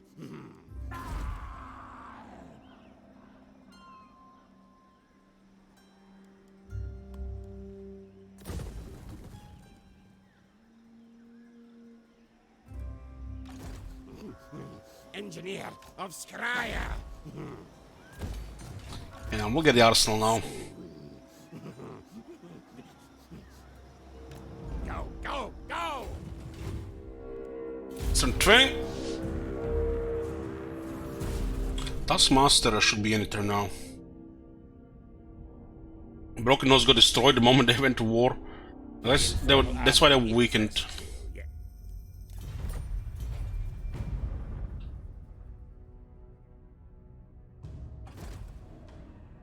Raid your own province and we lose 2,000 income. It's unrealistic. We're fine in this spot, we don't have to move. Weapons testing.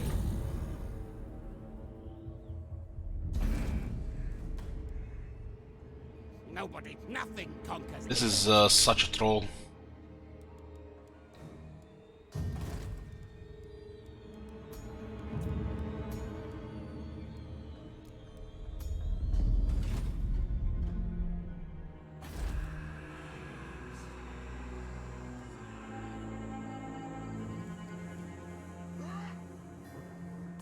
Yeah, this is the setup for Hamry. We'll be at minus 40. We'll be at 40 discoverability. Storm Demon. Which kill device to use? I need to go make Undercity in Magritta. We're losing time here. Skavenbright's greatest, best inventor. This is really... I don't really have words for this. No devastation like Icked's devastation. Yes, yes. This is... wow. Rip to bells.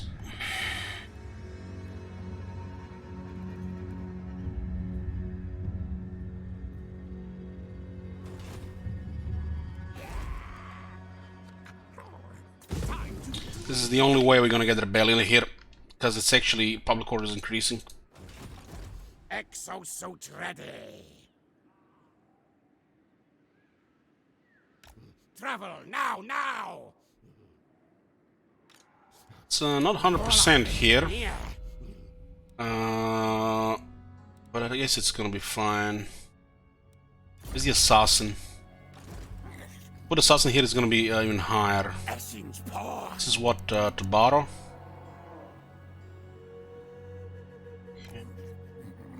Iota. I don't want to fail here. This way. By Sigma, no! If they bring 2 heroes, it's gonna be 75. As long as we have 1 hero here, right, as well.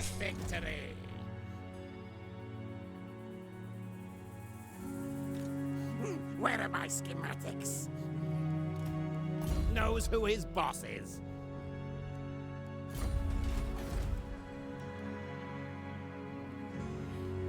Stay underground.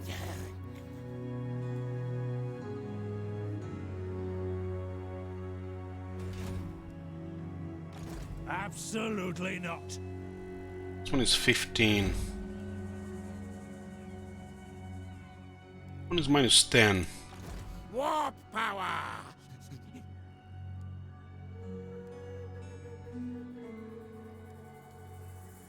This is another thing. There should be like a switch here to the next stop to actually see this list here. Thief in the night. As you can only see, there's a combat military unit here.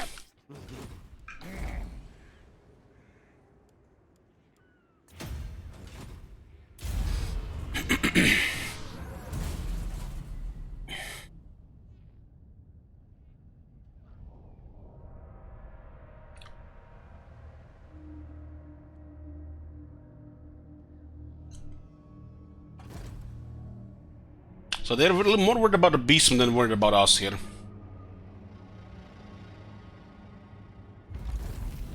Now things fear us.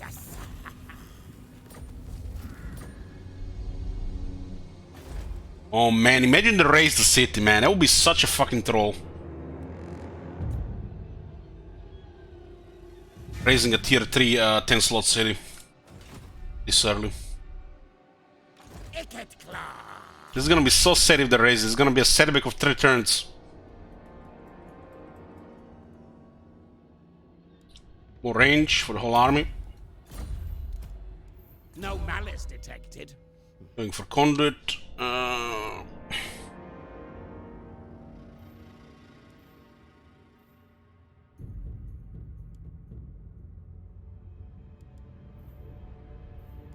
guess the plague's fine.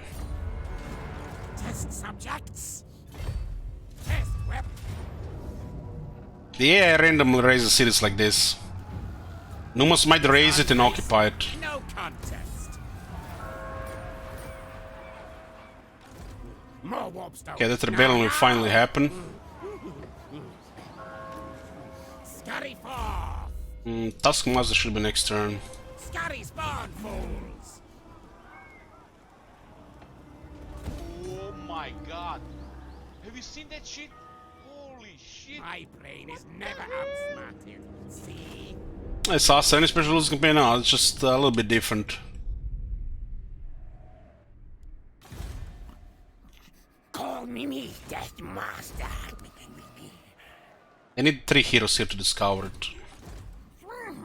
Slay things. I guess each character on the map is minus 10. Skryre forward. 484, I guess this could be fine. Probably better if we get this, so it's a hard chance to succeed. But it's tight right now. Claw has no equal. I'll ignore that. They're winning against the beastmen here with the numbers, but the city is too much for them. No devastation like Icket's devastation. Yes, yes. 2000 income, huh?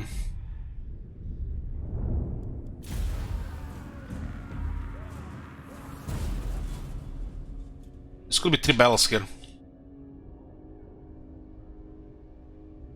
This is gonna be probably the only rebellion here. The Excavation Building went from several rebellions to literally no rebellions.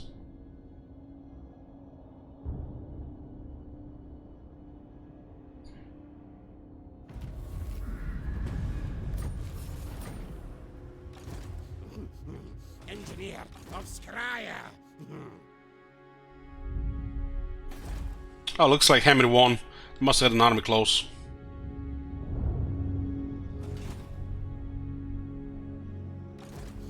Where are my schematics? Soon.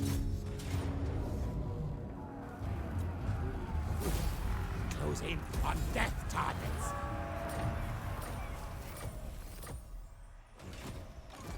Tinker, tinker.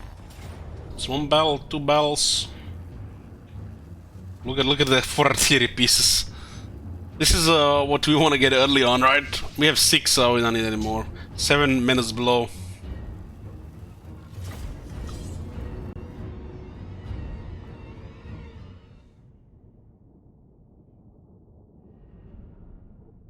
We're gonna go towards their capital to place another city.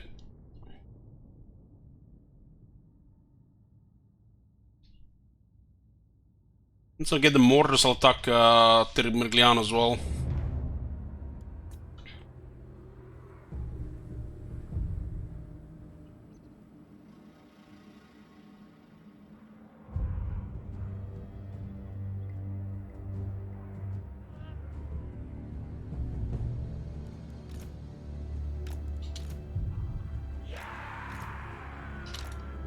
We got ballistics calibration, so we'll make 2 rows.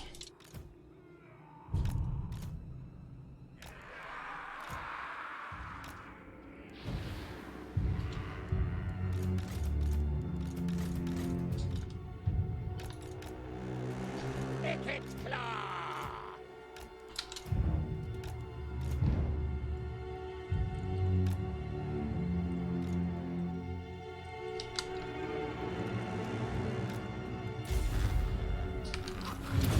Engineer. Agree, Rick. Skryre. Supply poison. Blade claw. Warlock of death.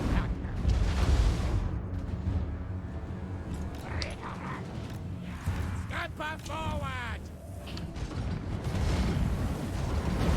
I managed to turn around.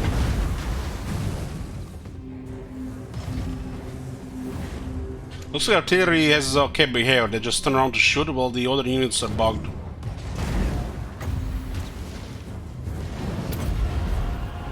Storm demon. Now.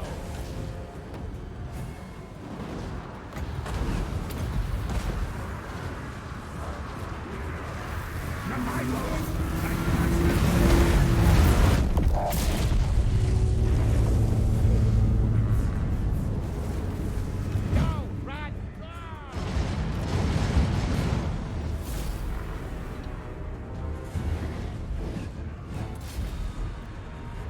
I use the nuke for a quest so we can see what's the next. You get also 1500 gold closer for the arsenal. Nuke is required to upgrade Forbidden Workshop.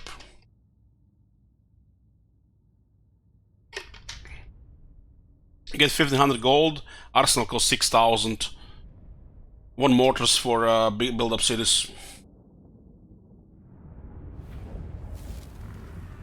Skaven Blight revels in this victory. 773, huh?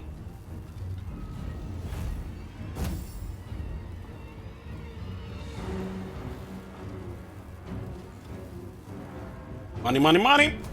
Spoils pay. Oh, he lived, look at that. Workshop upgraded. All your efforts of gathering specimens and fill data, whether or not by questionable means, have not been wasted, and Forbidden Workshop has now been upgraded. See? New engineering bay as advanced equipment and facilities now enable the research of new parts. You also have 10 fuel.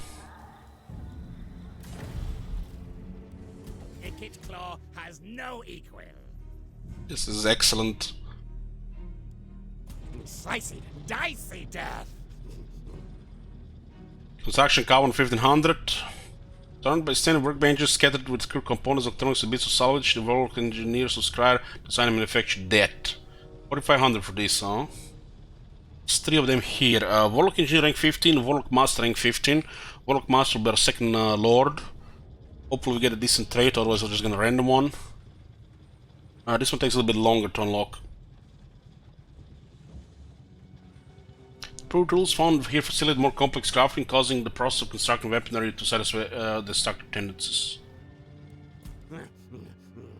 Make teams better. This is a damage buff.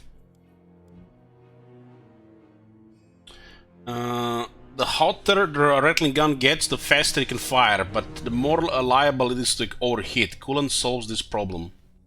20% better reload times. It's actually quite bizarre that they have this one, considering this weapon has some of the lowest reload time in the game. Touted. Warp lightning! Which kill device to use? He survived. But I'll get the extra money if he survives. Yeah. My technocracy.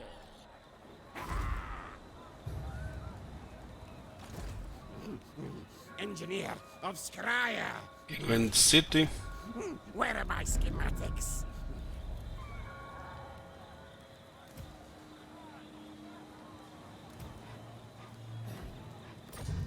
Victory!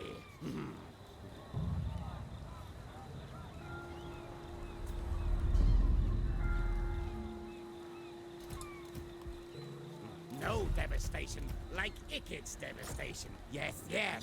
Yes, yes.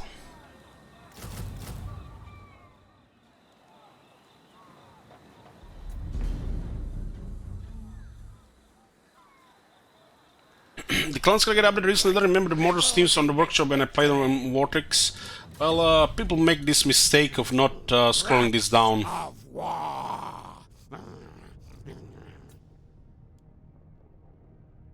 You might also need to own Clan Nation to have to see this.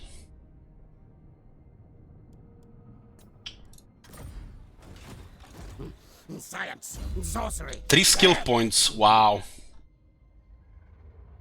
Get a Doom Wheel, so we can actually harass with him. So it's a fast unit with range attacks. Finish engineering skill. Go for the Blast Master. Ammunition, reload time for the Excavation weapon teams are most important units in the army. He did artillery first because of 6 Blackle catapults. Now Dickit Claw is his usual disgusting self. No malice detected. Extra powder actually does do something right now due to this weapon being explosive. My brain is never outsmarted. See? Knows who his boss is. Missile units get more speed. Why not?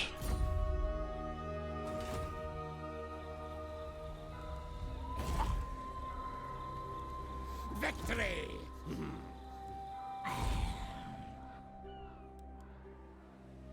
7,000. Got 3,000 just from the workshop, huh? We could train the assassin with the turn scheme.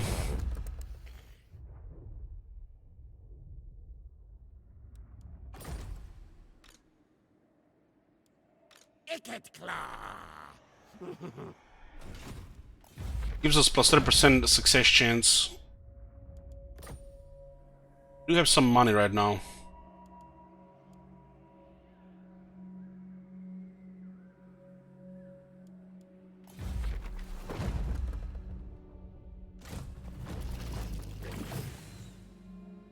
We can enter the city, don't have enough movement. No devastation like Ikit's devastation. Yes, yes. You said counter-ups. Yes, yes. If you critically fail here, all that will be wasted. This is excellent. This is the best way to skill new assassins with the right, which increases their chance to succeed. Test subjects. Well, Ikit Claw is not supposed to go into melee. It's supposed to stay at the small range, so the Doom will fire its main attack, which is range. And you can turn it around to shoot 3 times. If you send in melee, usually unit's gonna get terrified on contact, or you're desperate to pin something. It's all about the range attacks. Stink of betrayal strong.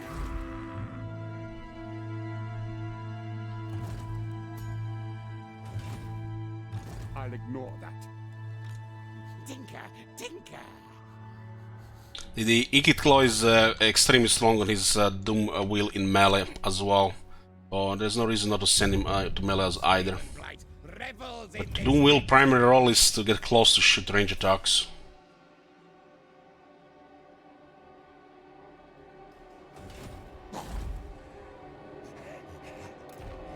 Time to eat leaders. He has also healing for the Doom Wheel, so he's the toughest Doom Wheel of all the Skaven as well. There's no reason not to go to melee.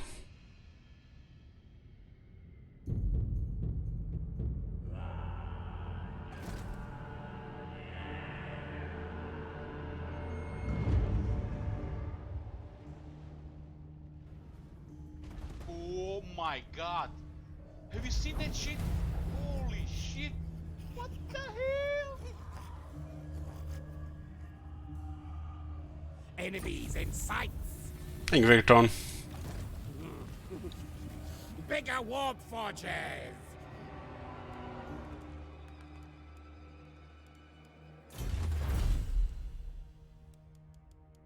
You know what's ridiculous? What I'm gonna tell you what's ridiculous between Doom Flare and Doom Wheel.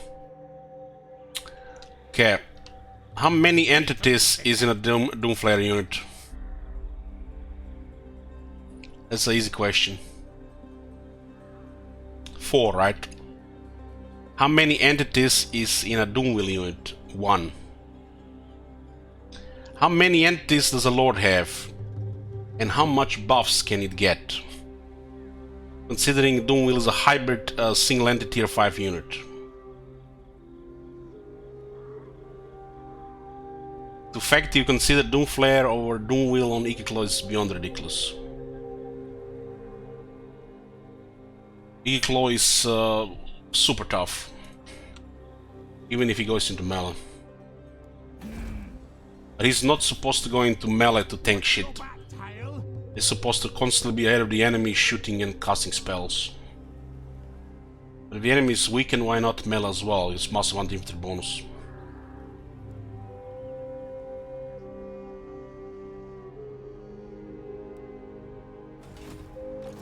More warpstone. Now, now!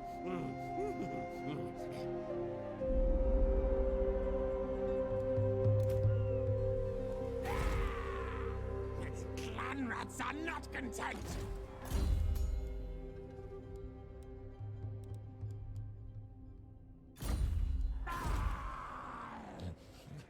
Clan needs new, better rulers.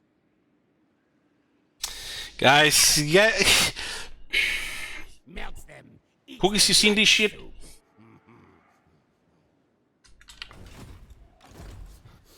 Warlock engineer. I think people have something against Doom Wheels because they don't know how to use them. They think it's a melee unit.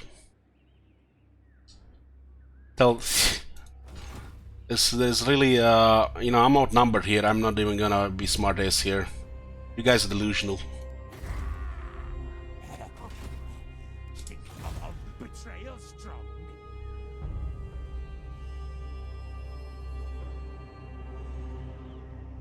Good for weapons testing. Not likely. Storm demon. Harm me on my ship. There's and more than wreak 5 the wrath factions. of my-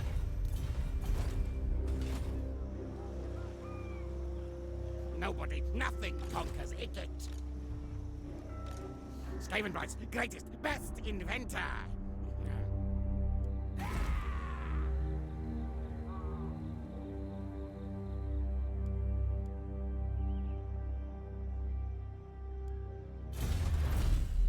Virulent plants will get us food capacity food. That would be better if we were actually expanding, but still, more plants. This is the arsenal. Leaders.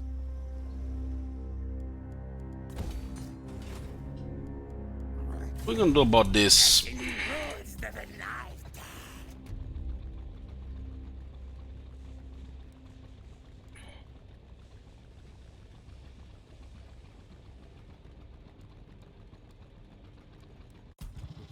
Flay and slay.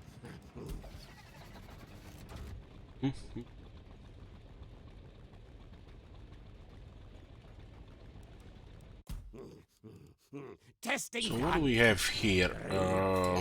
5 for 5, 3.2.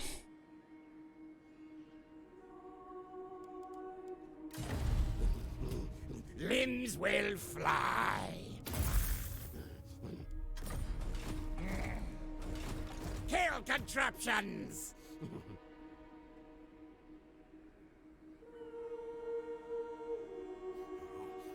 Now things fear us.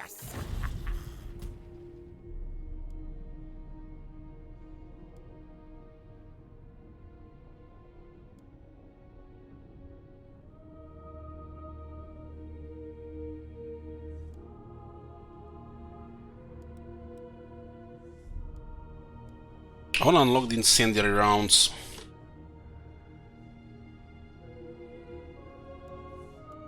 This is more AP damage for Giselles. Very good at long range.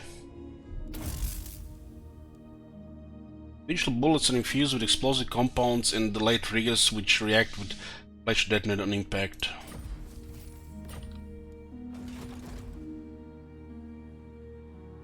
Enemies in sight.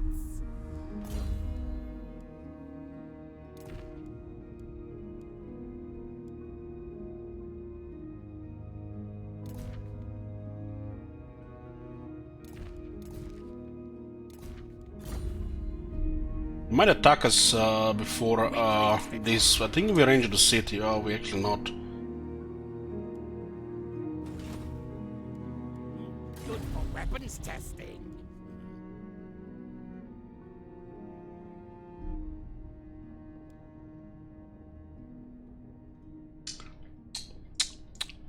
So, tier 1 Rattling gun upgrade gives them pretty much endless ammunition, and a tier 3 gives them more ammunition. Oh. Oh. Imagine that. They get endless ammunition here, meanwhile here they get more ammunition here.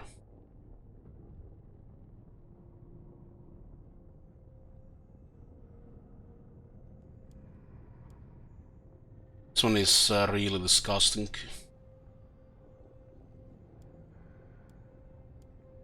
This one is crazy stuff. Melts them, eats them like soup. Hammer is on the siege again. Makes me nervous.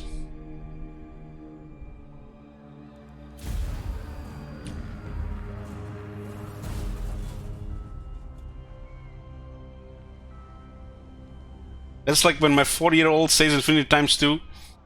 Is your 4-year-old review was working on this Forbidden Workshop? That would make sense.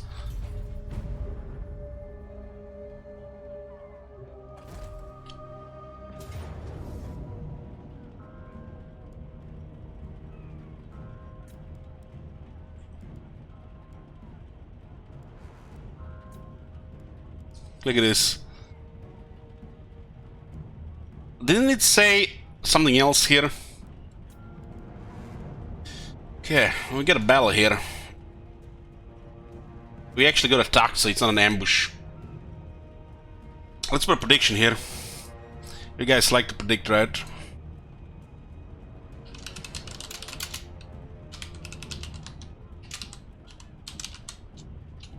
These...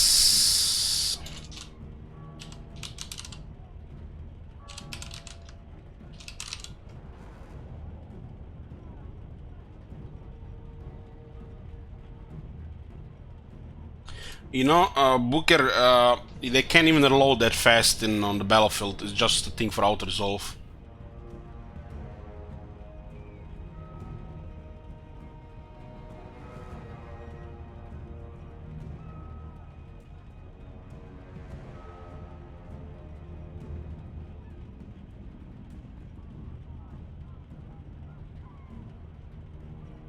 Sometimes I see these predictions and sometimes I don't. It's just being weird.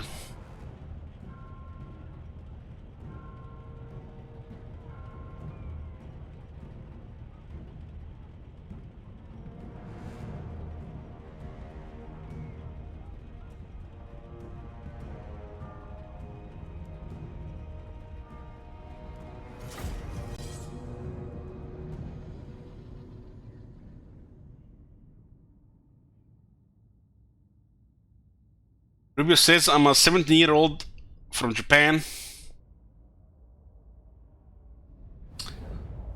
Damn, and only has a 4-year-old child. What is the Middle Ages?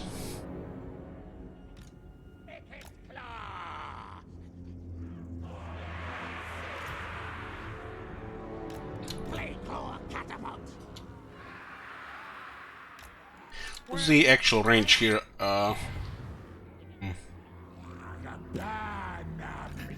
Warlock engineer! Channeled and charged! Light glow catapult!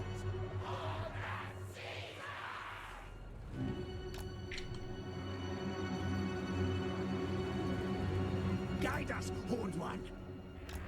Clay claw catapult! Is that a hamster wheel? Yeah.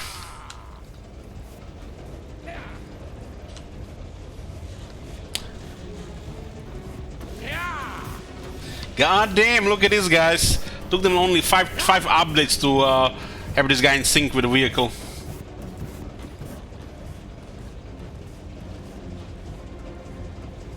You can see there's a shooter here,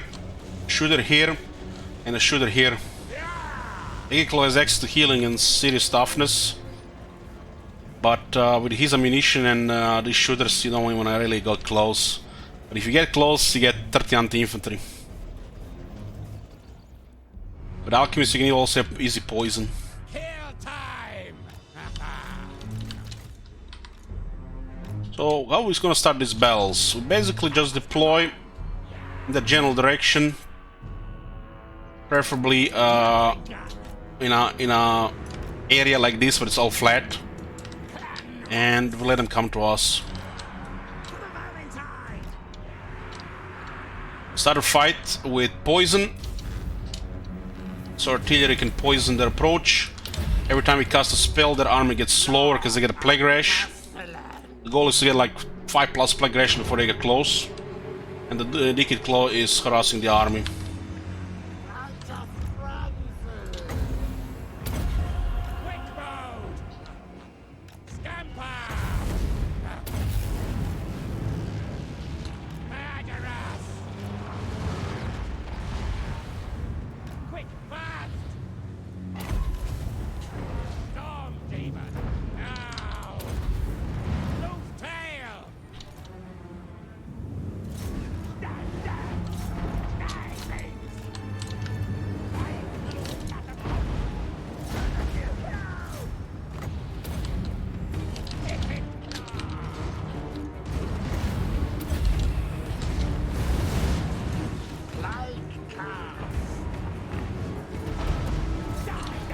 Well, shoot there where the density is.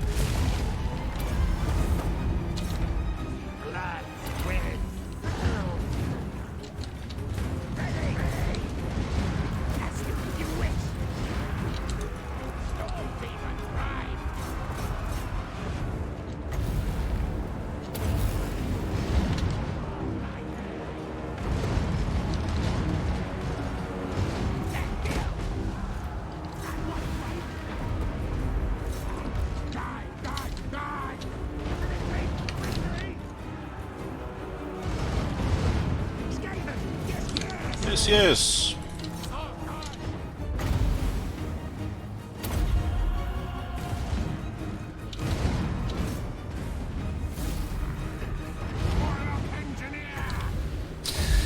Alex says I missed the first 5 hours. It's turn 3. No, it's turn 2.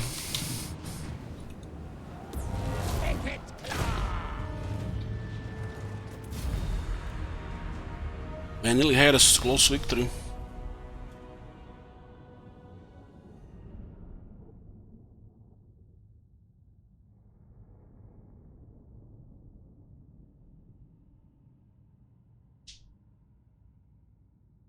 Yes, sir.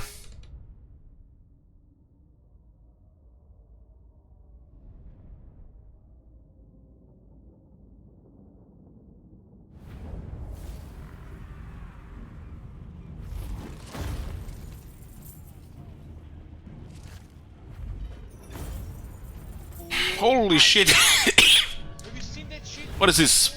Holy Eltron, give it 20 subs. Thank you very much, Eltron. You're financing the shekel economy by yourself. You're selling off to make some money. We have a follower that gives us 5% replenishment, so it kind of counters the effects of this. This is one of the ways to get some money ahead. God. Have you seen that shit? Death contraptions to fund. What the hell?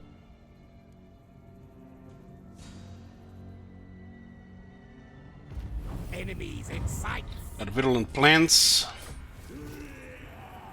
Microscopic fissure has opened between the material world and the realm of chaos. It is a fleeting event, quite beneath the notice of even the gods, but potent enough to invigorate the winds of magic power as there are 5 turns. What the hell? Messenger, huh? All things. What the fuck is this? When did they change this item? I guess because they changed the charges a bit, they have to change some stuff. Have you seen that shit? Holy shit. We'll come back to that. What the hell? 2 Ashen Apprentices and a Breeder. Oh, Bell Polishers have started. Silent killer. Pet Wolf Red and Ashen Apprentice for plus 18% chance to assassinate. And messages for line of sight. Oh my god. Have you seen that shit? Holy shit. Melts them. You sick? What do you got? This is not Corona. Monka.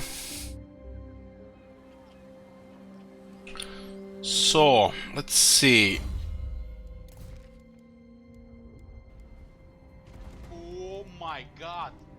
Have you seen that shit? Holy shit. What the hell? So this is a constant effect which increases your charge speed. 55-meter radius, this is the second largest radius.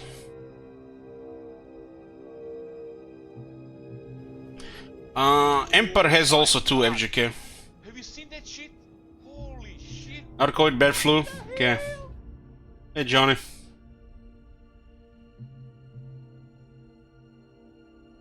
%95% charge bonus and lower charge speed but lower charge bonus.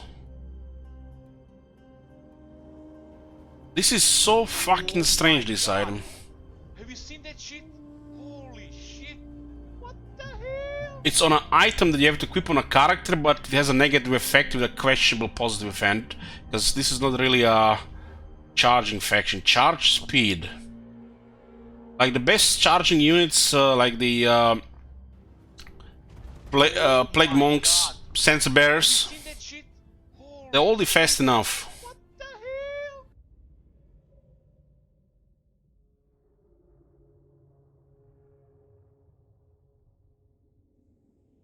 This is a dog shit item. Doesn't even belong in this faction. Oh my god. Have you seen that shit? Holy shit. What the hell? It debuffs the enemies, yeah, but the charge speed. Okay, it's 10% charge bonus for the enemies, but why is the charge speed for you? Oh my god. Have you seen that shit? Guys, Holy shit. What the hell? enemies are going to get minus 10% charge bonus. You do know they get plus 20% charge in this difficulty. But why would you want to get charge speed on a buff? Why not charge bonus? Oh my god. Have you seen that shit? Holy shit. What the hell?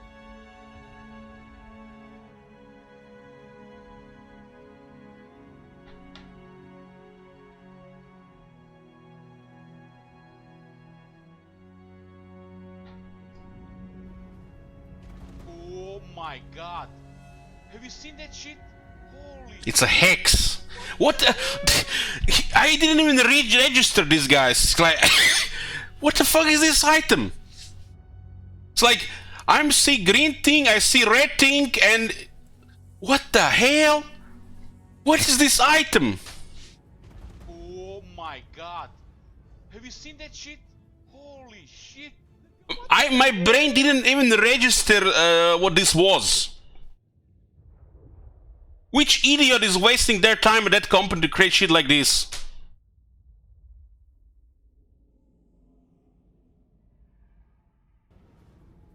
Oh my god.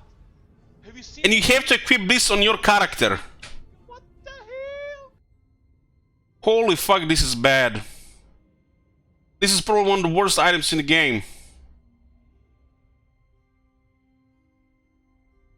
Can you guys believe somebody's getting paid to create shit like this? Unbelievable. Oh my god. Have you seen that shit? Holy shit. What the hell?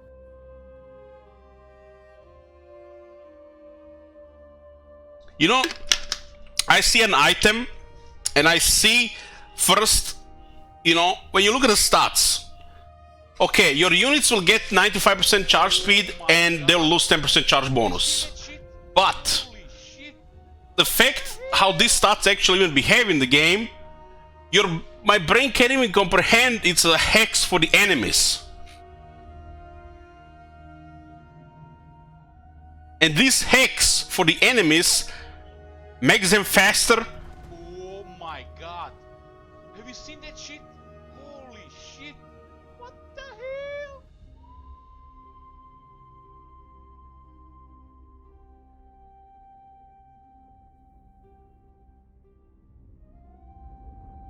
It's a massive range. But I don't understand why would they create stuff like this? Holy shit. What the hell?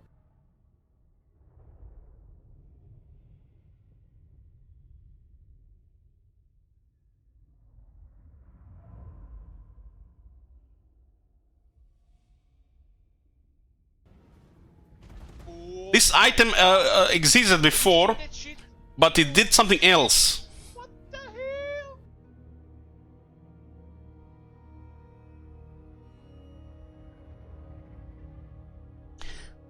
Many to get more information, but if they're gonna charge you, they're gonna charge you. The enemy gets plus 20% charge bonus as well.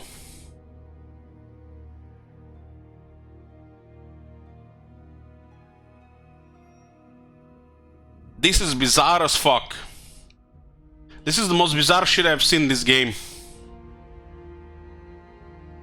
This item used to do something else, and I think at the time it made sense. You have a wing clicky of the old item.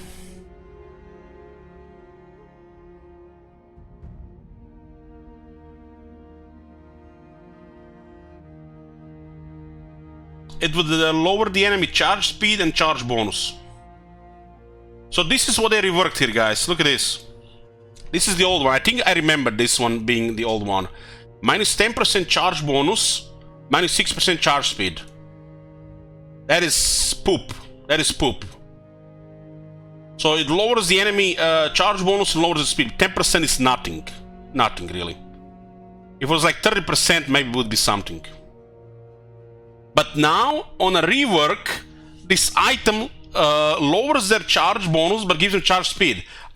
Fuck me if this item is not bugged.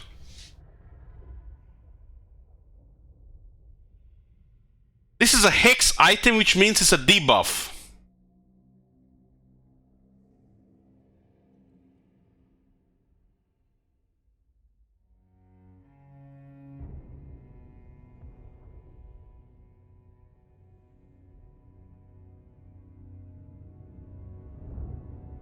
This gotta be bugged. This gotta be bugged.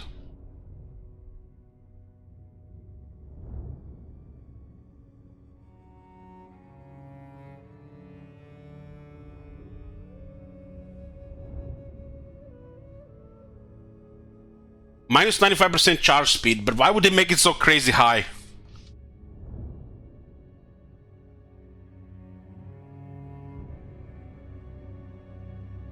This is the most bizarre shit I've seen in this game this year. I guess we'll see. We'll check it in Bell. We'll check it in Bell. You don't really need this. It's a very good item for Ikit, so he takes less damage. This shit is bizarre as fuck. What does the charge speed even do? When the enemy gets into charge animations, they run faster. So I'm guessing this charge speed means they're gonna run even faster. They're gonna move like that wedge axe unit from Thrones of Britannia that move faster than a car.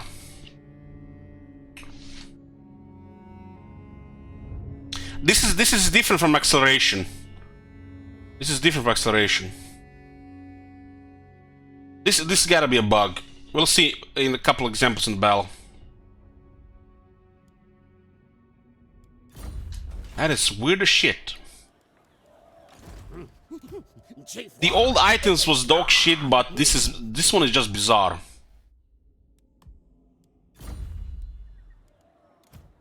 This rat is no fool. Okay, we're getting good stuff. Engineer of Skryre. I went through all the patch notes products. The things I'm seeing here I have not seen in patch notes. We already seen 2 things that got changed, but they didn't put in the patch notes.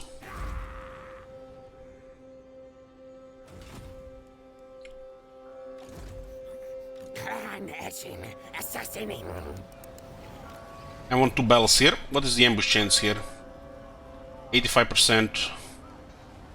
I have lightning strike with that if it fails. This is just the experience a situation like this.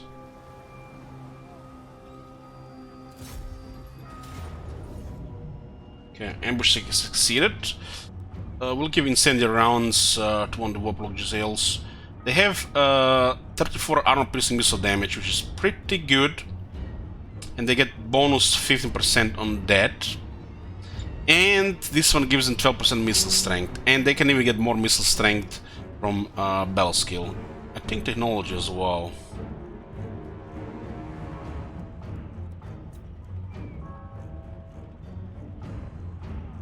That item is, guys, so fucking bizarre. I didn't even register what it was at the first. Like, I should have just read from top to bottom with these changes, man. This is so crazy.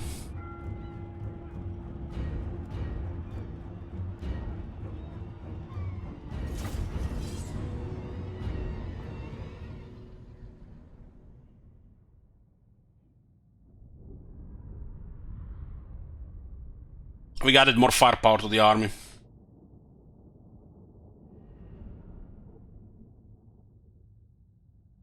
The fact this army came to us, it's literally the only army that came to us. I hope for more, but it's still a very good experience. This army will not be active on this. This buff will not be active on this turn.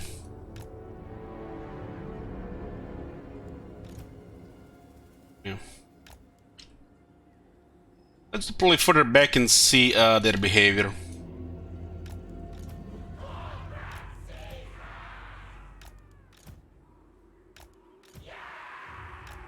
What orders? Warlock engineer.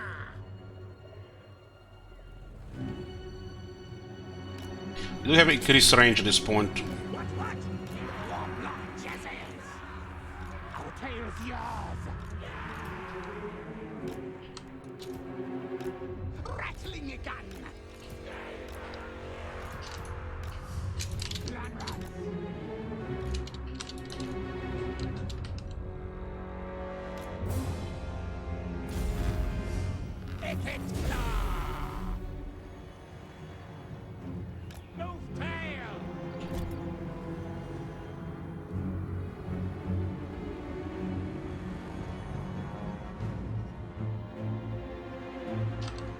This item not only increases ambush chance, but also gives you a buff for a ward save, the low cooldown.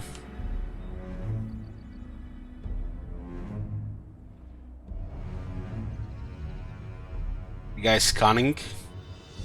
Kill contraptions at hand.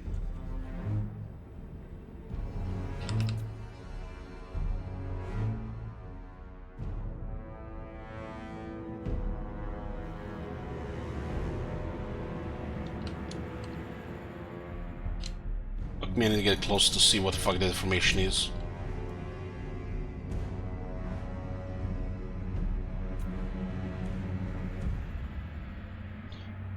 Eagle can't hide.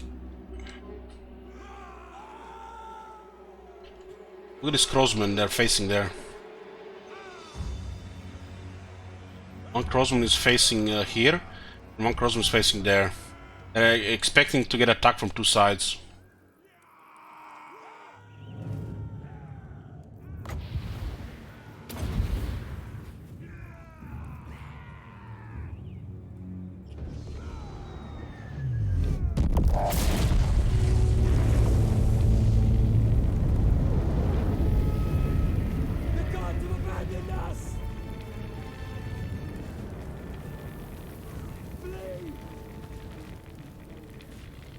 They don't even have outnumber penalty. What a waste of war fuel. This bug was happening a lot in Medieval 2 and sometimes in Rome 2. This is when the AI is just broken.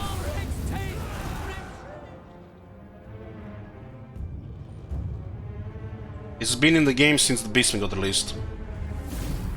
And I've seen multiple examples on Reddit, people talking about this, and other people, hundreds of them, literally discarding this shit, that it doesn't exist. So it's not a bug in the game. The guys are over-exaggerating that this is a bug in the game. Makes you wonder, these people who play the game, they don't even pay attention how the AI behaves. They have like, I don't know, 1,000 hours in the game.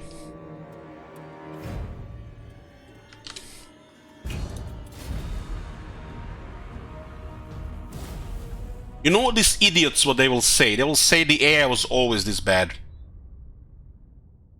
This is what they will say.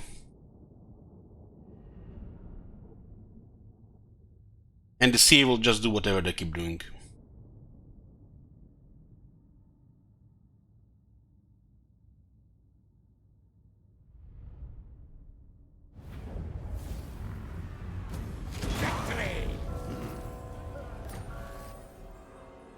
This is one of the changes that happened. I'm not sure what was during Clan Mulder.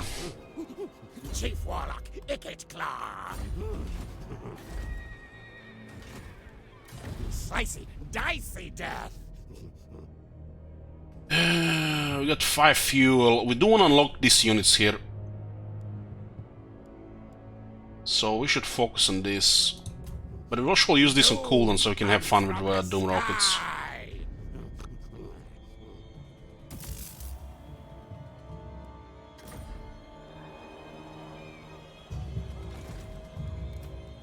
'No devastation. These guys are getting levels so fast.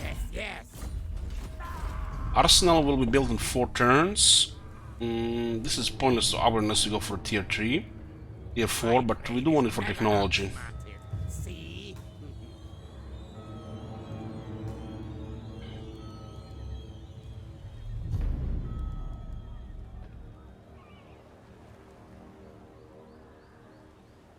8400. We also have to keep in mind undercities.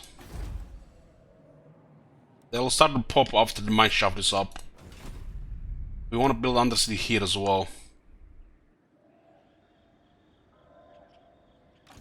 Skavenbright's greatest, best invent. Hopefully the crossbows don't damage the catapults. Which kill device to use, hmm? We want to test this item as well. This is the most bizarre shit I've seen this year. This place's riches are mine now. Got avalanche mortars, very strong unit.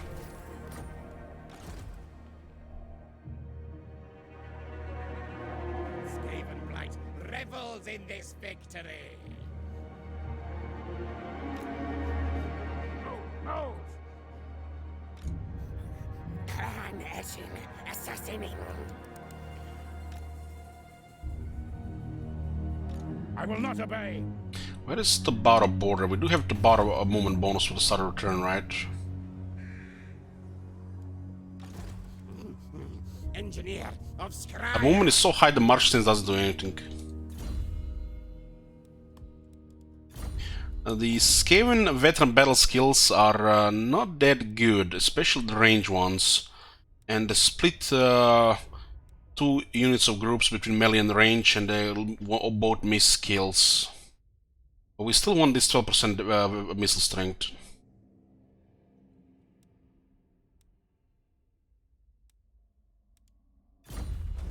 Compare Skaven veteran battle skills when it comes to range with Wars on the Empire, you'll see what I'm talking about. Claw has no equal.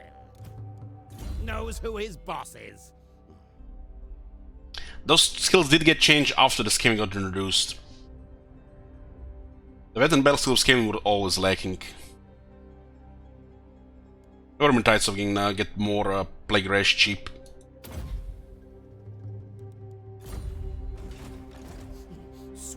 We're not intimidated here, so we are going to turn on the march stance. I think we are very close to Taskmaster. Victory! Okay, this side of technology now is we don't really care, but we'll get ambush success chance here. What follows here is Plague Monk stuff, but it still leads into oppressive plants. We're switching to the top after the ambush success chance here. We don't really need Hidden Run because we have Warlock Engineer with a buff. This could be a buff on top of that as well, to 25%. Well, we need to unlock Volatile Plants and Monstrous Abominations. Okay, keep looking for Warlock Master. Tough is not bad. It'll be on a Doom Wheel, but I think we can get better.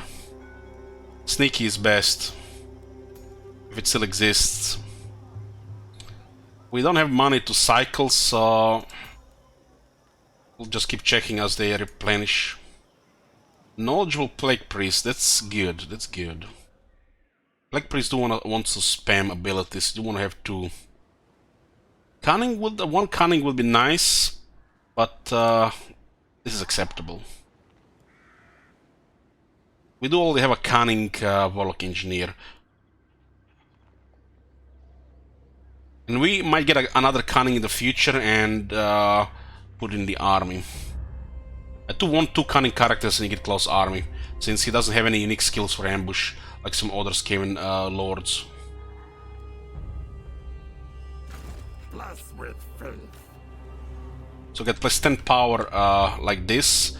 Magic reserves plus 15, and the Skaven unique thing is another 13.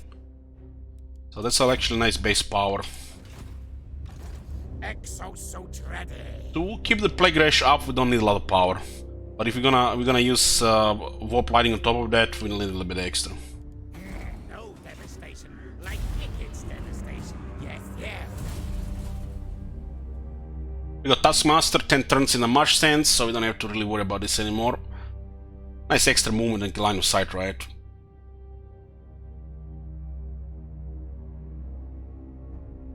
We'll work on Ambusher next. It's important need claw. 10 turns in ambush stance. We only spend like 3 or 4 turns in ambush stance. This is why the Lightning Strike in ambush is nice, because you kill the guy outside, you get experience, and then you attack the city, you get experience again. When your characters can get 2 or 3 times experience on the same turn, it adds up so much. Somebody's sieging Merigliano, that's weird. Pox servant.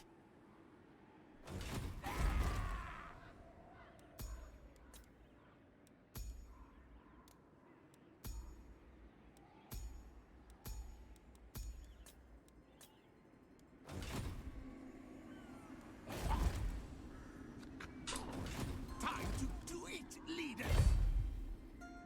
Absolutely not. Not likely.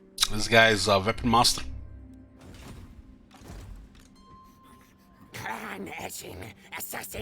We have certain schemes, so we want to use some hero action with the assassins to get in a couple of ranks. The clan is betrayed.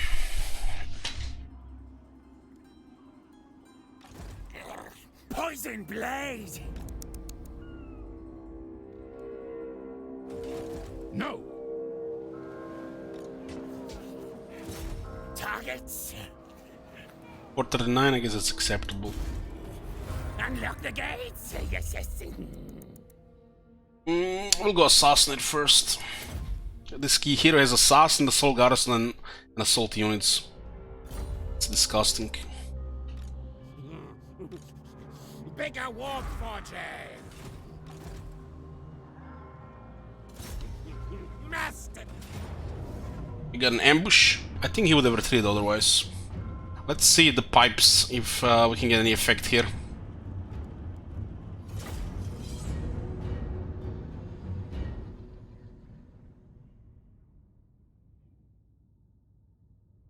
Plus 95% charge speed for the enemy.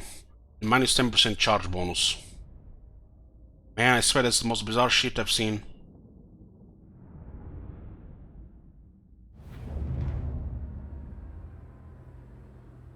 Items like this in campaign to be even considered equipped on a character, and think about it, you need to use this with a character and another unit to actually get anything out of this. It should pretty much eliminate the enemy charge bonus.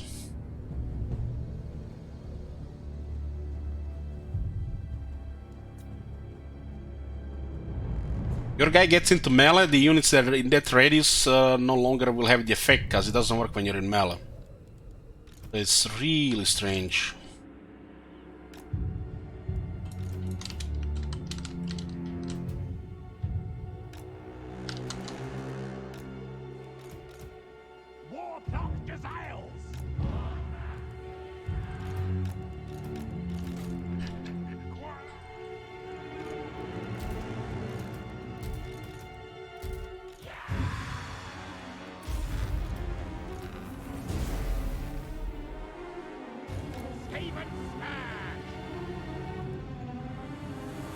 Something is happened to our Vigor here. They'll lower Vigor now in ambushes. Might be the Beastman thing though.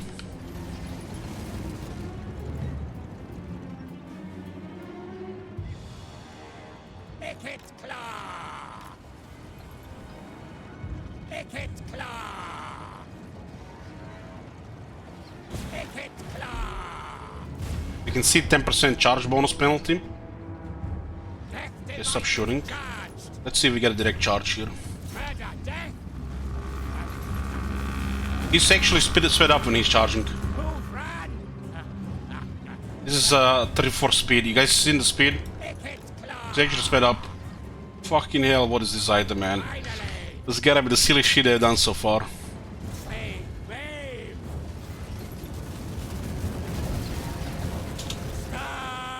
Get too close to him. Let's just move slow like this. Look at it! Look at this! Oh my god! What is this shit? Storm Demon Prime. This is the most bizarre shit I've ever seen in this game. Why would this shit even exist in the game? You have to equip it as well. Wicked Claw. Claw on button. Start plan.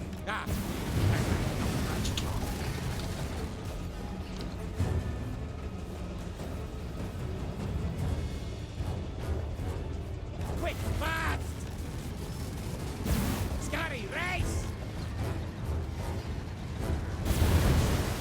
Yes, yeah, yeah. Quick mode. Scuttle. Move tail. Skryre's will.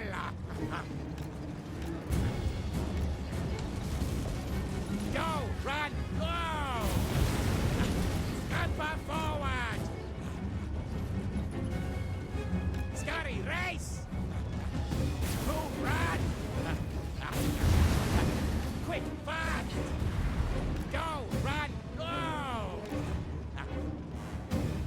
Run, chase. Steve. Scuttle. It's charge speed, it's not regular speed, Odorum. Quick mode. Wicked Claw. I kinda like it, this projectiles actually cause poison. My plan.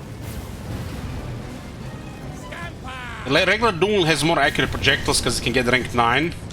So this Doom has a little bit more inaccurate ones. Halt! Still! Stand back forward!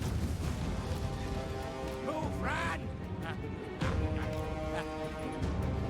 Run, chase! Kill move! Move, tail! Stand back forward! Okay. Excavation Buildings! Quick, fast! Quick move! Scatter! Scamper! As planned! Scotty, race! Go, run, go!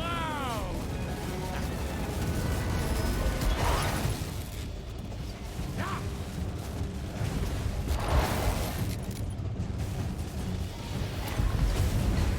Warpstone magic! Each remains! To bits!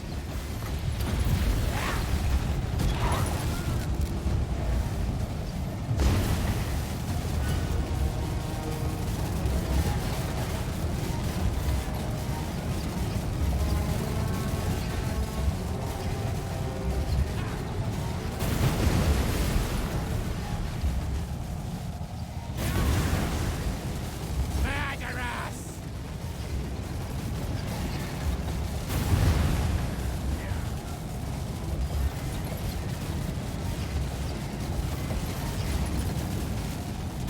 I think the most best thing about Doom is it has no minimal fire range. So as it just goes through the unit, usually infantry unit, it just keeps firing.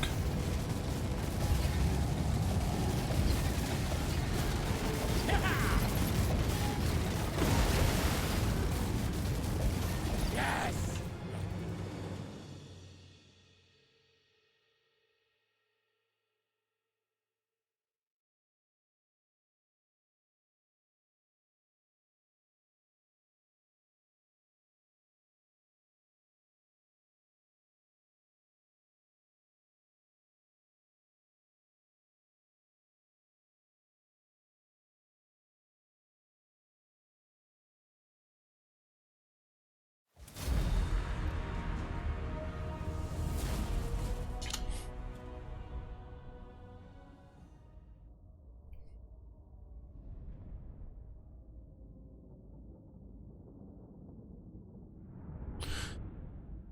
What do you think is the best Niklo?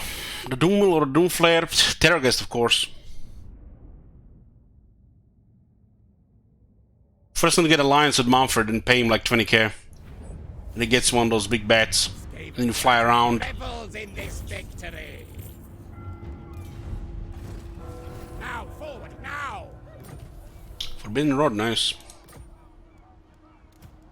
This rat is no fool.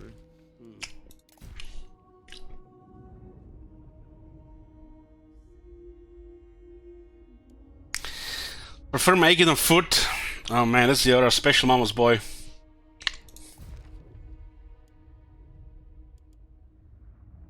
We have this breeder, No malice detected.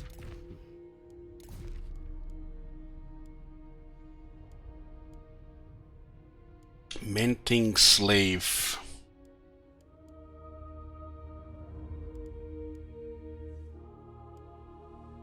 They're not usually that color. If you scrape all the grime away, they are a hideous pink. Rot. Knows who his boss is. This rat is no fool.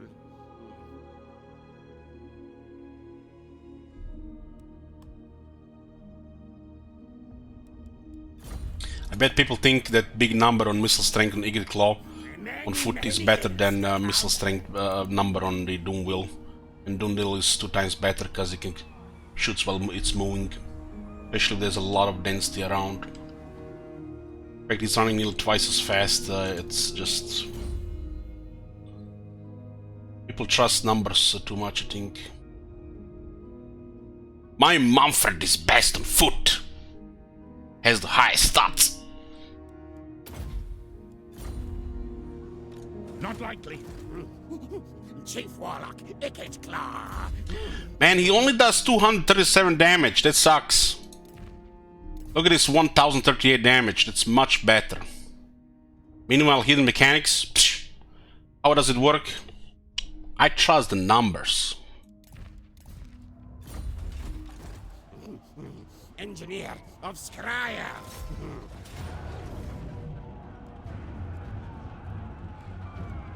Despoil. We're gonna be taking damage here. I guess we'll get some healing missiles ready to go. No talismans for damage reduction yet.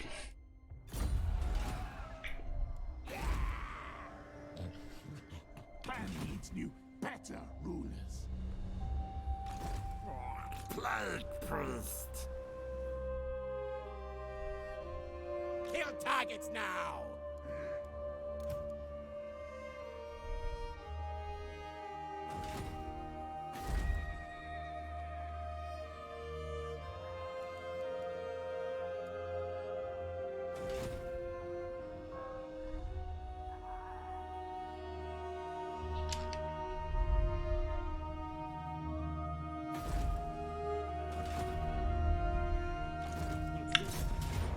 Close victory with low casualties. Putting dice here.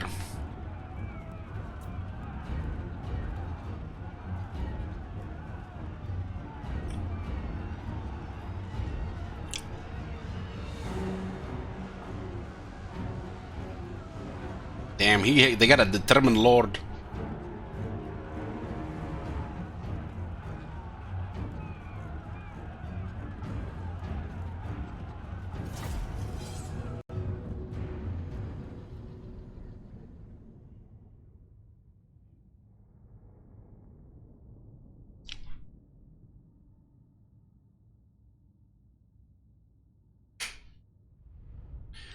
I would be careful with that cancel culture. Twitch has a new thing where they have this system. Not sure what is it called anymore, but for people who get banned and they come back to the channel, they have some kind of new detection system.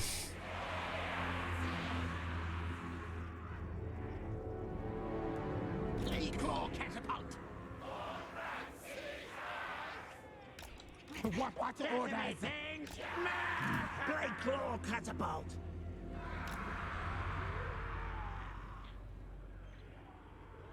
Council's command. Blade Claw Catapult.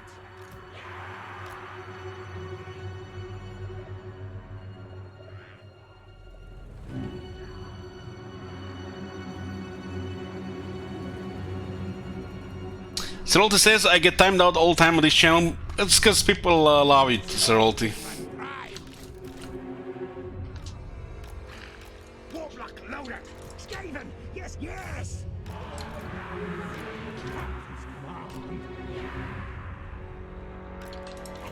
Skaven slaves.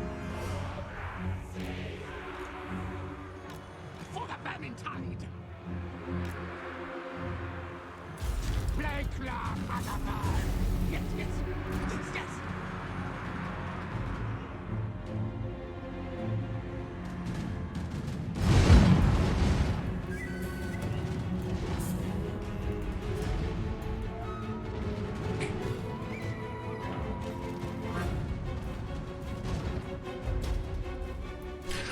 My game is set around 60 FPS because of the stream.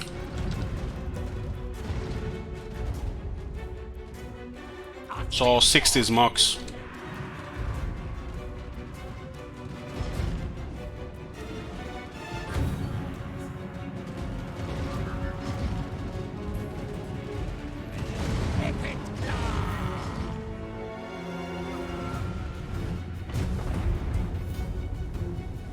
Isn't Rubio a 17-year-old Japanese girl? How come he isn't banned yet? I got weakness for the Asians.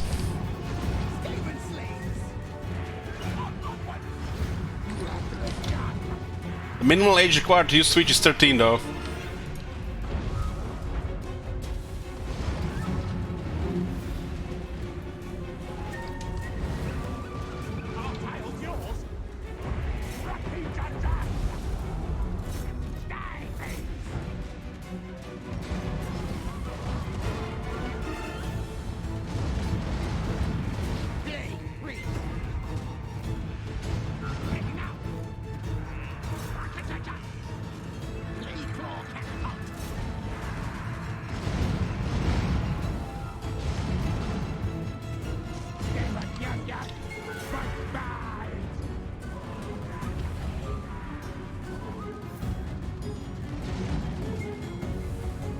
We've got 1 minute's block here, huh?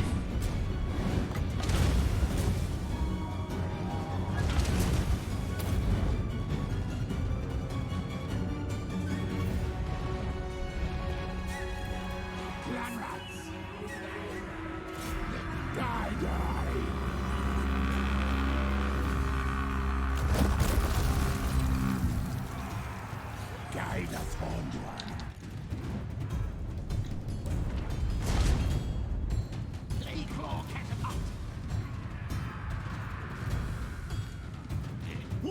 Still, this is good on this side.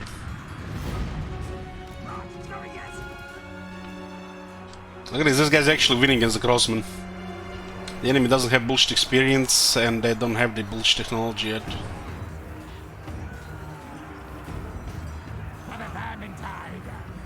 I think he's still taking quite a bit of damage. It's not a regular unit of clan rats.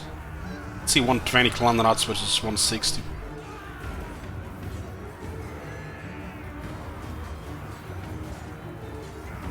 Seem to have lost Vigor fast than our unit.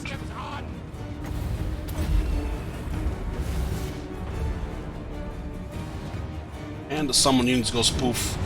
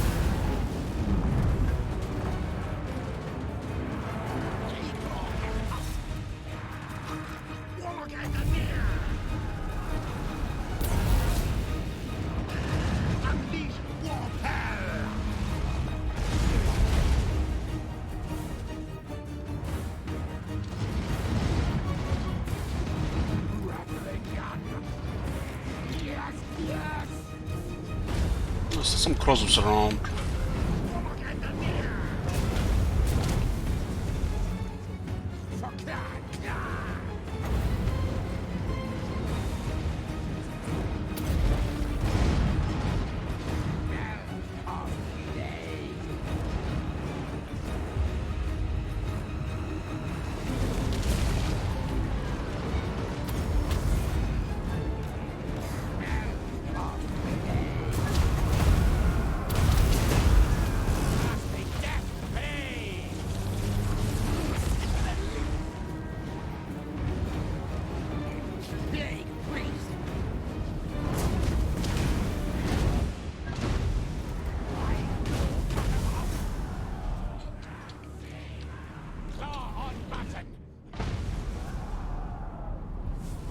Look at this, they got to the wall and they all decided to die.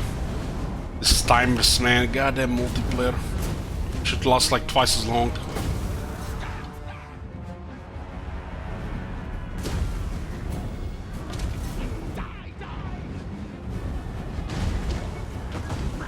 Oh, Pradik apparently is gonna get better late 2022.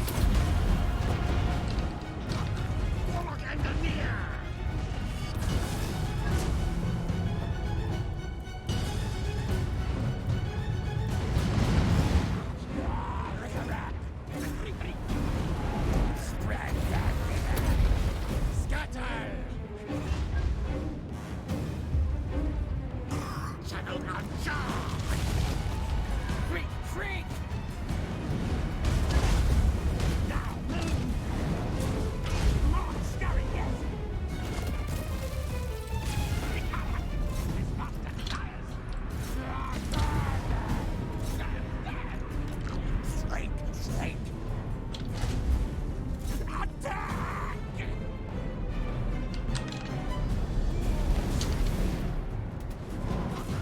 Look at the near! Bring Ruba! Skryre's wrath!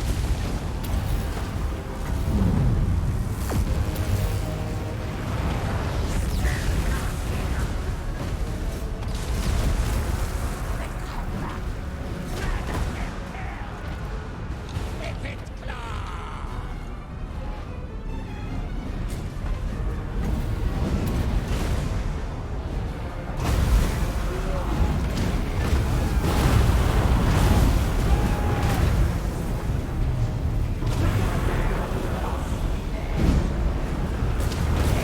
claw!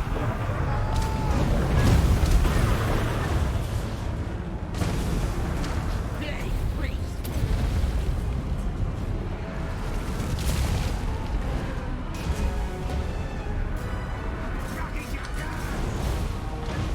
Tech devices charged!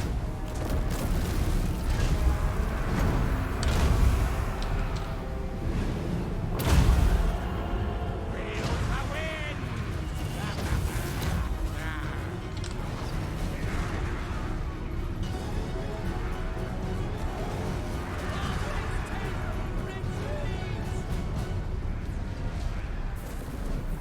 Wicked claw!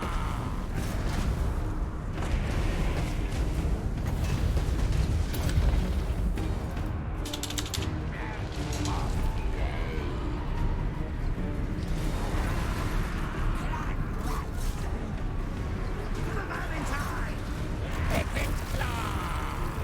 Doom is a little bit of a disadvantage against a mounted lord on a horse. There's still 3 characters here.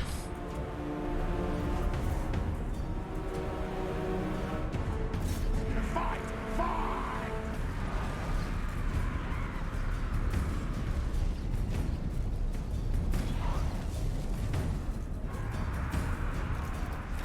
Yes, yes!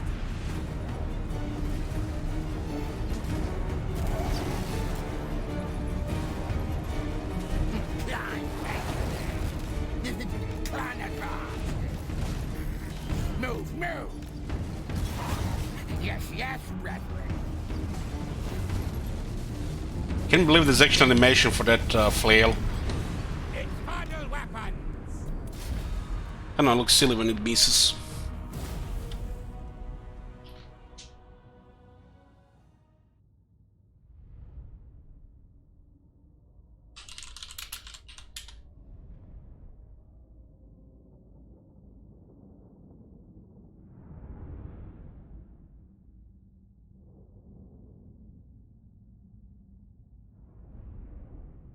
Omicron variant, the fuck is that name? Well, they use Greek alphabet. Has no equal. Alpha, Beta, Delta, Gamma, you know. Guess instead of Epsilon, they went with Omicron.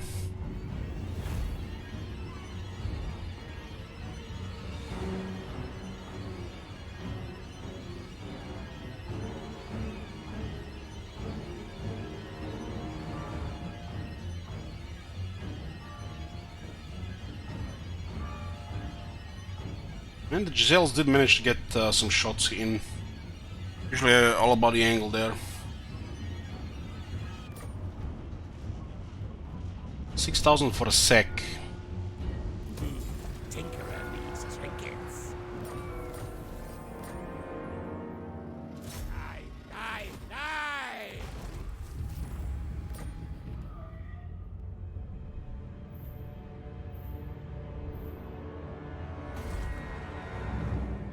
I don't look like they will recover at this point. Wicked claw!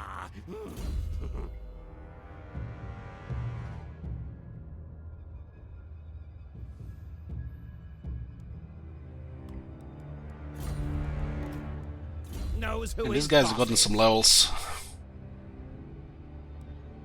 Like furnace, huh? Need some items to make this effective. Resistances, healing, still fine. More warpstone. This is under siege, possibly by the Sartosa. Sartosa has a large army in that place. Who the hell is that attacked it?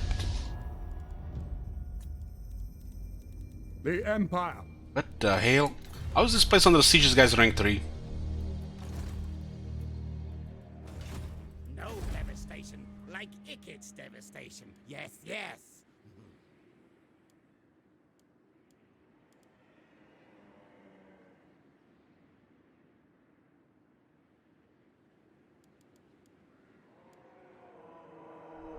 I wonder if we can even get a under city under Bilbali. It's kind of expensive to get it there. What the hell? Is it me or this settlement is off here? Wasn't this supposed to be here? Why is it in the water?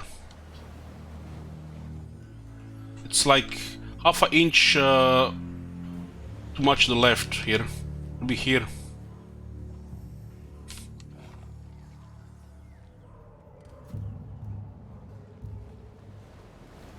It's like those ports in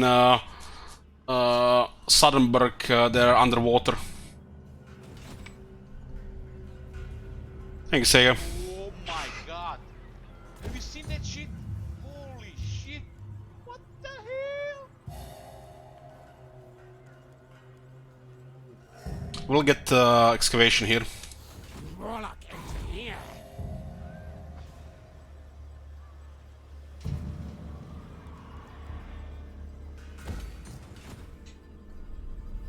Support normally, yeah, but it's still too close to the water there. There's a part of the city that's not in the water. So it looks like the port part of the city is where they put this thing. You see, this is supposed to be the center of the city, right? It's supposed to be like here. But so they put it in the water. Too close to the water. Because this is a new thing added with the Beastman rework.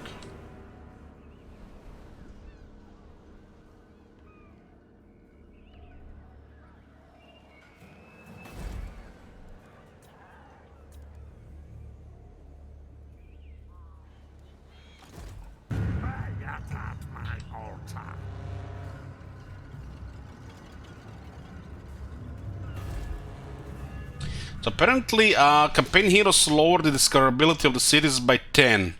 But it doesn't say anywhere it does that. Another hidden mechanic thing. I thought it would be minus 15, because, you know, it's opposite of this, right? But it's minus 10, it doesn't say anywhere.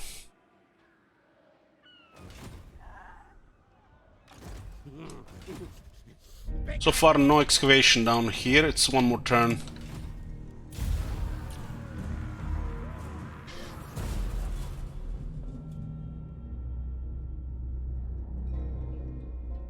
It looks like rushed Karo-ish, because they had to do it on a lot of settlements on the map if they turn into a Hearthstone. Just feels like it's rushed.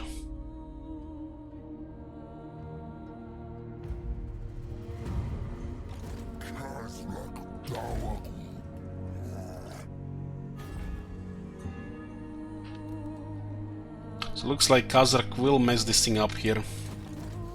Where are my schematics? Let's go get those mortars.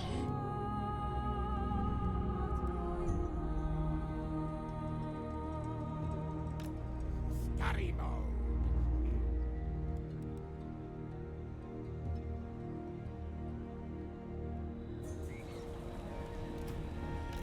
Scurry forward!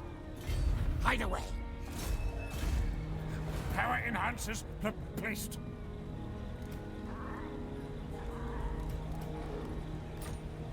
Pestilence is strong. What priests are knowledgeable? Huh? Yes.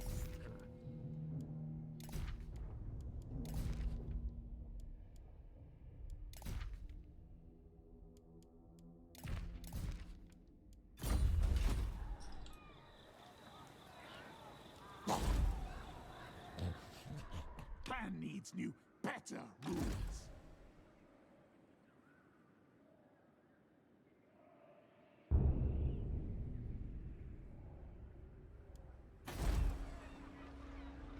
This looks like it's just gonna get raised here.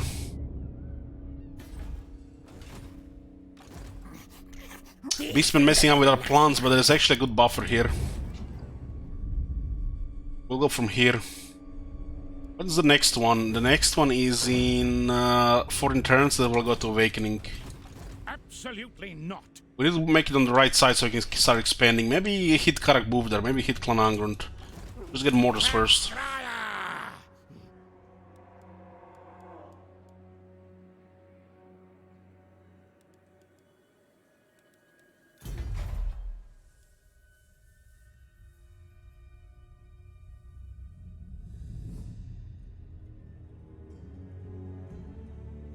We do need get this to unlock the technology. This will be after Ice Everywhere. I guess we'll remove this thing here before we make it tier 4. This thing is technology on tier 3 and tier 5 really nothing except the Pack Masters.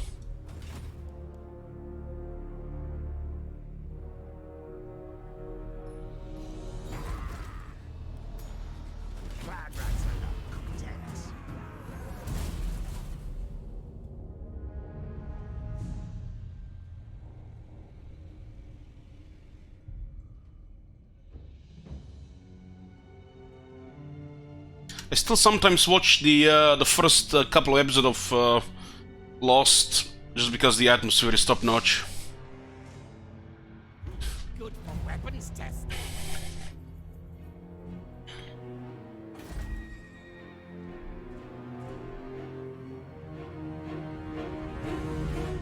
No, by Sigma, no. Poison blade!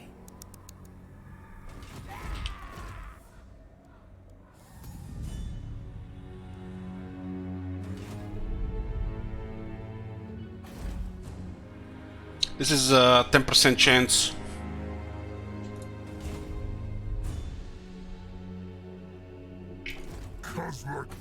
And they're gonna raise it. I guess attacking Magritte there made the Beastman win here. Not likely. So on this side, Mineshaft has to go here, or we're going through Karak Boof there. Guess, yeah.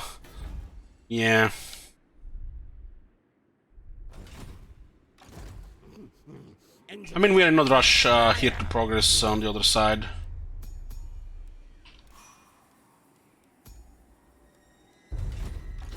Skavenbright's greatest, best inventor! Which means Beast is gonna destroy everything here. Exosuit ready! I will not obey. Science, sorcery, death! Gnaw the air! Arsenal is ready next turn. More warpstone! Now, now! Where are my schematics?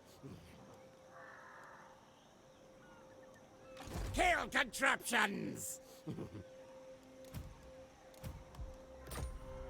It'll be 5 units without martial planning.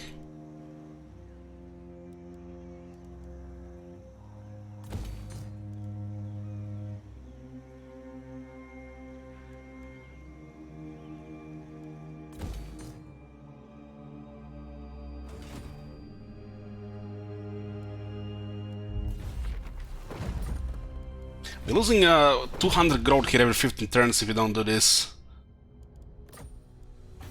Tinker, tinker! I guess it's fine, it's not critical to get tier 5, we don't have that many other regions.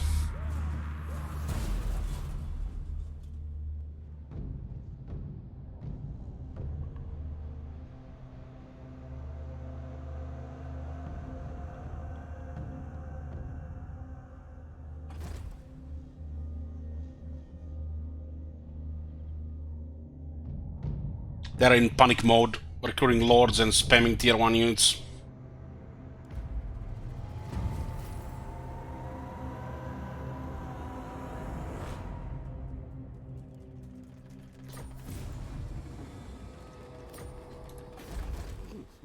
Engineer of Skryre.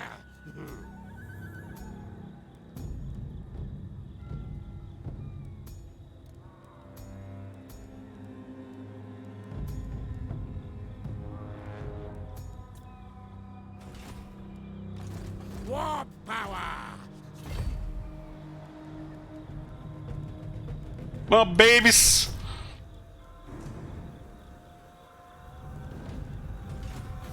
Skavenbright's greatest, best inventor. This one takes 3 turns to build on.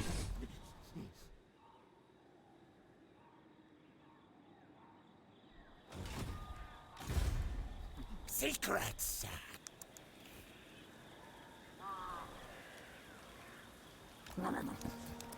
Rakatata. Yes, unlock the gates.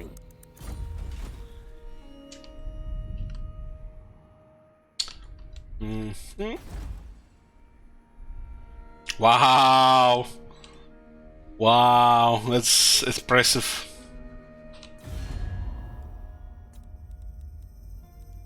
So, That's impressive.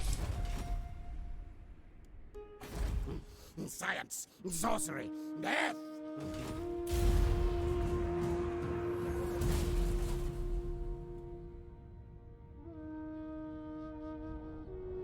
Talia could get annoying with 2 capitals. Meriglano is already very rich. Really got raised.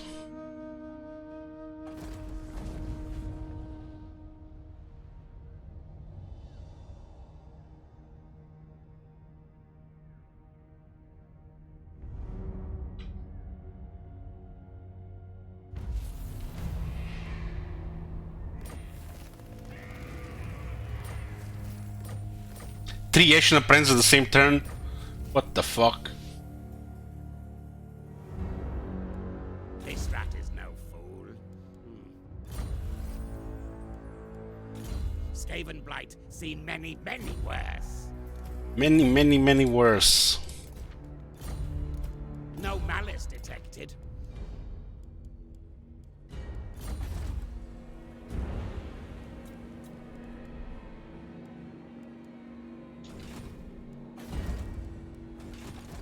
More warpstone. Now! Because of turn 30 we spend it here.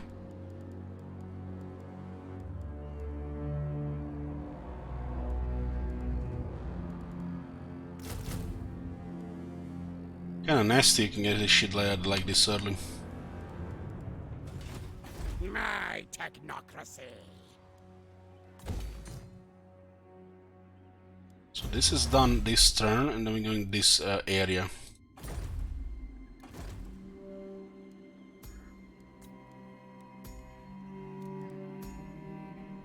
This would refresh more often. Fine slay. This will probably get up some enemies.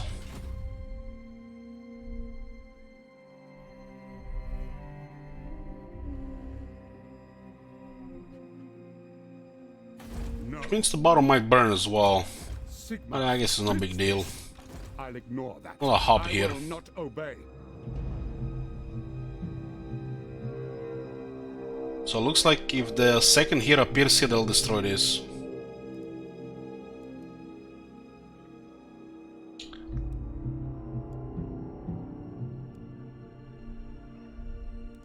Can't take that risk.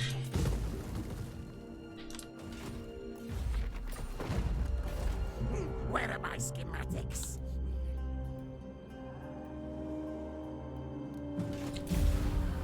This garrison of the Scamblood is so weird. So many Ashen units and not enough weapon teams.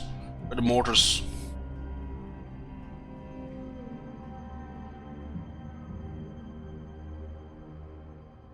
Yeah, Kazark is making a move here to destroy them. The new Kazark is definitely working against our plans here, but we'll just adjust. It's a good buffer for a while, though.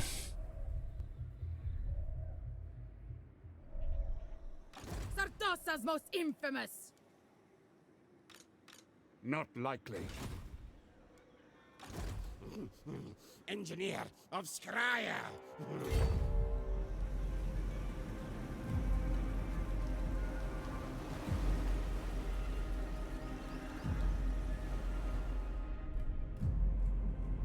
Can't believe the shit is still flipped. This it doesn't seem to be in a very good shape. Guess they're affected by the growth as well. What? Aranessa salt spite. Science, sorcery, death. It looks like there's a big army in Satosa. They're not really acting on this much. Swordfish.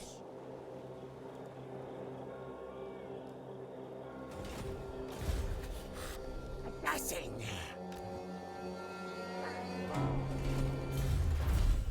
Okay, we got the extra ambush success chance. We're gonna go towards monstrous abomination next and volatile plants. This for the research follower.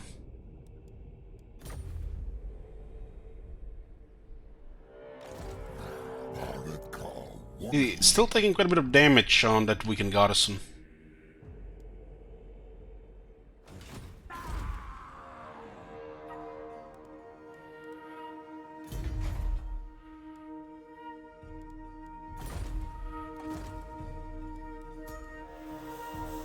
Just wish one day we have a button somewhere here you pay like a 500 gold to refresh traits or something.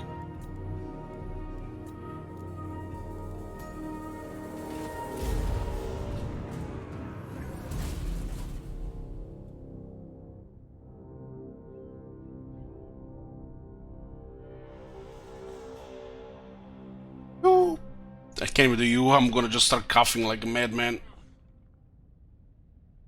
Oh, looks like Stalia won. They might have gotten the technology. Too many range units here, I guess.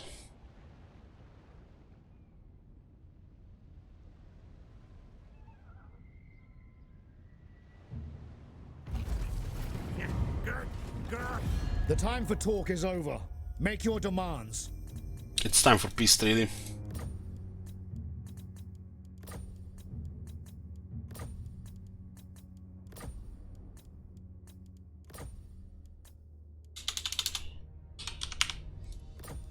Affirmative. Oh, got a pestilence scheme. We can set the plague somewhere. Oh, nice. That's a tier 4 thing, yeah. Turn cooldown, of course we get immediately.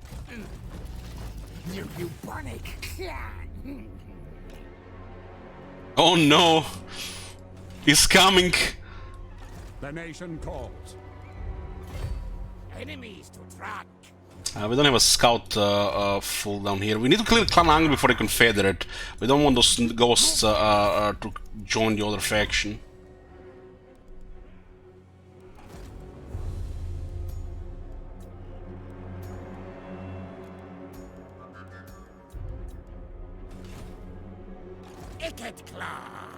It's the new guy.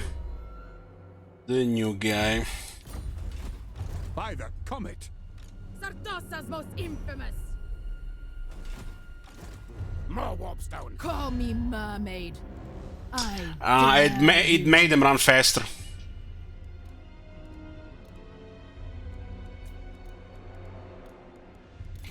It's kind of broke.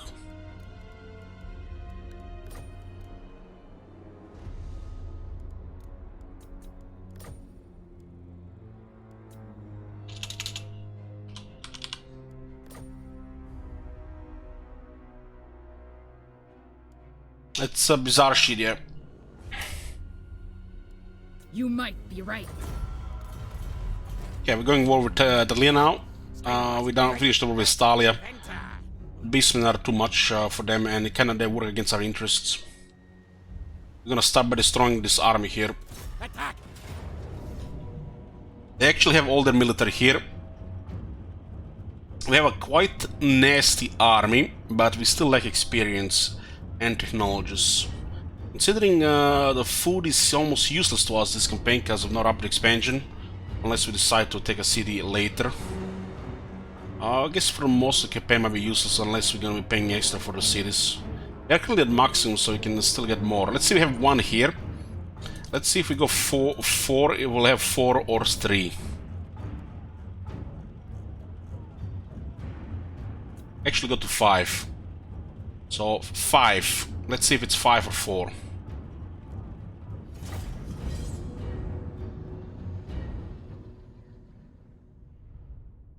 If you would increase your manus below amount above what you already have, it would be deducted by 1 for some reason.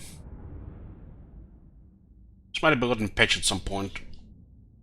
We would have fed 5, and we have 5. Okay, so it looks a little bit fixed. Excuse me.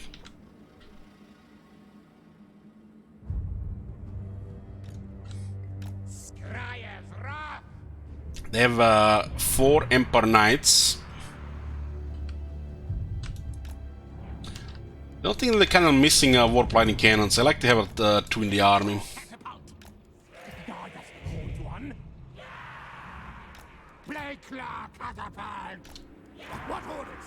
We're close to recruiting them. We can stop back, but we want to go fight Clan Angra at this point.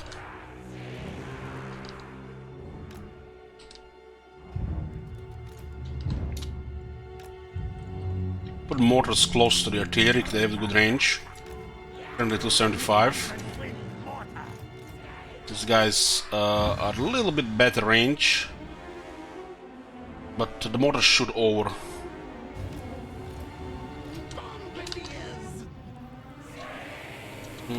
What's the range on artillery again? I guess it's fine.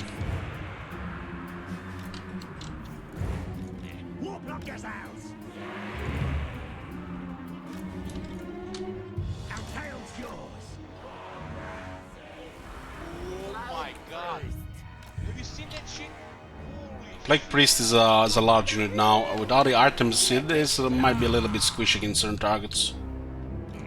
Plague Priest! More blades charged! Thank you, Scenery. Bombardiers!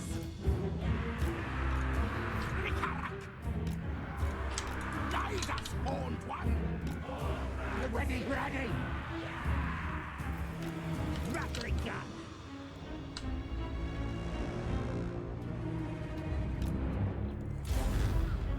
Move, move! Epic claw! Plague Priest! Just so! Obey Warlock! Bloods win! Rick-a-rap! Epic claw!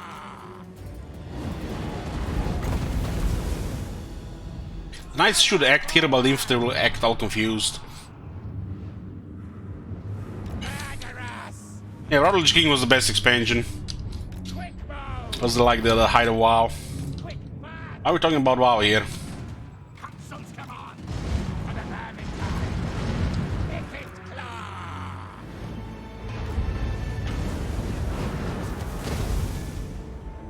Kill time!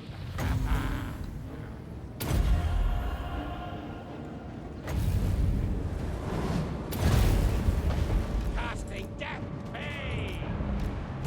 Scatter! Combine! Not terrified? Okay, they're terrified. Go, run, go! Warpstone magic! The Knights are coming after us. They're fast in, so they do have some kind of still good behavior.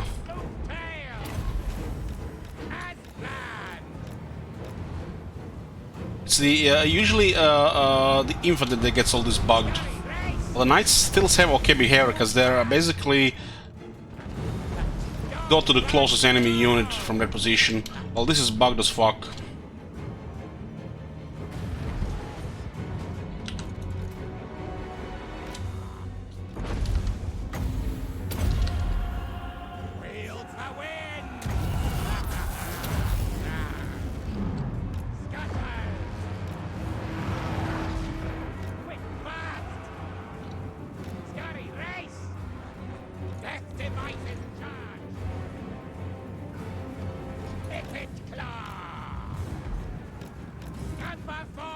get terrified.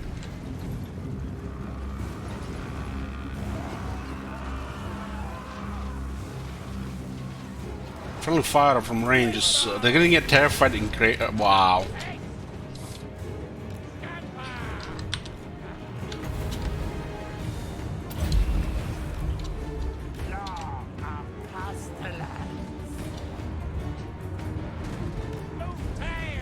Could use a potion of healing or that healing ability on Naked Claw.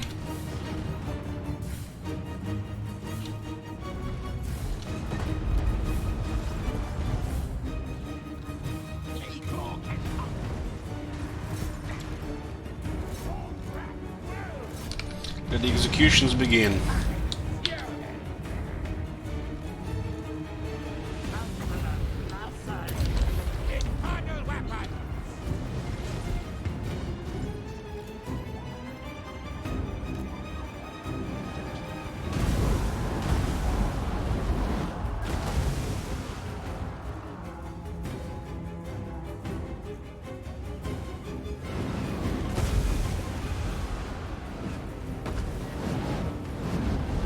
Have we got a problem? Build the Cult of Pleasure building everywhere. That should be more than enough. Don't use Sword of Cain. If you use Sword of Cain, you need to build an extra.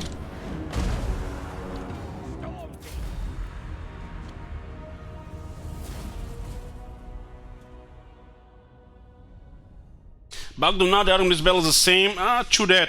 But this looks stupid. It looks really bad.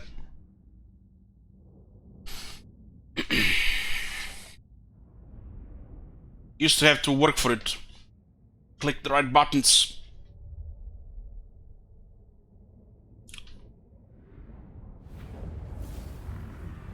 Wicked Claw has no equal.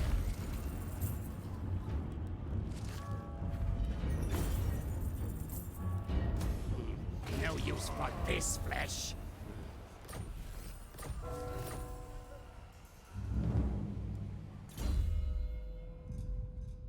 Okay, Warp Smart will give our veteran units 12% of missile strength. Scaven weapon teams, legal catapults or lighting cannon. Meanwhile, Empire gets stuff as well. Wars too. I guess they're mixing melee and range units. Melee and range units. It's the only ones that are actually make sense. At least are mixed both melee and range units. So they're missing one buff. One buff here as well. One buff here for the Death Runners, and one range buff here for the range units.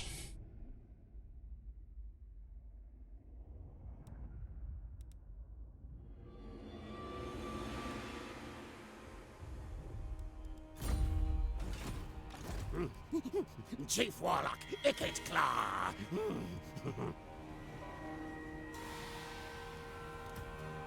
Knows who his boss is.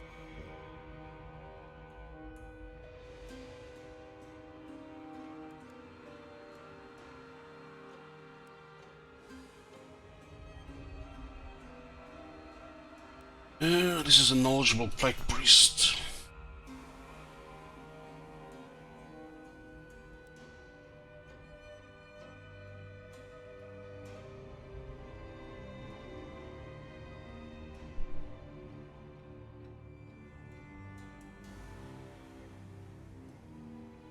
I guess we want healing potions. This will increase our chance the most.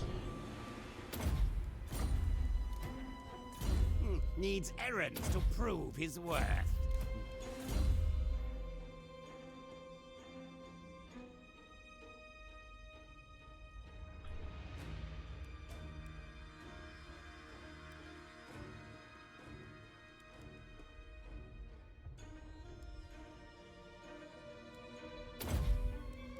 Some auto resolve can be bad for the Warlock Engineer. This makes it better.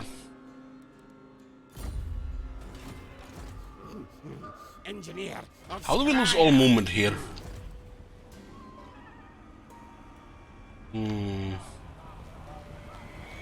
It's because of the zone of control. No devastation like Ikit's devastation. Yes, yes. There's a large army in Satosa, and this is all they had here. But we were on the other side here.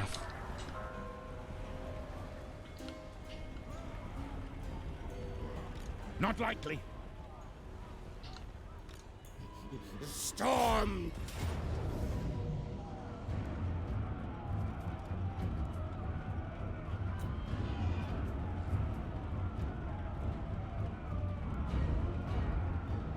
I wanna sack and make another city here.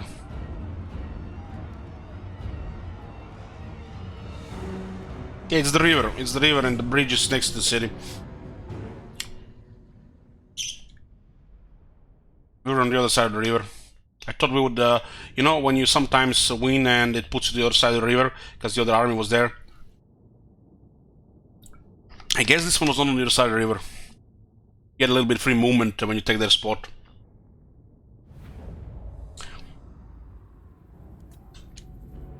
We're not really planning to expand. Go.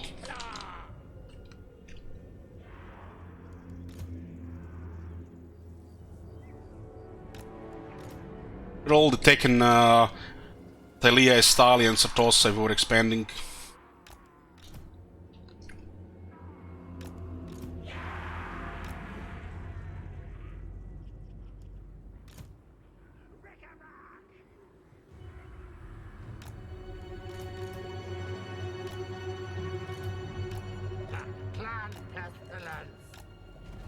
Oh my god. Hey, Korea. Have you seen that shit? Holy shit.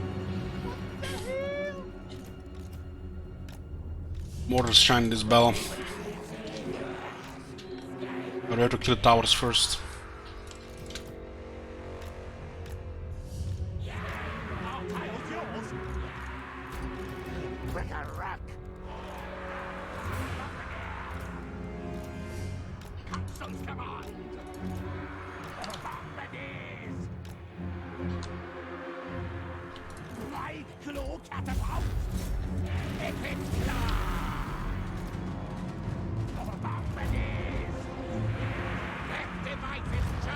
They have cannonballs. Was that tier 4?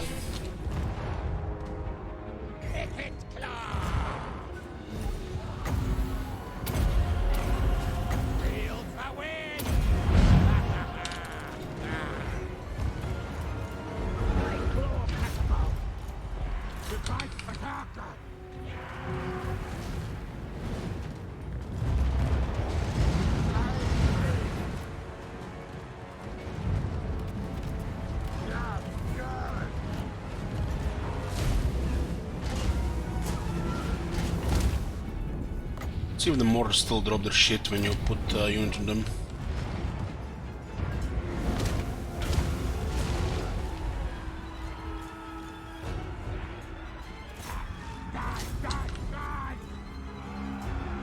Probably gonna break before they touch the other unit. Oh, they did.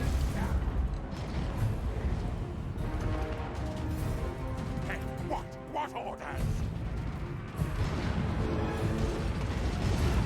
We get mortars closer, they have less range, 75. Faster, Skryre! Scatter!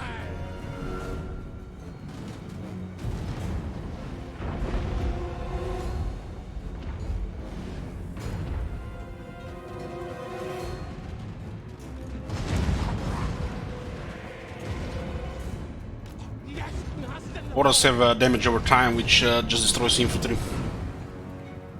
Storm demon primed! Warpstone magic!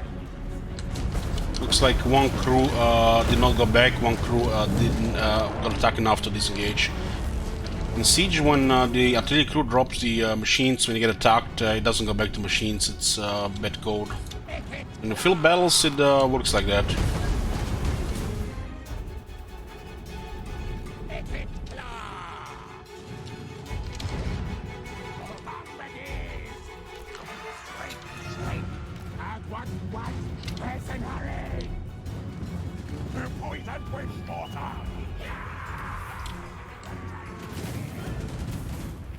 This is a highly toxic substance.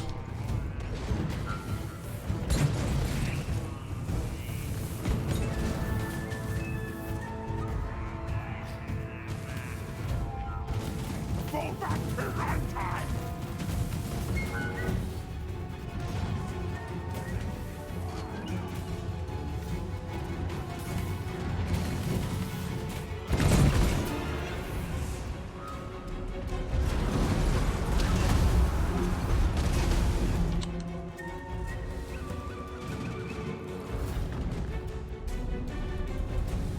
We should have. I forgot to add menace below here to disable the mortars.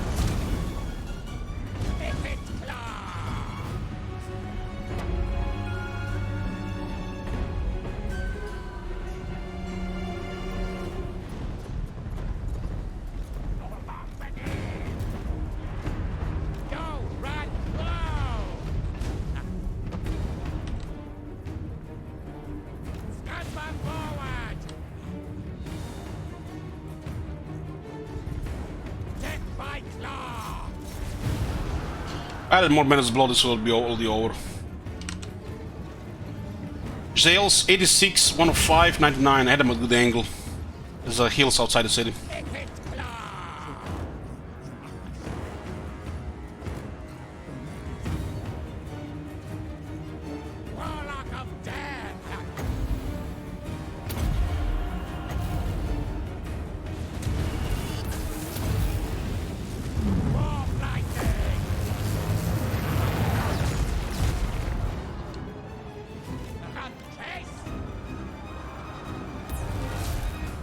We have two characters here, so they might not give up that easily.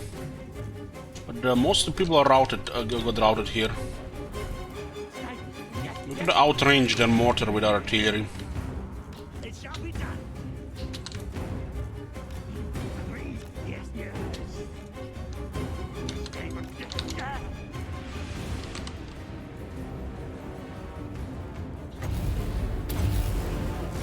They will respawn here very well.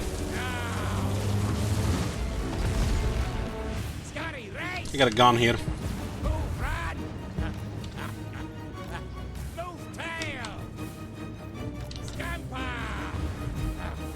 think they might be faster than Eagle Claw.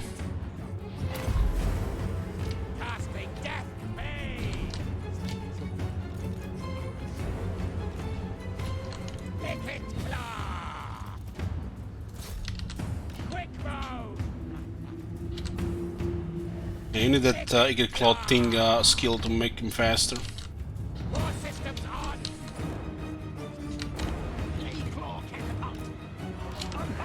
some reason we can't shoot here with attack order. Looks like he's glued on the chariot.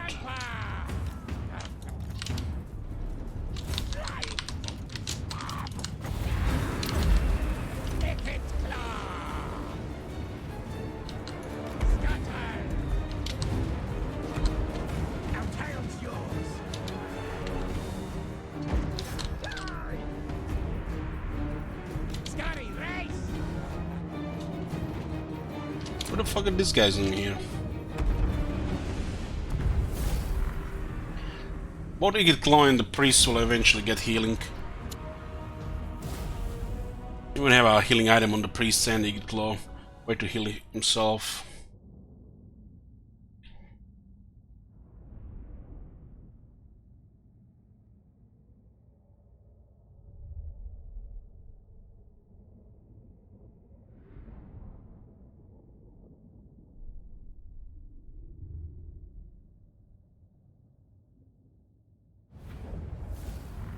26,000 damage, 16,000 damage, 15,000 damage. This guy's more, the kills more than damage. That Lord survived here. Sec is 11,000. Might be awkward movement though. It might be. It's good. It's good.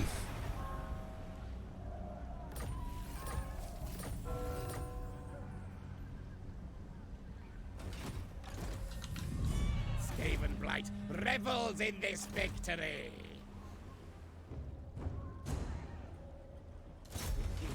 Mass destruction.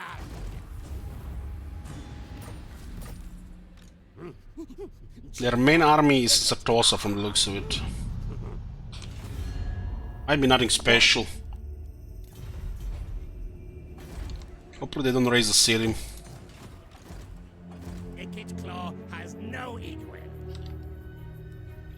I refuse. One character here. I have one vision here, so I'll get more holes.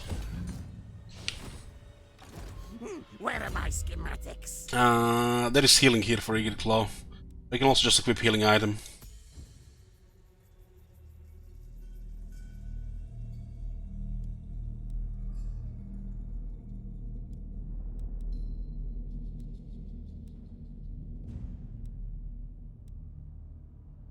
These are good stuff. Physical resistance, get some good attacking damage, making him deadly.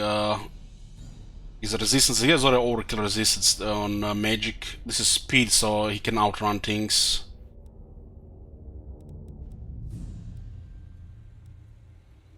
%, health. This one is very nice. Every time he casts a spell, he gets 12 defense and healing. It's too good to ignore. His skills are almost nothing special. Nothing really Skaven-like, it's all his flavor, weird stuff. If you ignore all his skills, you don't miss anything.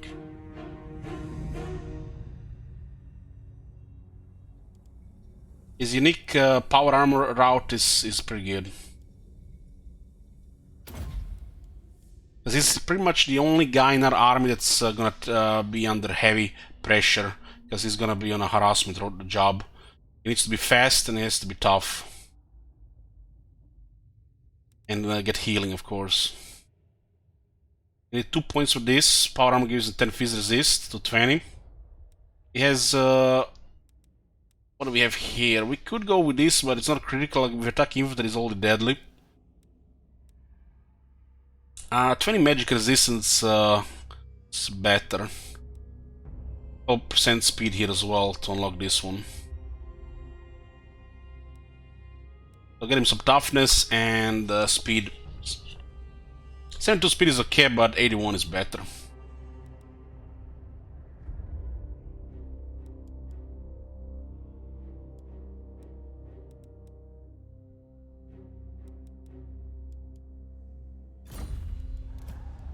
Knows who his boss is.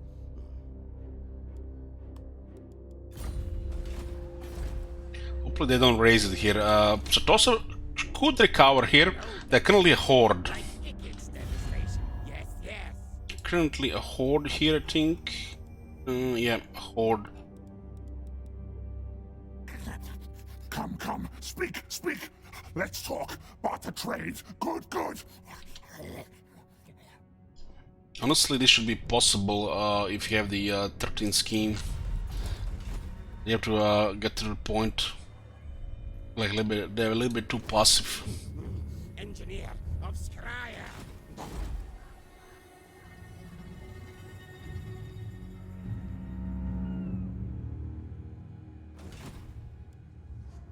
So did the Beastman lose everything again? They did. They just need higher tier hordes, higher tier units.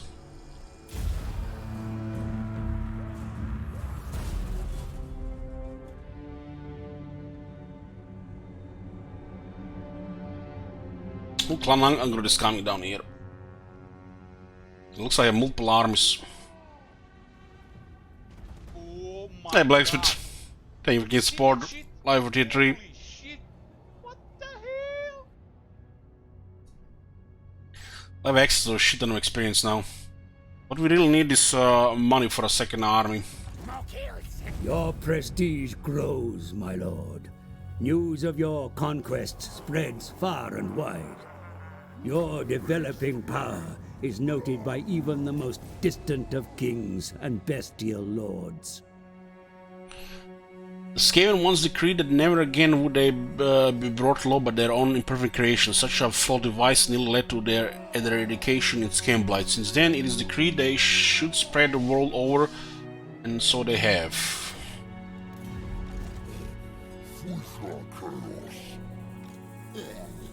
The eyes of decay.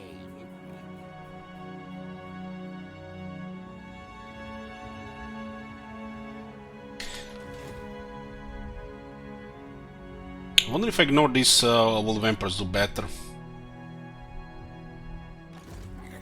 Many kills today. I should say moving. Belger has 3 armies. The axe thirsts for war. How many settlements? 3. And getting Skarsnik trait on Ikit Claw would be very nice. Plus 10% ambush chance. Plan needs new, better rulers.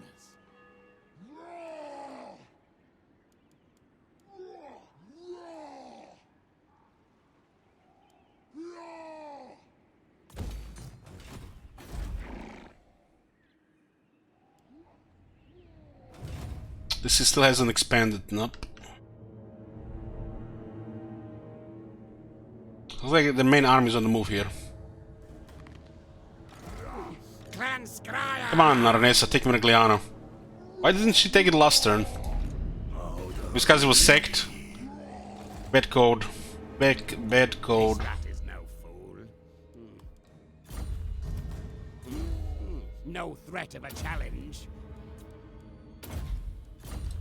It's a second one, it's a little bit different skill order. The eyes of decay. Fine slain.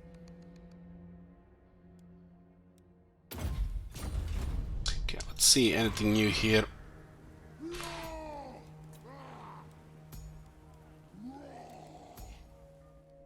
I literally got through the whole campaign just these 2 same trades.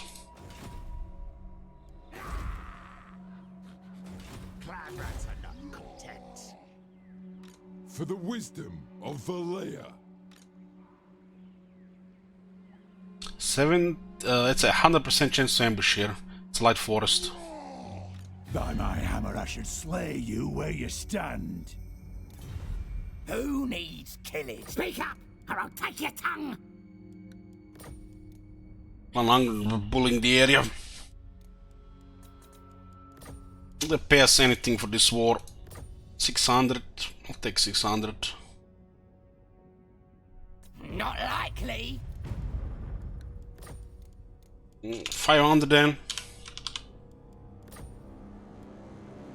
Like it. More warpstone. Now. Failed the ambush. Move.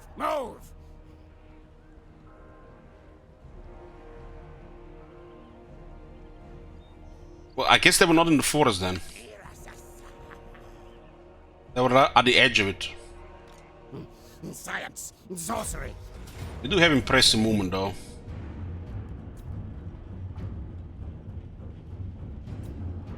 This is a slaughter.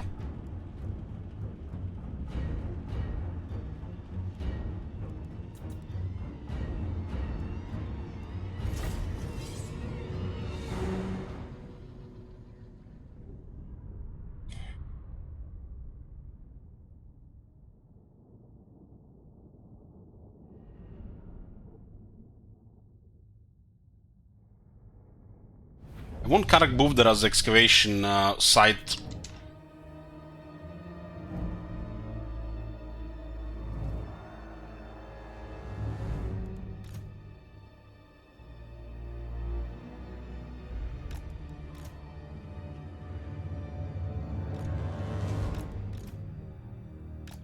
Warlocks command!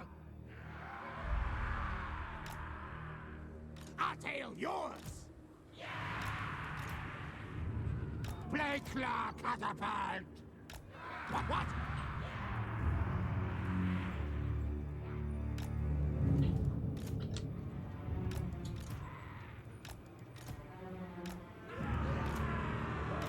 Now! Ready now! Warlock Jediles! Artail is yours!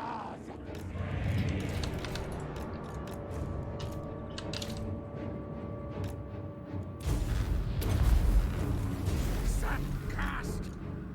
Skit, then leap! What orders? Move! Ready! At once! Step forward!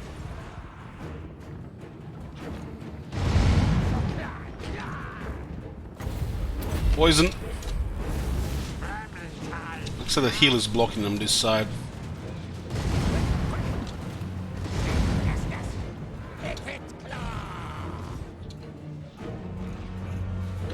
Don't worry guys, Reddit has spoken, there is nothing wrong with the ambush bells.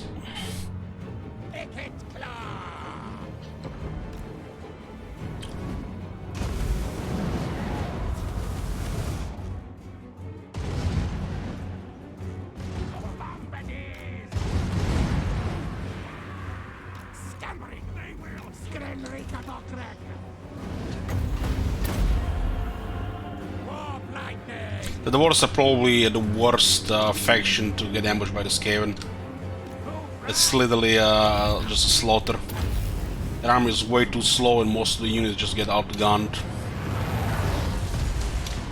More systems on!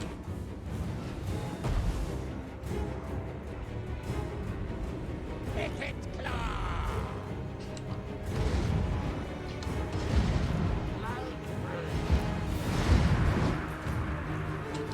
Picket claw! Quick, fast!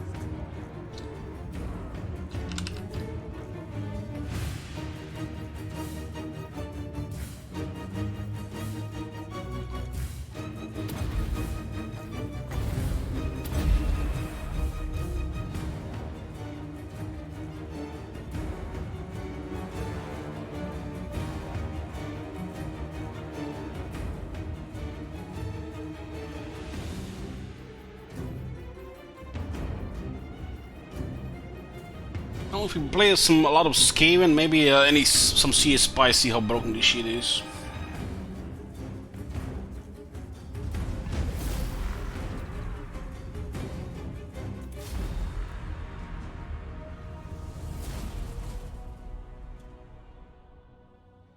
Wolf asks, who's my favorite Chaos God / faction? No comment at this moment.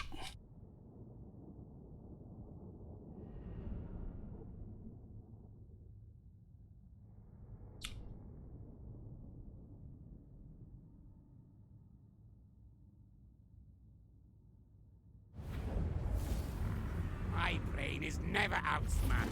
See? Death contractions to fund.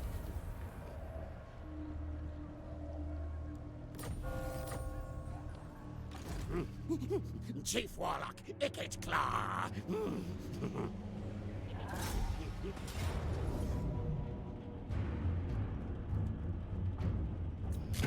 Murder, death, kill. Spoils pay for destruction.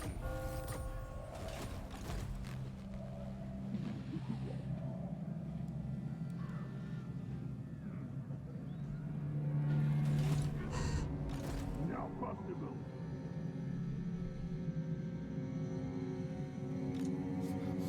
Warlock engineer.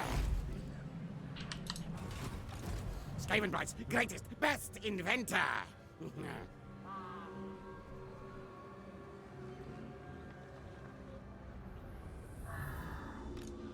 No way! No way!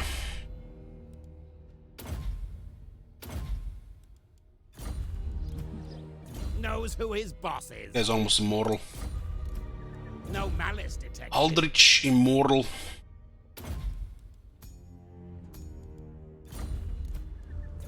Skaven Blight, seen many, many worse.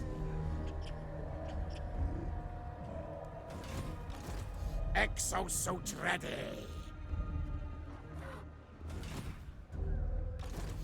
Where are my schematics?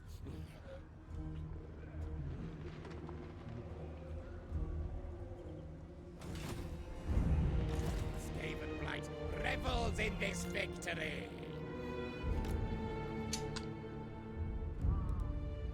Scamper, scamper! Scamper, scamper! What the hell? Praise Granddaddy Nurgle for me, Alec Yep. Hi, Sauron. Thank you very much. You still not sleeping? Must be Friday. Oh shit, it's Saturday. Yoo-hoo! Is this towards auto-resolve campaign?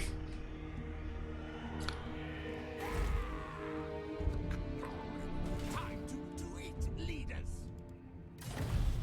Icket's flayers are best. Mm-hmm. Icket's rockets are best. Ha ha. +1.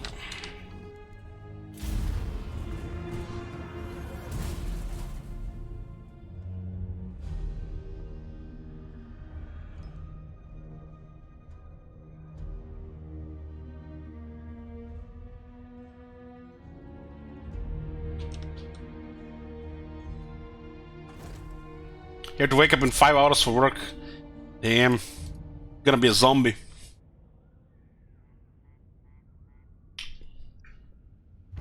Weaklings detected. Oh, nice. Got a first here. I guess this region here as well. Attend your king, slaves.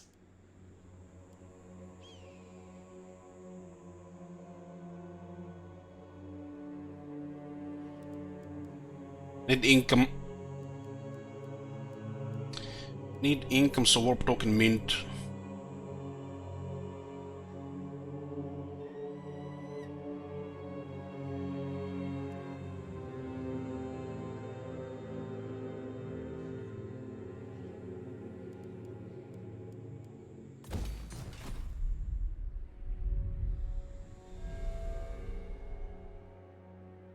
Sardosa's most infamous. There's an army close to here. Is that a good? Oh, where are you going, friend? Kills today. And good something to kill. Drop this plague. Weapons testing.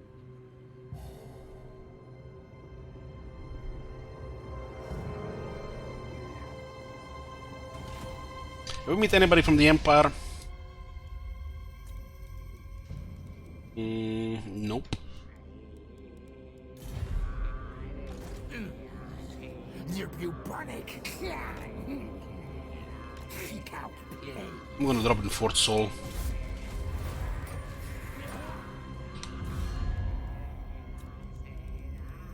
Yes? At war with the Skaven, which are not gonna make a move. Nobody, nothing conquers it. Take everything, hire a mage guide and drop chance, mooring from second settlements. Going towards this.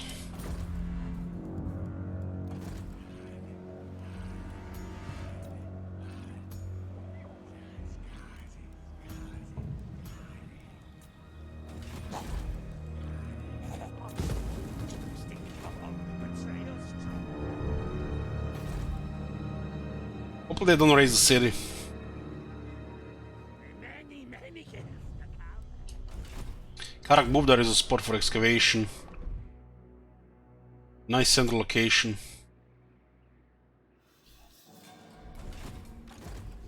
Storm demon.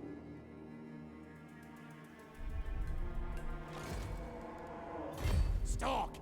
Yes.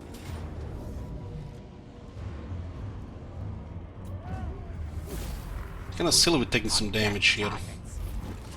So stupid, look at this.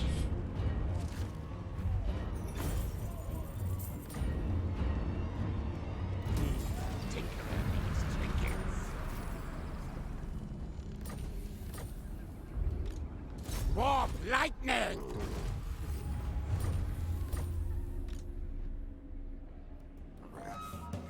Ashen rules the night. Got excavation here as well. Clan Ashen assassinating.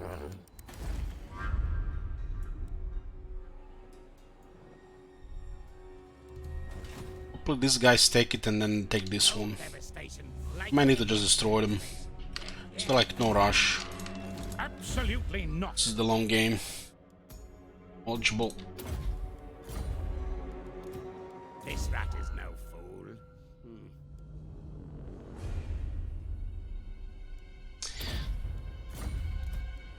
Rank 6. To prove his worth.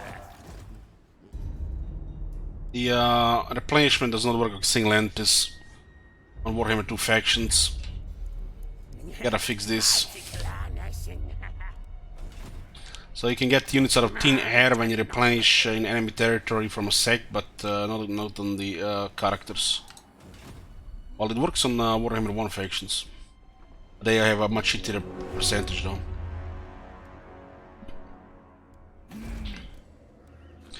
Wonder if they fixed the Skaven Blight bug. If the city goes under siege and the walls get damaged, it will lose the walls. And it's gonna get really bugged.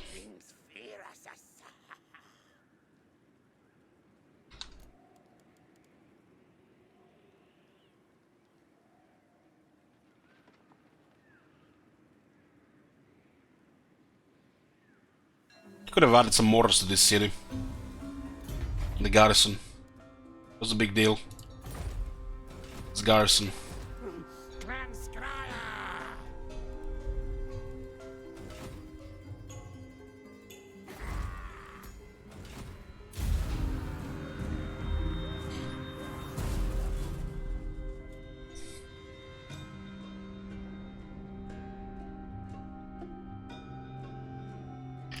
What just happened there?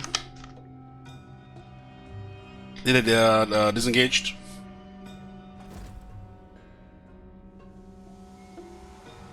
Looks like Talia is going hard on our capital.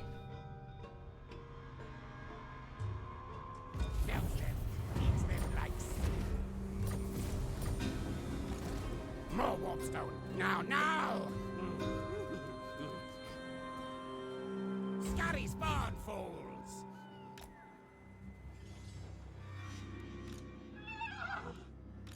No.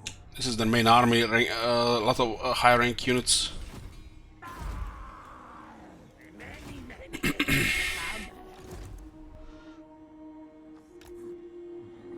I order scary move! It looks like she just lifted the siege. Fear the pirate queen. She just lifted the siege because of the ships here. Who killed?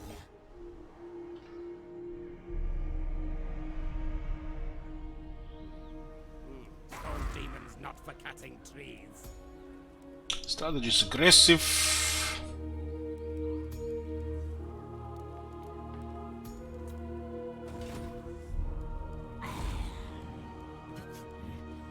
Watch your back. We need this tier 3 for tech.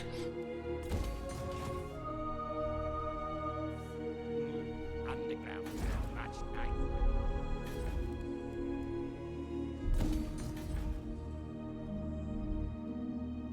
Where's the next engineer? 6 turns. I'll ignore that. It would be better if Sartosa controls all this, but they missed the chance to take the city.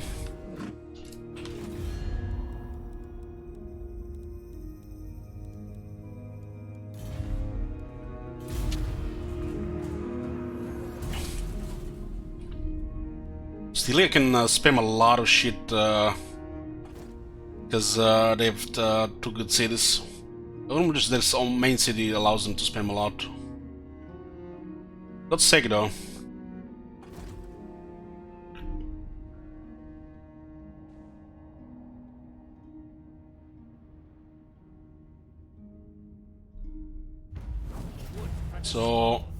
Instead of defending their capital, they sneaked on my capital.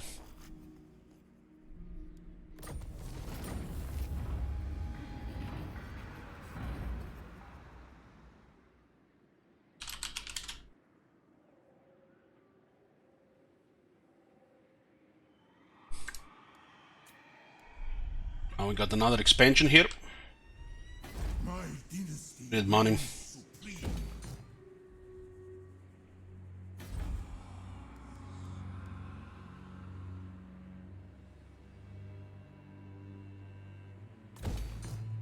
Submit to your king.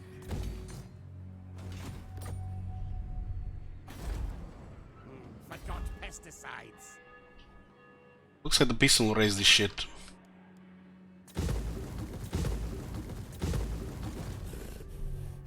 It's an older military on Scaleblade. Everything. Absolutely not. Science, sorcery, death.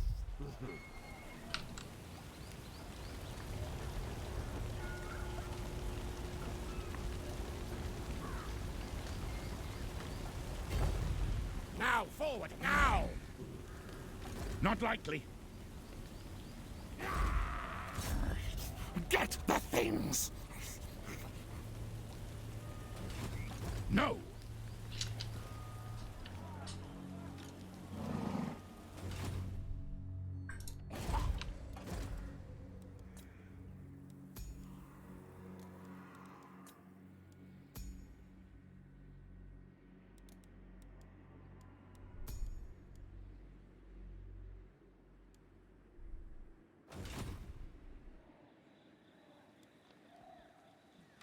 It's supposed to be Victoria, right?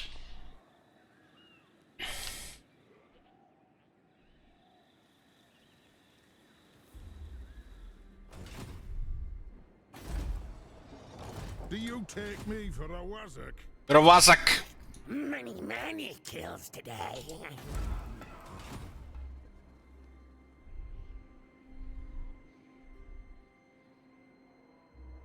Wonder what they're gonna do about this. The Empire. It's funny that when they're down to one settlement, they're more dangerous than when they actually have two settlements. Because there's pretty much those archers which get veterans fast.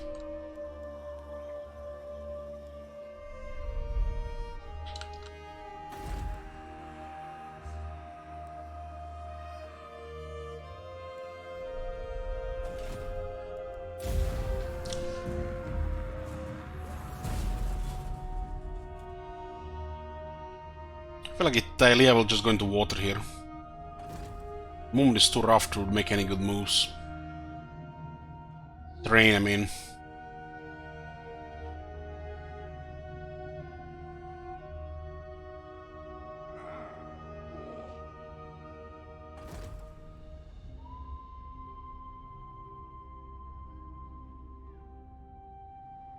What is that?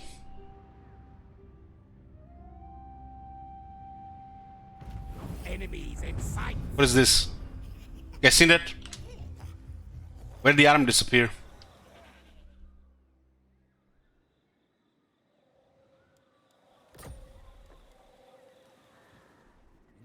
And the next Death Master. I should say moving. Engineer of Skryre.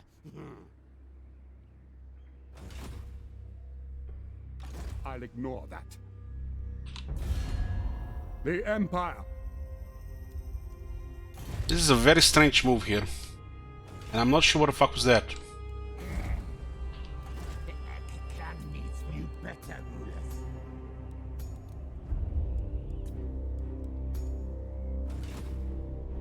It could be Fog of War. It could be Fog of War. Weaklings detected. But it's kinda crazy we don't see here from SimCity.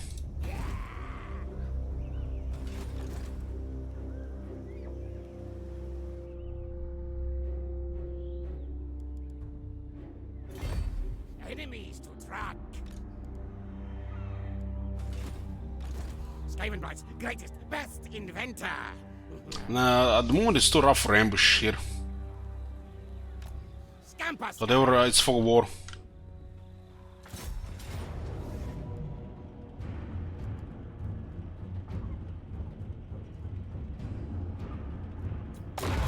arms race. No contest.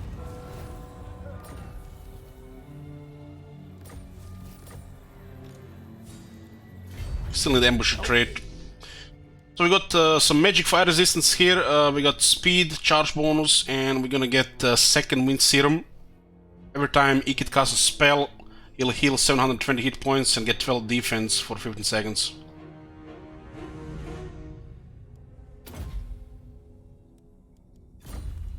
So we sorted his healing. This one is still getting there.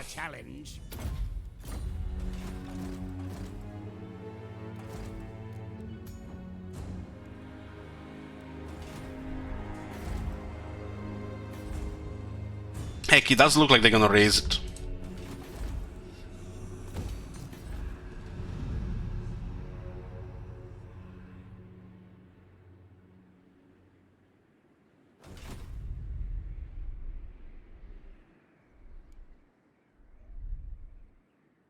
Kinda need to cripple these guys. Shame Satoshi didn't take Merigliano, but they're still recruiting units. They might actually get better quality at this point. Legis and Karakaiser. You got 4 turns. Warp power.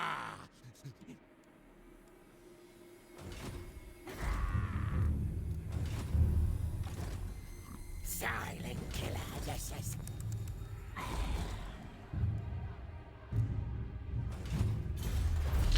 And as blow, Legion Link Siege, enemy siege hold die -1. Poop. But it goes into monsters' planes and monsters' dominations. Got my Christmas bonus. Figure died, throw some at auto resolve. Well, thank you very much, Marconos.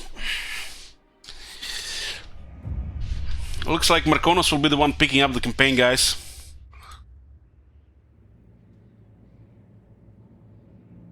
All points out of that.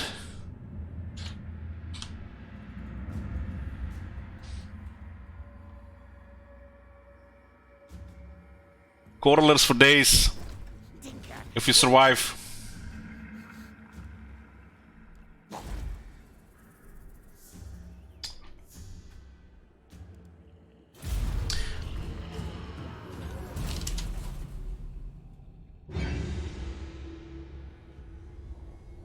I will burn your salty, rotten flesh.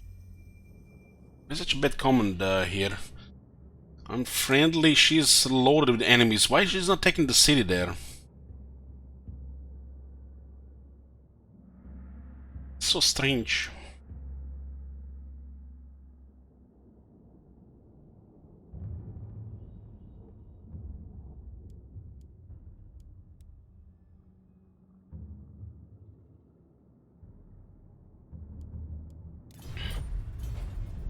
Faction. Oh, they're taking Merigliano. Nice. So she was on top of the city. We didn't see it for some reason. This is what we wanted. Satosa taking the city. And we helped them take the rest of the coast. That's good.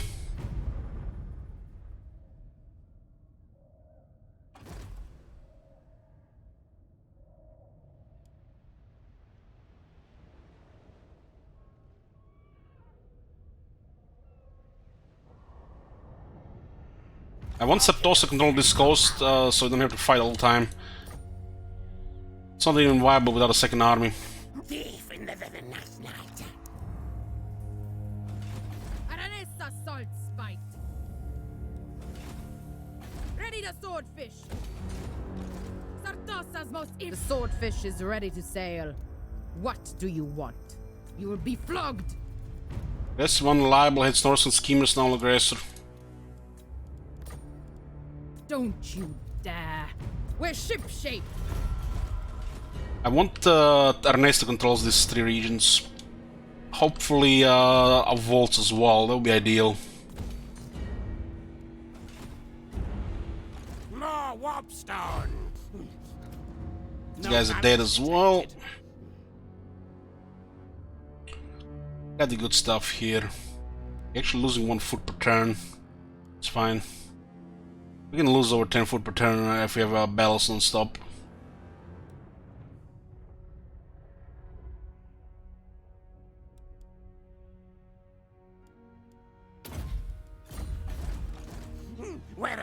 schematics.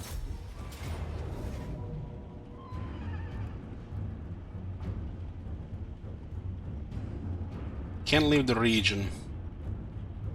Set suit to war fight mode.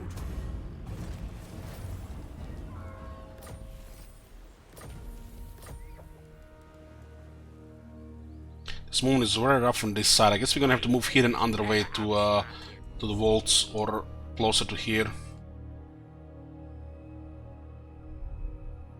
Should just mess up this area here. No devastation like Ikit's devastation. Yes, yes. You could get lucky with this as well. Go, go, go! I don't think we have an extra movement. Here, Stuck. bigger puddles. Sea legs, 5% movement.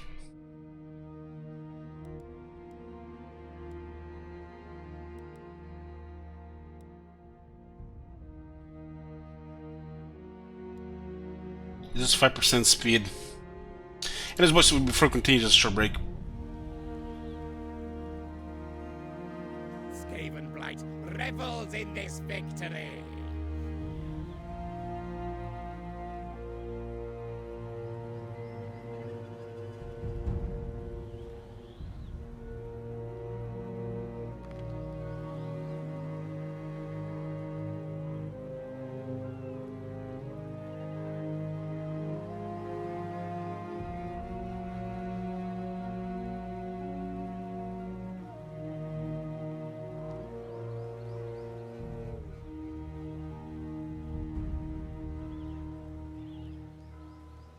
Ikit Claw has no equal.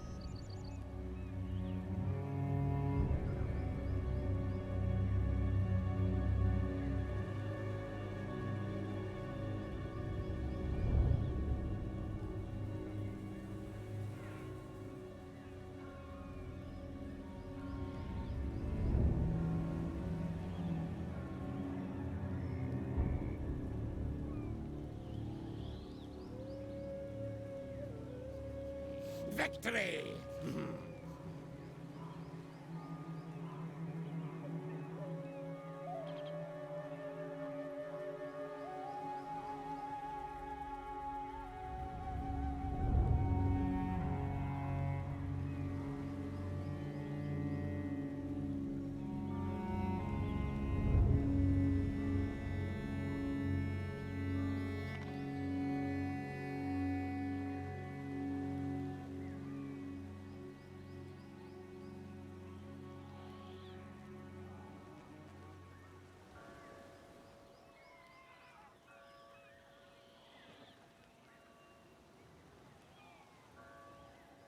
No devastation like Ikit's devastation. Yes, yes.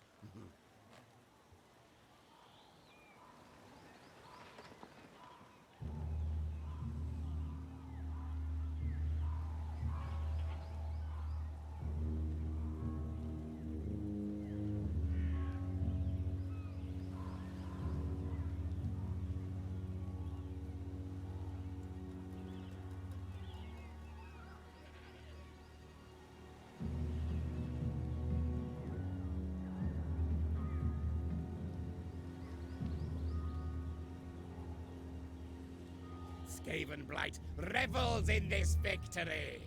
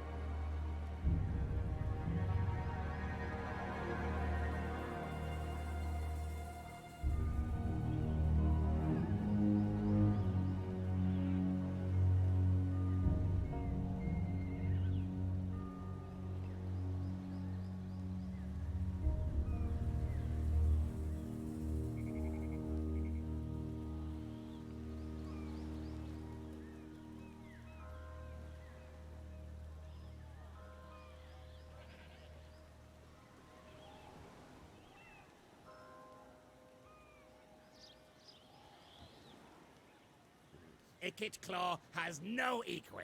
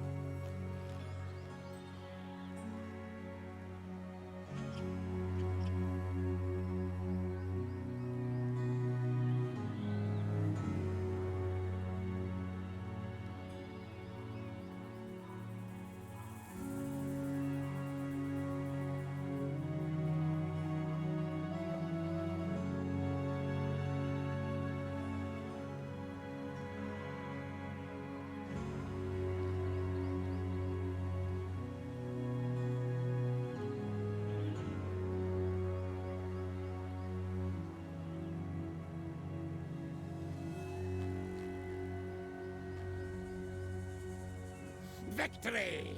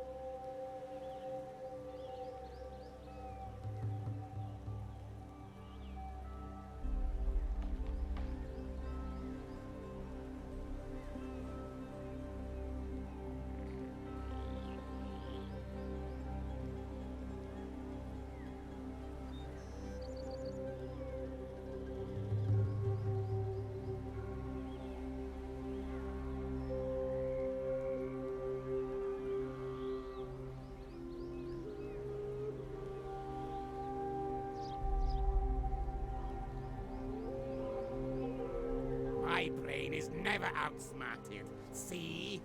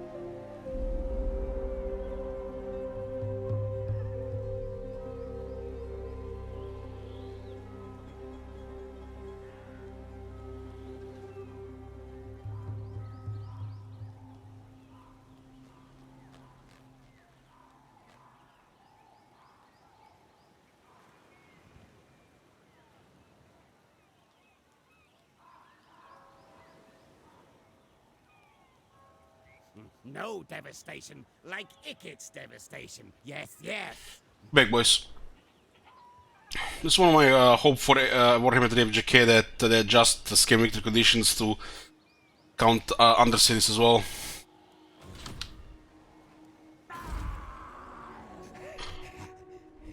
Time to do it, leaders. Rank 27 here. 30% more post-battle loot.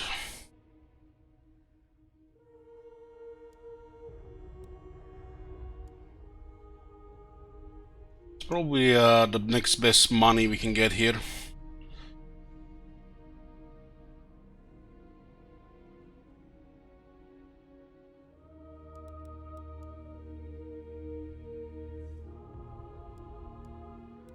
This is one Warlock Engineer.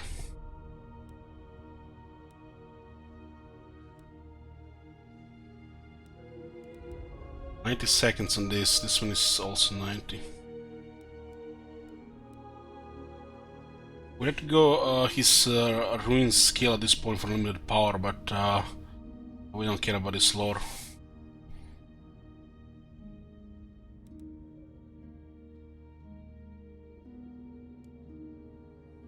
This is 3% more post-battle loot. That's noticeable on the main army. Will be hundreds of thousands of gold in the campaign.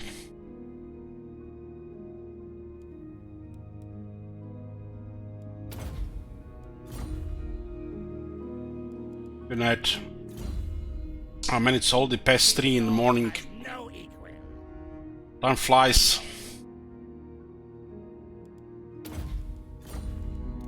This one, we're leveling this one for the next army. Doing this army, I'll also fly for this. On the lookout for some lords, but they've been rolling quite bad trades. Not the ones we want, at least.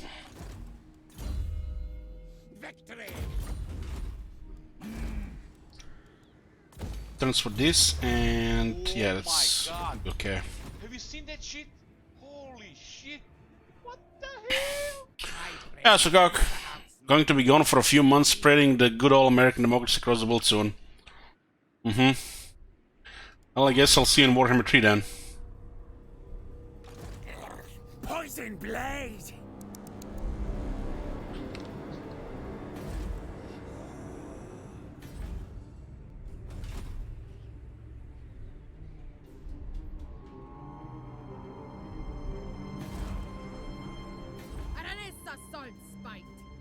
Okay, I will help Baronessa take this coast here. Hopefully that works out. Science, sorcery, death. Got 3 turns for the next Scheme of Doom before the Awakening.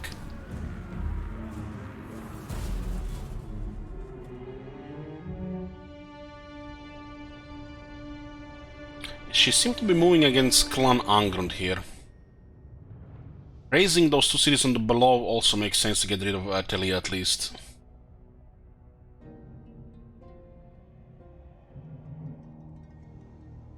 Wondering if these guys will be able to do anything against the Beastman. The Beastman settlement is way too strong for the AI. So it looks like the Jagelhorn tribe decided to attack Arnessa, and Arnessa barely survived and won. She's again in bad shape. This thing, guess doesn't matter what it is. Maybe money will be best. Power to paddles. A bell. Cheaper upkeep and less attrition. Nothing conquers it. Each turn we're in the water, we also get a point towards sea legs. 10 turns, we get 5% more movement. It's a second turn now, right? We'll force line next turn in the city. We'll destroy Talia. Call me Death Master. Like recording 2 armies here. This is tier 3 under construction. I wonder if the Beastman can do anything. Helping Beastman and these guys make things a little bit more convenient here, but it's a lot of work. Well, getting more money, so we'll be recruiting a second lord soon. I'm going for Warlock Master due to the requirement for a Forbidden Workshop.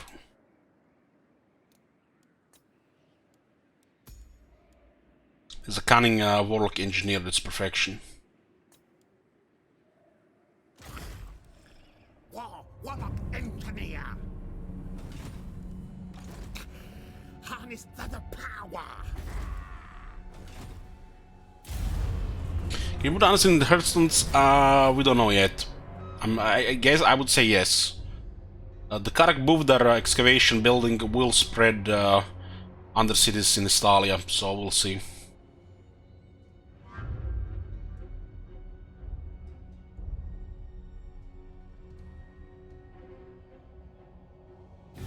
I hate. We've destroyed Telian military, so we just need to destroy the faction. Telia for some reason has better economy than Estalia, even without the cities. I mean, Knights of Rigo, I guess they're coming for Merigliano. City is not stable. They might just lose it to any attack. Swordfish.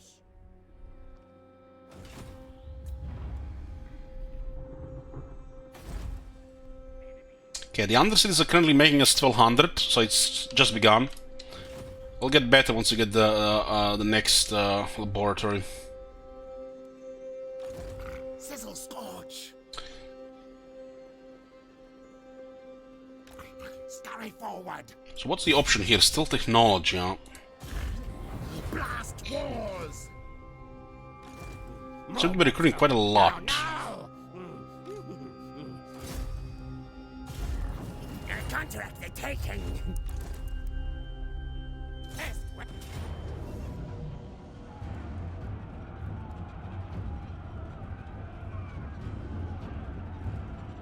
Piling up random damage. Not a fan of that. One of the Plague Priests is also vulnerable. This is like zero cage to the battle, but seems like it's a fine to Outer Soul as well. Look at that. Plague Priest nearly got killed. Not good, not good. This is a good sec. Steel things, all things.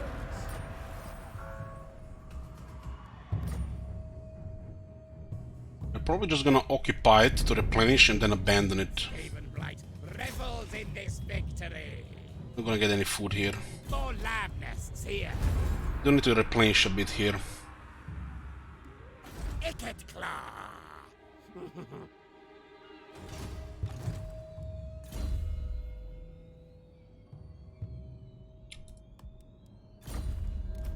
Eventually the Undercity will spread here once we get rid of it. Now things fear us. Resistance is good in Plague Priest. This guy nearly got killed in Outer Resolve. Needs errands to prove his worth. Any armor doesn't help. Soon. Many kills today. The knowledge is one turn off, huh? We can get volatile planks this turn. Some very strong technologies here for the weapon teams. Especially the range one.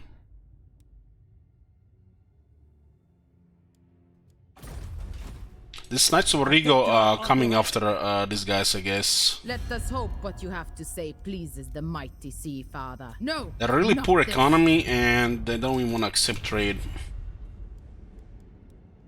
You could give them some money, but don't care about that much about them. They're making a nice bank and the Undercities will add up in costs. Not welcome.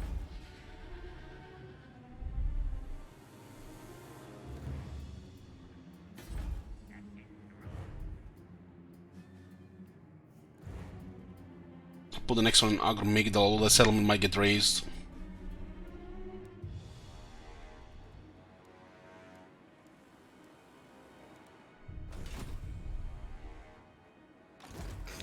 You're in my optics.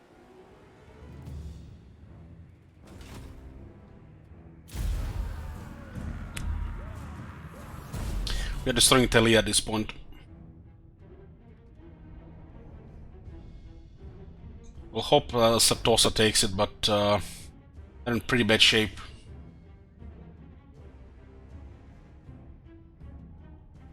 Having non-order factions as buffers is ideal, because we're not going to plan to expand much. This is weird. Not very often you see that.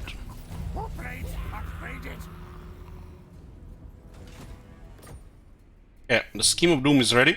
This granted us another unique Warlock Engineer. And these things are important because this is how we spread to another continent. Every 30 turns. So it's going to Awakening into Lastria. Create the Warlock Laboratory. We created first one in Hammery. And it's the Undercity is expanding, just a little bit slow right now, but over time it will get bigger. Agrimisp. They build the walls, huh? Look, port. This faction is such a bad shape, but at least they're not world clan Angrund. Sartosa's most infamous. So I need a second army so we can help these factions.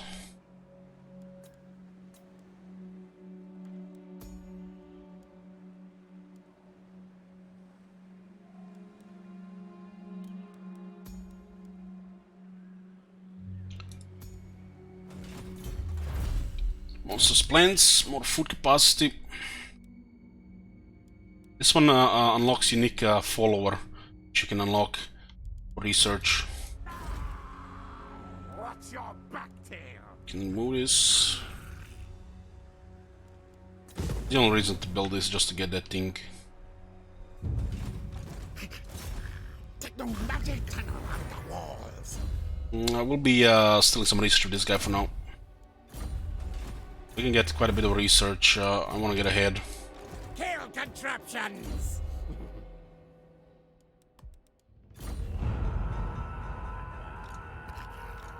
Where's my So if I don't help against these guys, Arnesa is dead.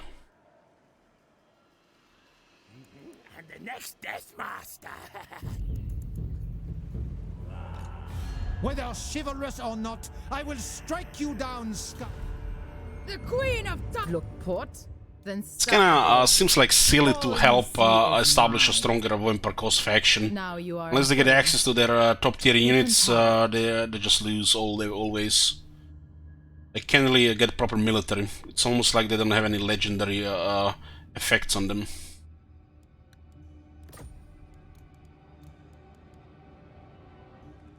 a done deal.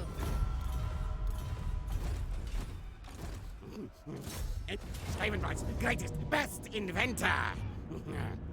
This one is make me nervous. We'll auto-resolve more once the heroes are immortal, but this is just asking to get killed.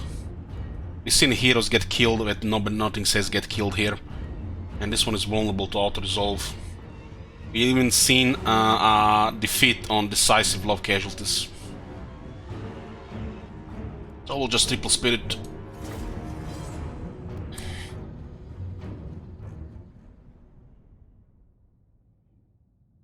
It's safer to go Southlands and Lastria early with Warlock Laboratories, so you don't need to deal with the elves. I don't want influence elves to go towards us until much later.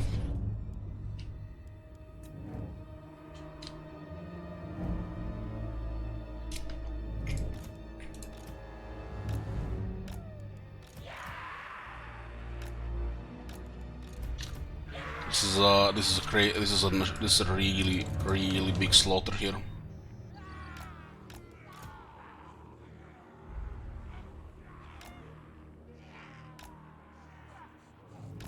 I'll tail yours. Bombardiers.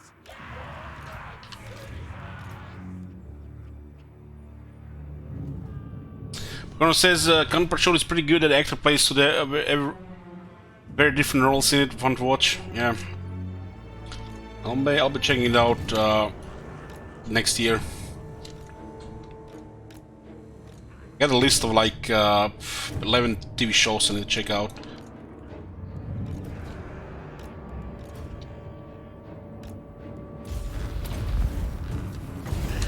Unleash warp hell.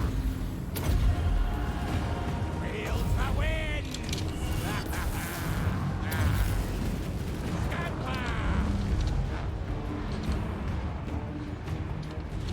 Go, run, go.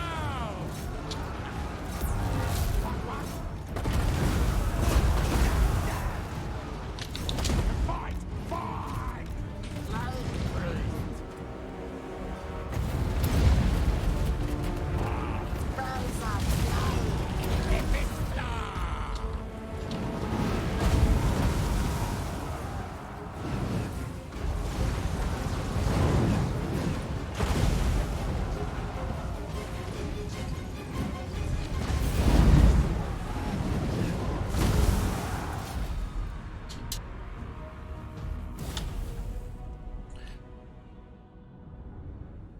And that was a knight. I thought was a prophetess.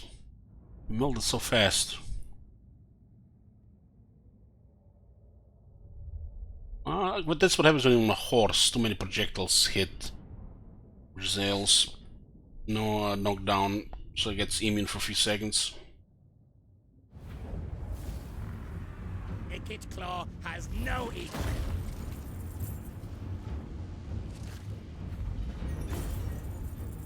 Only 125, nice. Battle loot is gonna be a lot of our income. Spoils pay for destruction. We are helping Aranesa here. Chief Warlock, Wicked Claw. That'll be another turn for sea legs.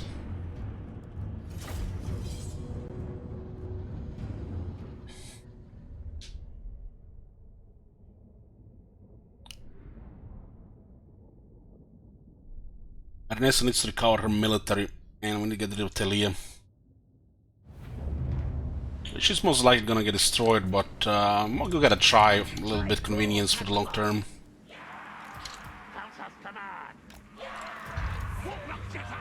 We deploy them like this because this guy shoot over, this guy shoot over, this guy shoot straight, and we also deploy them according to range. Anything gets close, they get suppressed, and they get annihilated by the purple guys. Kill contraptions at hand. Pestilent blessing. Famine fury.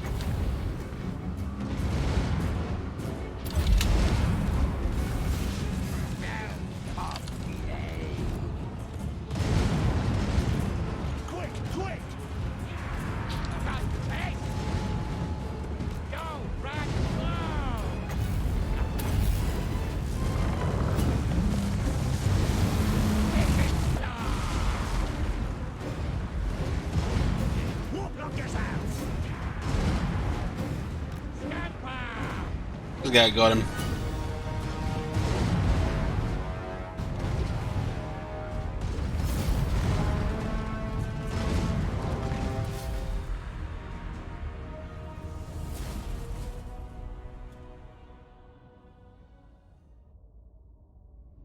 Like we managed to do one friendly fire here.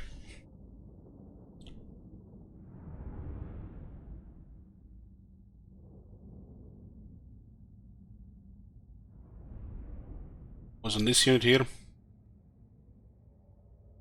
I guess they were coming back into formation. No devastation like Icked's devastation. Yes, yes. Good money, nearly 2,000. Spoils pay for destruction. Yeah, this will lower the pressure on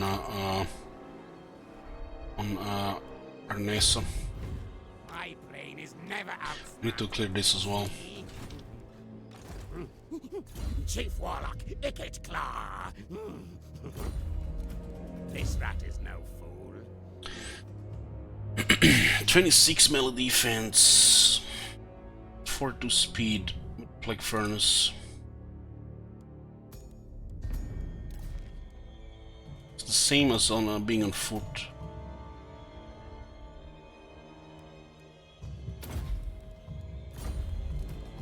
No malice detected.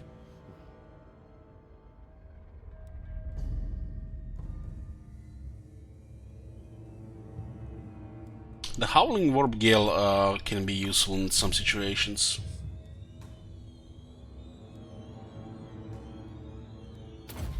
Evasion is the next buff here. No threat of a challenge.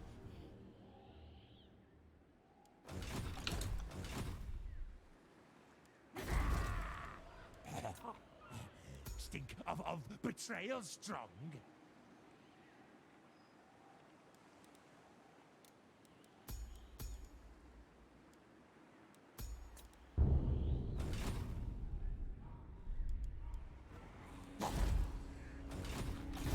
Clan rats are not content.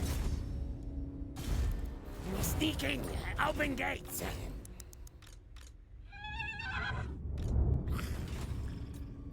Warlock engineer!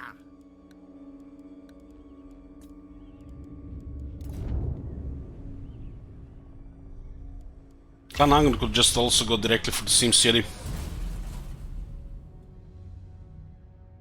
We need like a one-skill assassin to guarantee that they can't do anything to the city. There's a bug with the Scale and Blight. I don't think they fixed it. The walls disappear if they're damaged.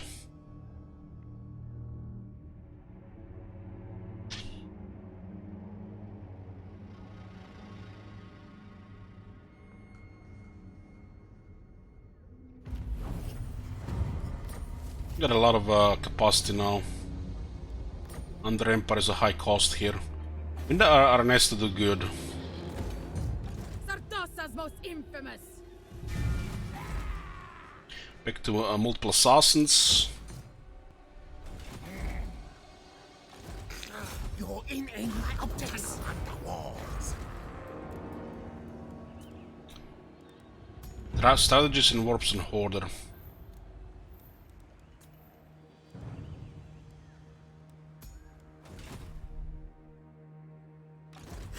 Sorcerer, inventor, yes, yes. Yes, yes, this is going to Awakening. Ahoy, hoy. Time to end these guys.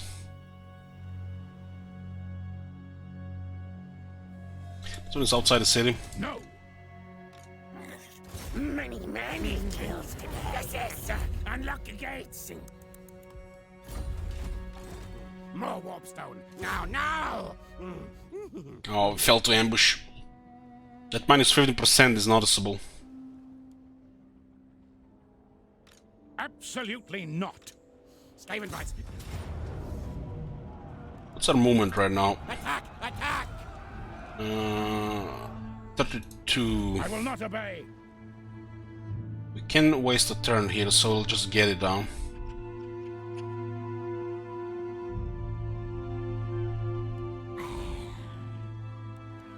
Abandon this place. And we need to go after Clan Angrund after this. Monsters Abominations. This technology unlocks access to forward for research. At least it used to when we played them last time. You know, with the last Skaven.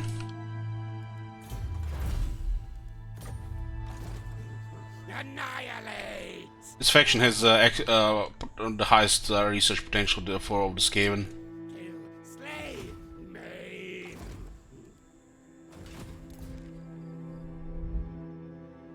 3 undercities here, 2 undercities here. Stalia situation, because of Beastmen, is not in our favor, but Beastmen here are good. Well, I want our nest to control the coast here. Destroy Clan Angro next. We'll speed up once we get another army and another laboratory down there. Money is good. We don't have to build much anymore.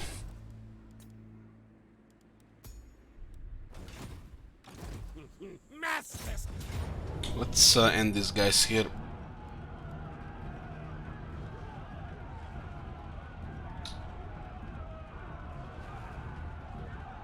His garrison is weird. Is it like tier 2? It's tier 3 core with a tier 2 walls. Looks like it.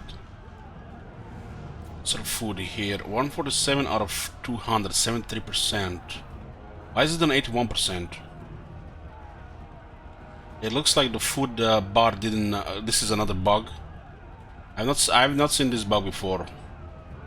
Yeah, this game is just breaking after the Beastman update.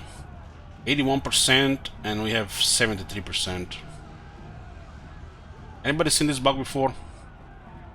We're supposed to have surplus food supplies, not plentiful food.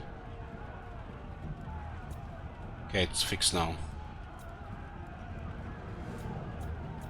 It didn't get automatically adjusted.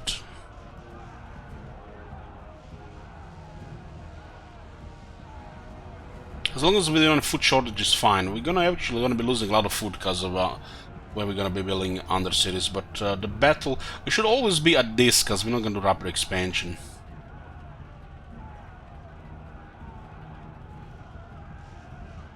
The city is although good.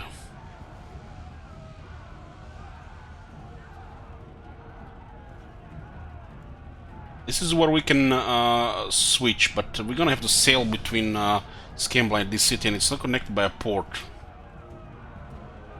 This is we can distract a little bit defensively.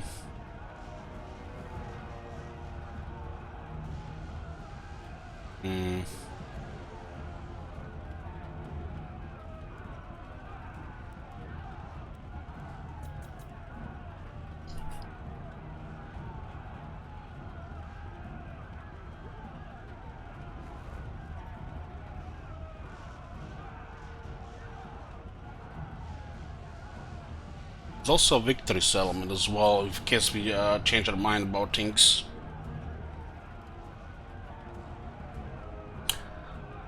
This one is actually very good to occupy. Good strategic location. It leaves a little bit pressure on Skryre from this side. Might make for some interesting sieges as well.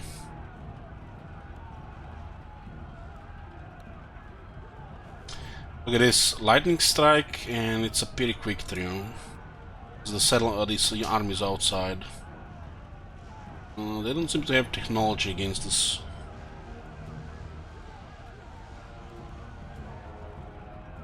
Let's put a prediction here, guys.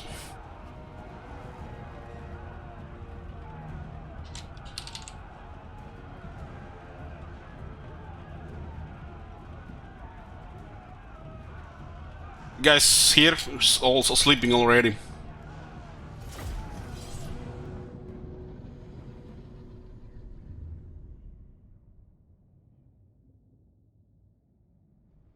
This city is excellent to occupy as a base, because we can also replenish here. Replenishment outside Alliance is gonna be tricky with just Skryre otherwise.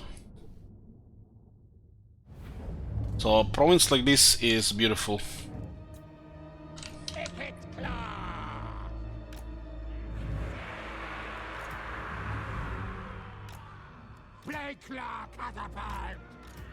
Also want to get some warp lightning cannons so we can shoot targets from a really high distance, the big ones, large units.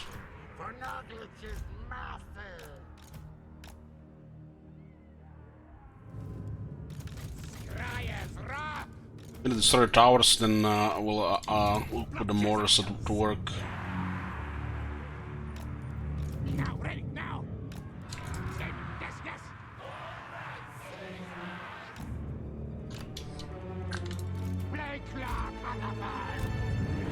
Bombardiers. Rattling gun. Bombardiers. Wide claw catapult. Slide. Bring out.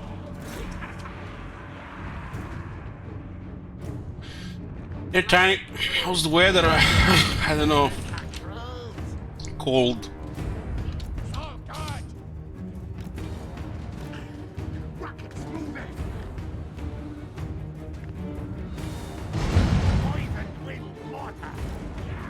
The garrison is just before the mortars.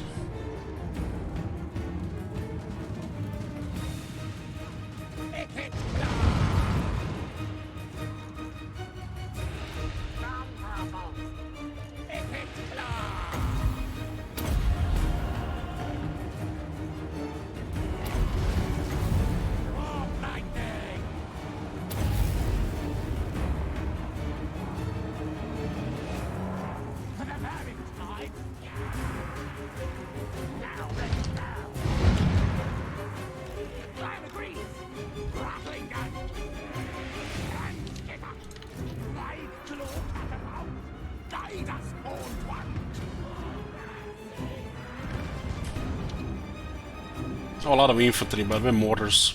Poisoned wind water. What going? Faster, faster. I'll free. Keep moving. What? Now you're gonna pay. Now, ready now. If anything survives, we'll kill them with bombardiers. It's about armor here.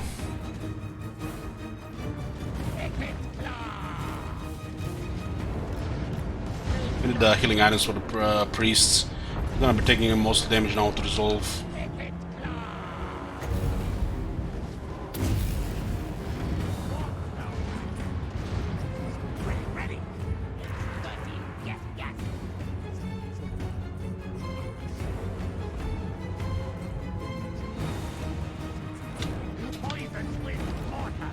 We outrange them now.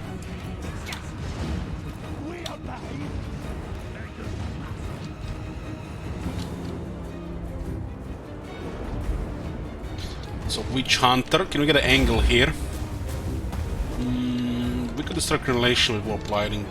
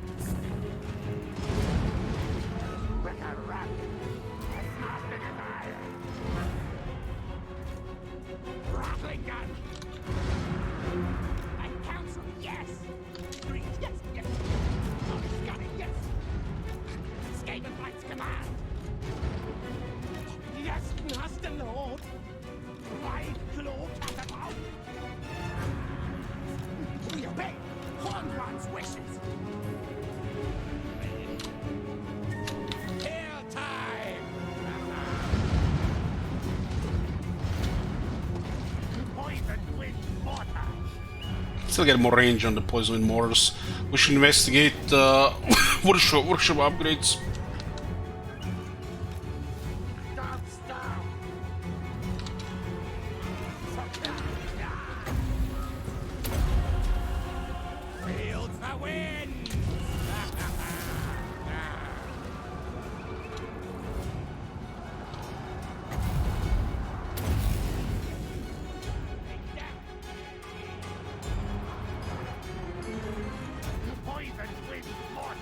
This is mortars is not firing here.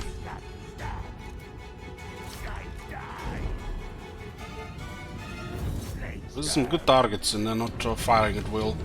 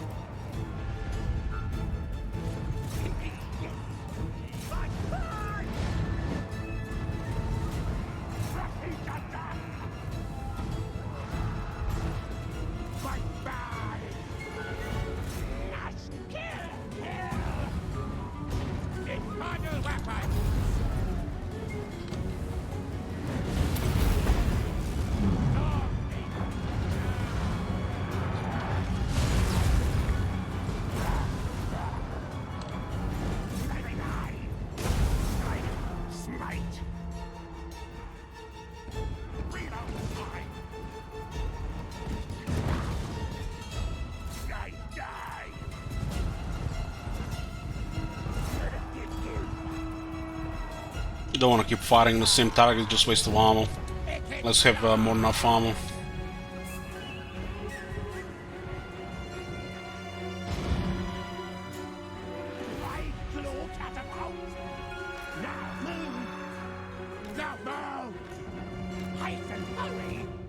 We obey! As you wish.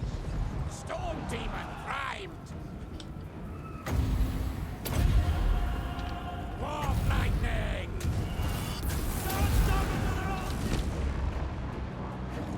Poison! Now ready now! It is ordered!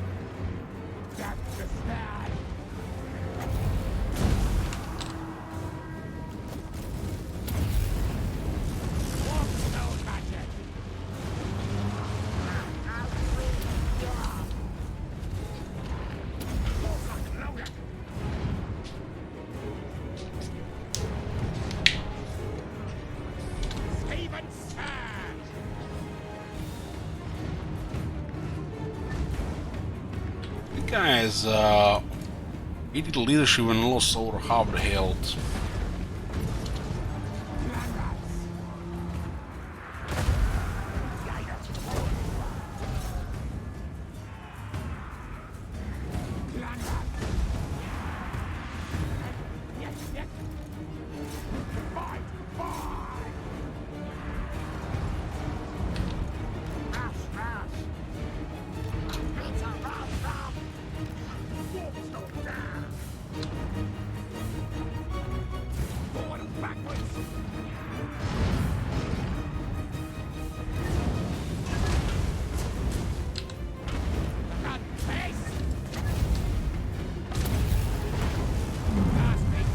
Running out of shots here. I'm gonna fire here in the crowd and do some more poison damage.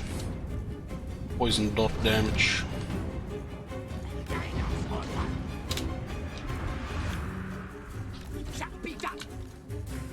Very good, master.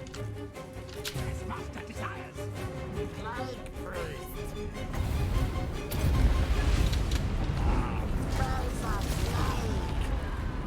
No shot here, huh? Skryk, skryk.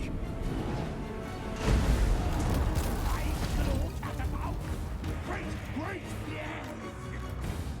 We obey! Picket claw.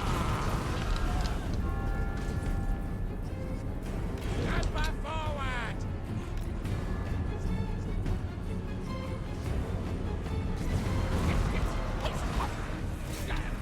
Most of these units are wounded here.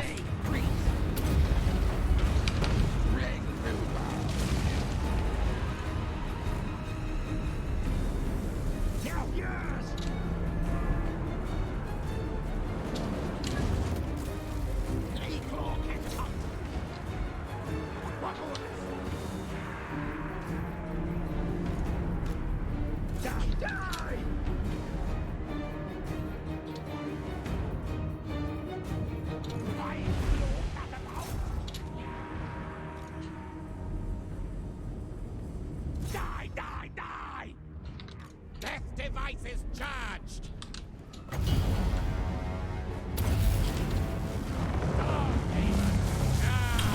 We didn't have time to recruit in RuneScape. We were still building the thingy.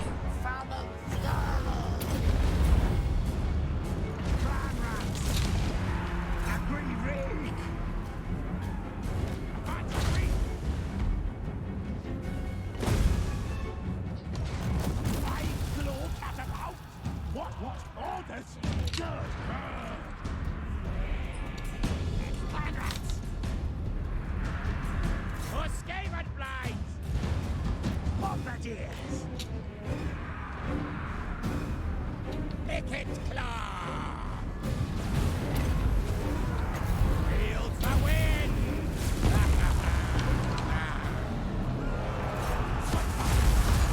These guys' doors are not broken or something.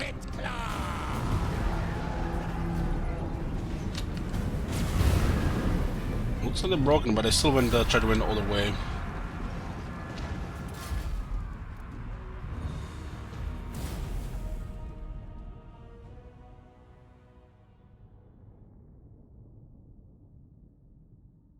This is the end of Talia. I had mostly infantry in the city.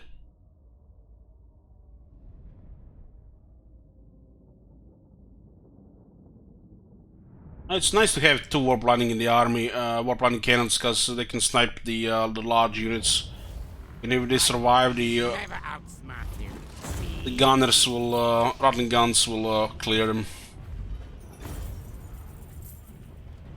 This one did 56,000 damage.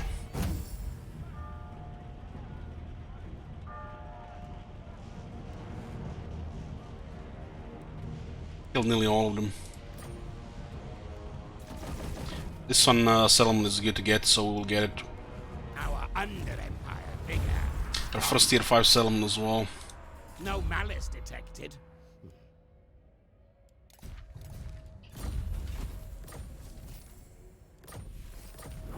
Talia is gone. Chief Warlock, Icket Claw.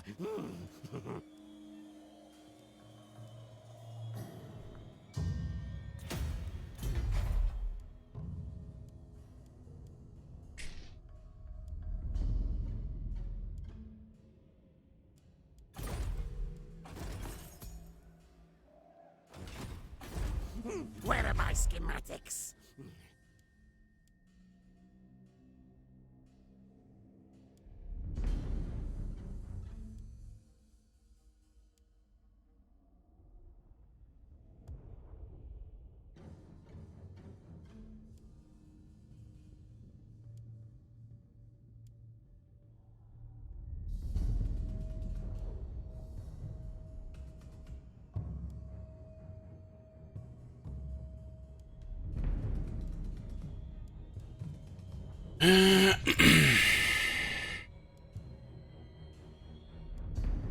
Not wait for this. Or this, or this. Or that. Or this, or that. There's 2 more assassins here as well. This makes us 4 assassins. That's how we get assassins.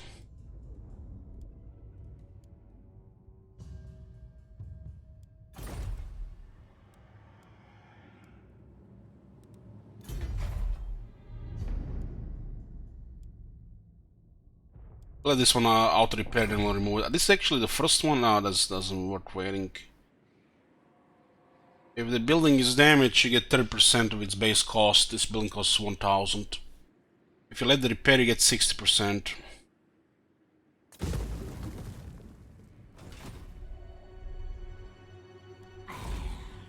We're bending Lucchini here. Engineer of Skryre. Yeah, we are keeping Satosa. Guess we'll rename it. Me, Death Master. Knows who his boss is.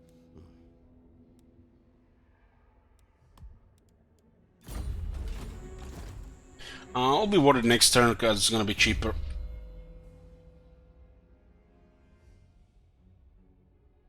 And we got the money here.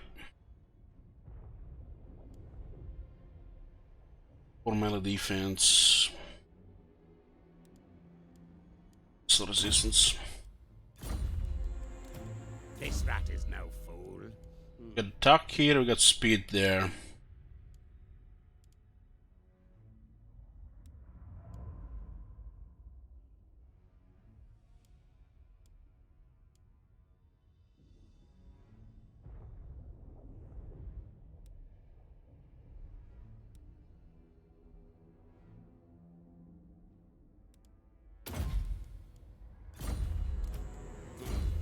No threat of a challenge. Clan Skryre! How much does Talia hate us? I mean, Stalia. No, not even that much.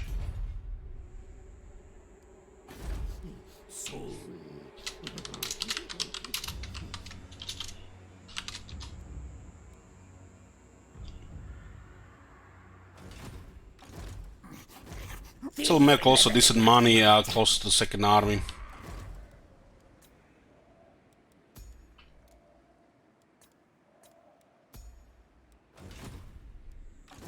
Warp lightning!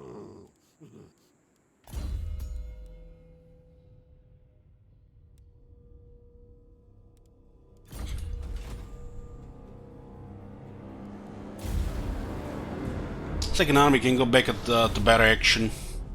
Get the rank we need with them. Based on my moving though. Our next target is Clan Agrund. And expand down the cities into Lastria.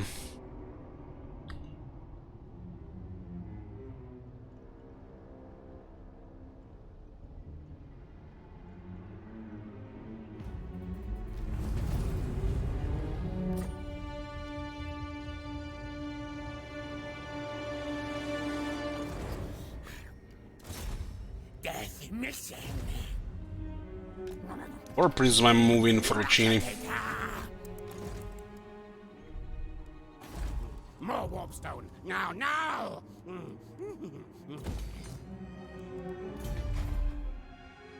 We don't need this building outside the capital. This is extra engineer. It's good.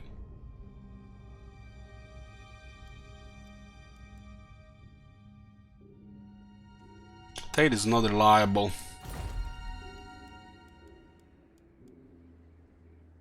We don't really need this one here. Let's see how much it is.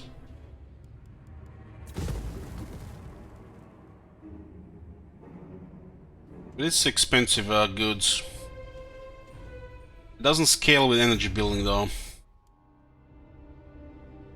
It should still be over 200 maybe. It looks like one faction trade.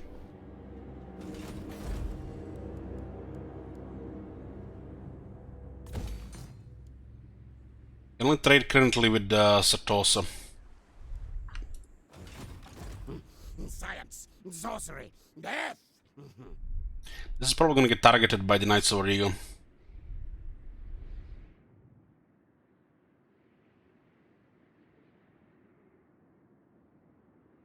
I have a feeling that some of these settlements do not consider adjacency for mine shafts.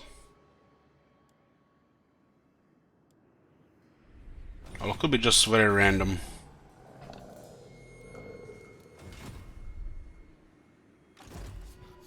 Warlock engineer. This is why a C is best, because we get more movement. Scamper, scamper. Eventually we'll get sea legs. Exosuit ready.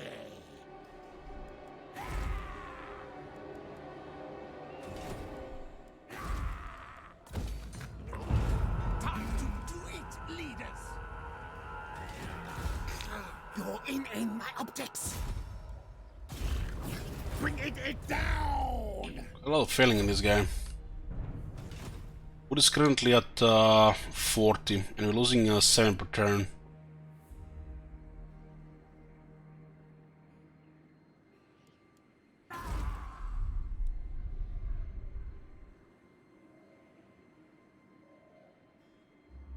So pretty much the only loss from food for us is post-battle loot. Post-battle loot, second looting.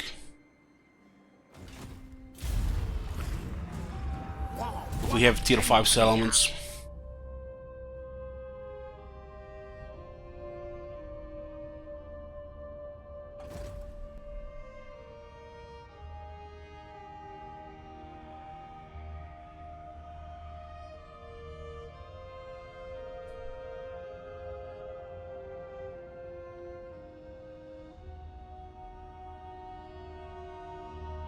Okay, this is gonna be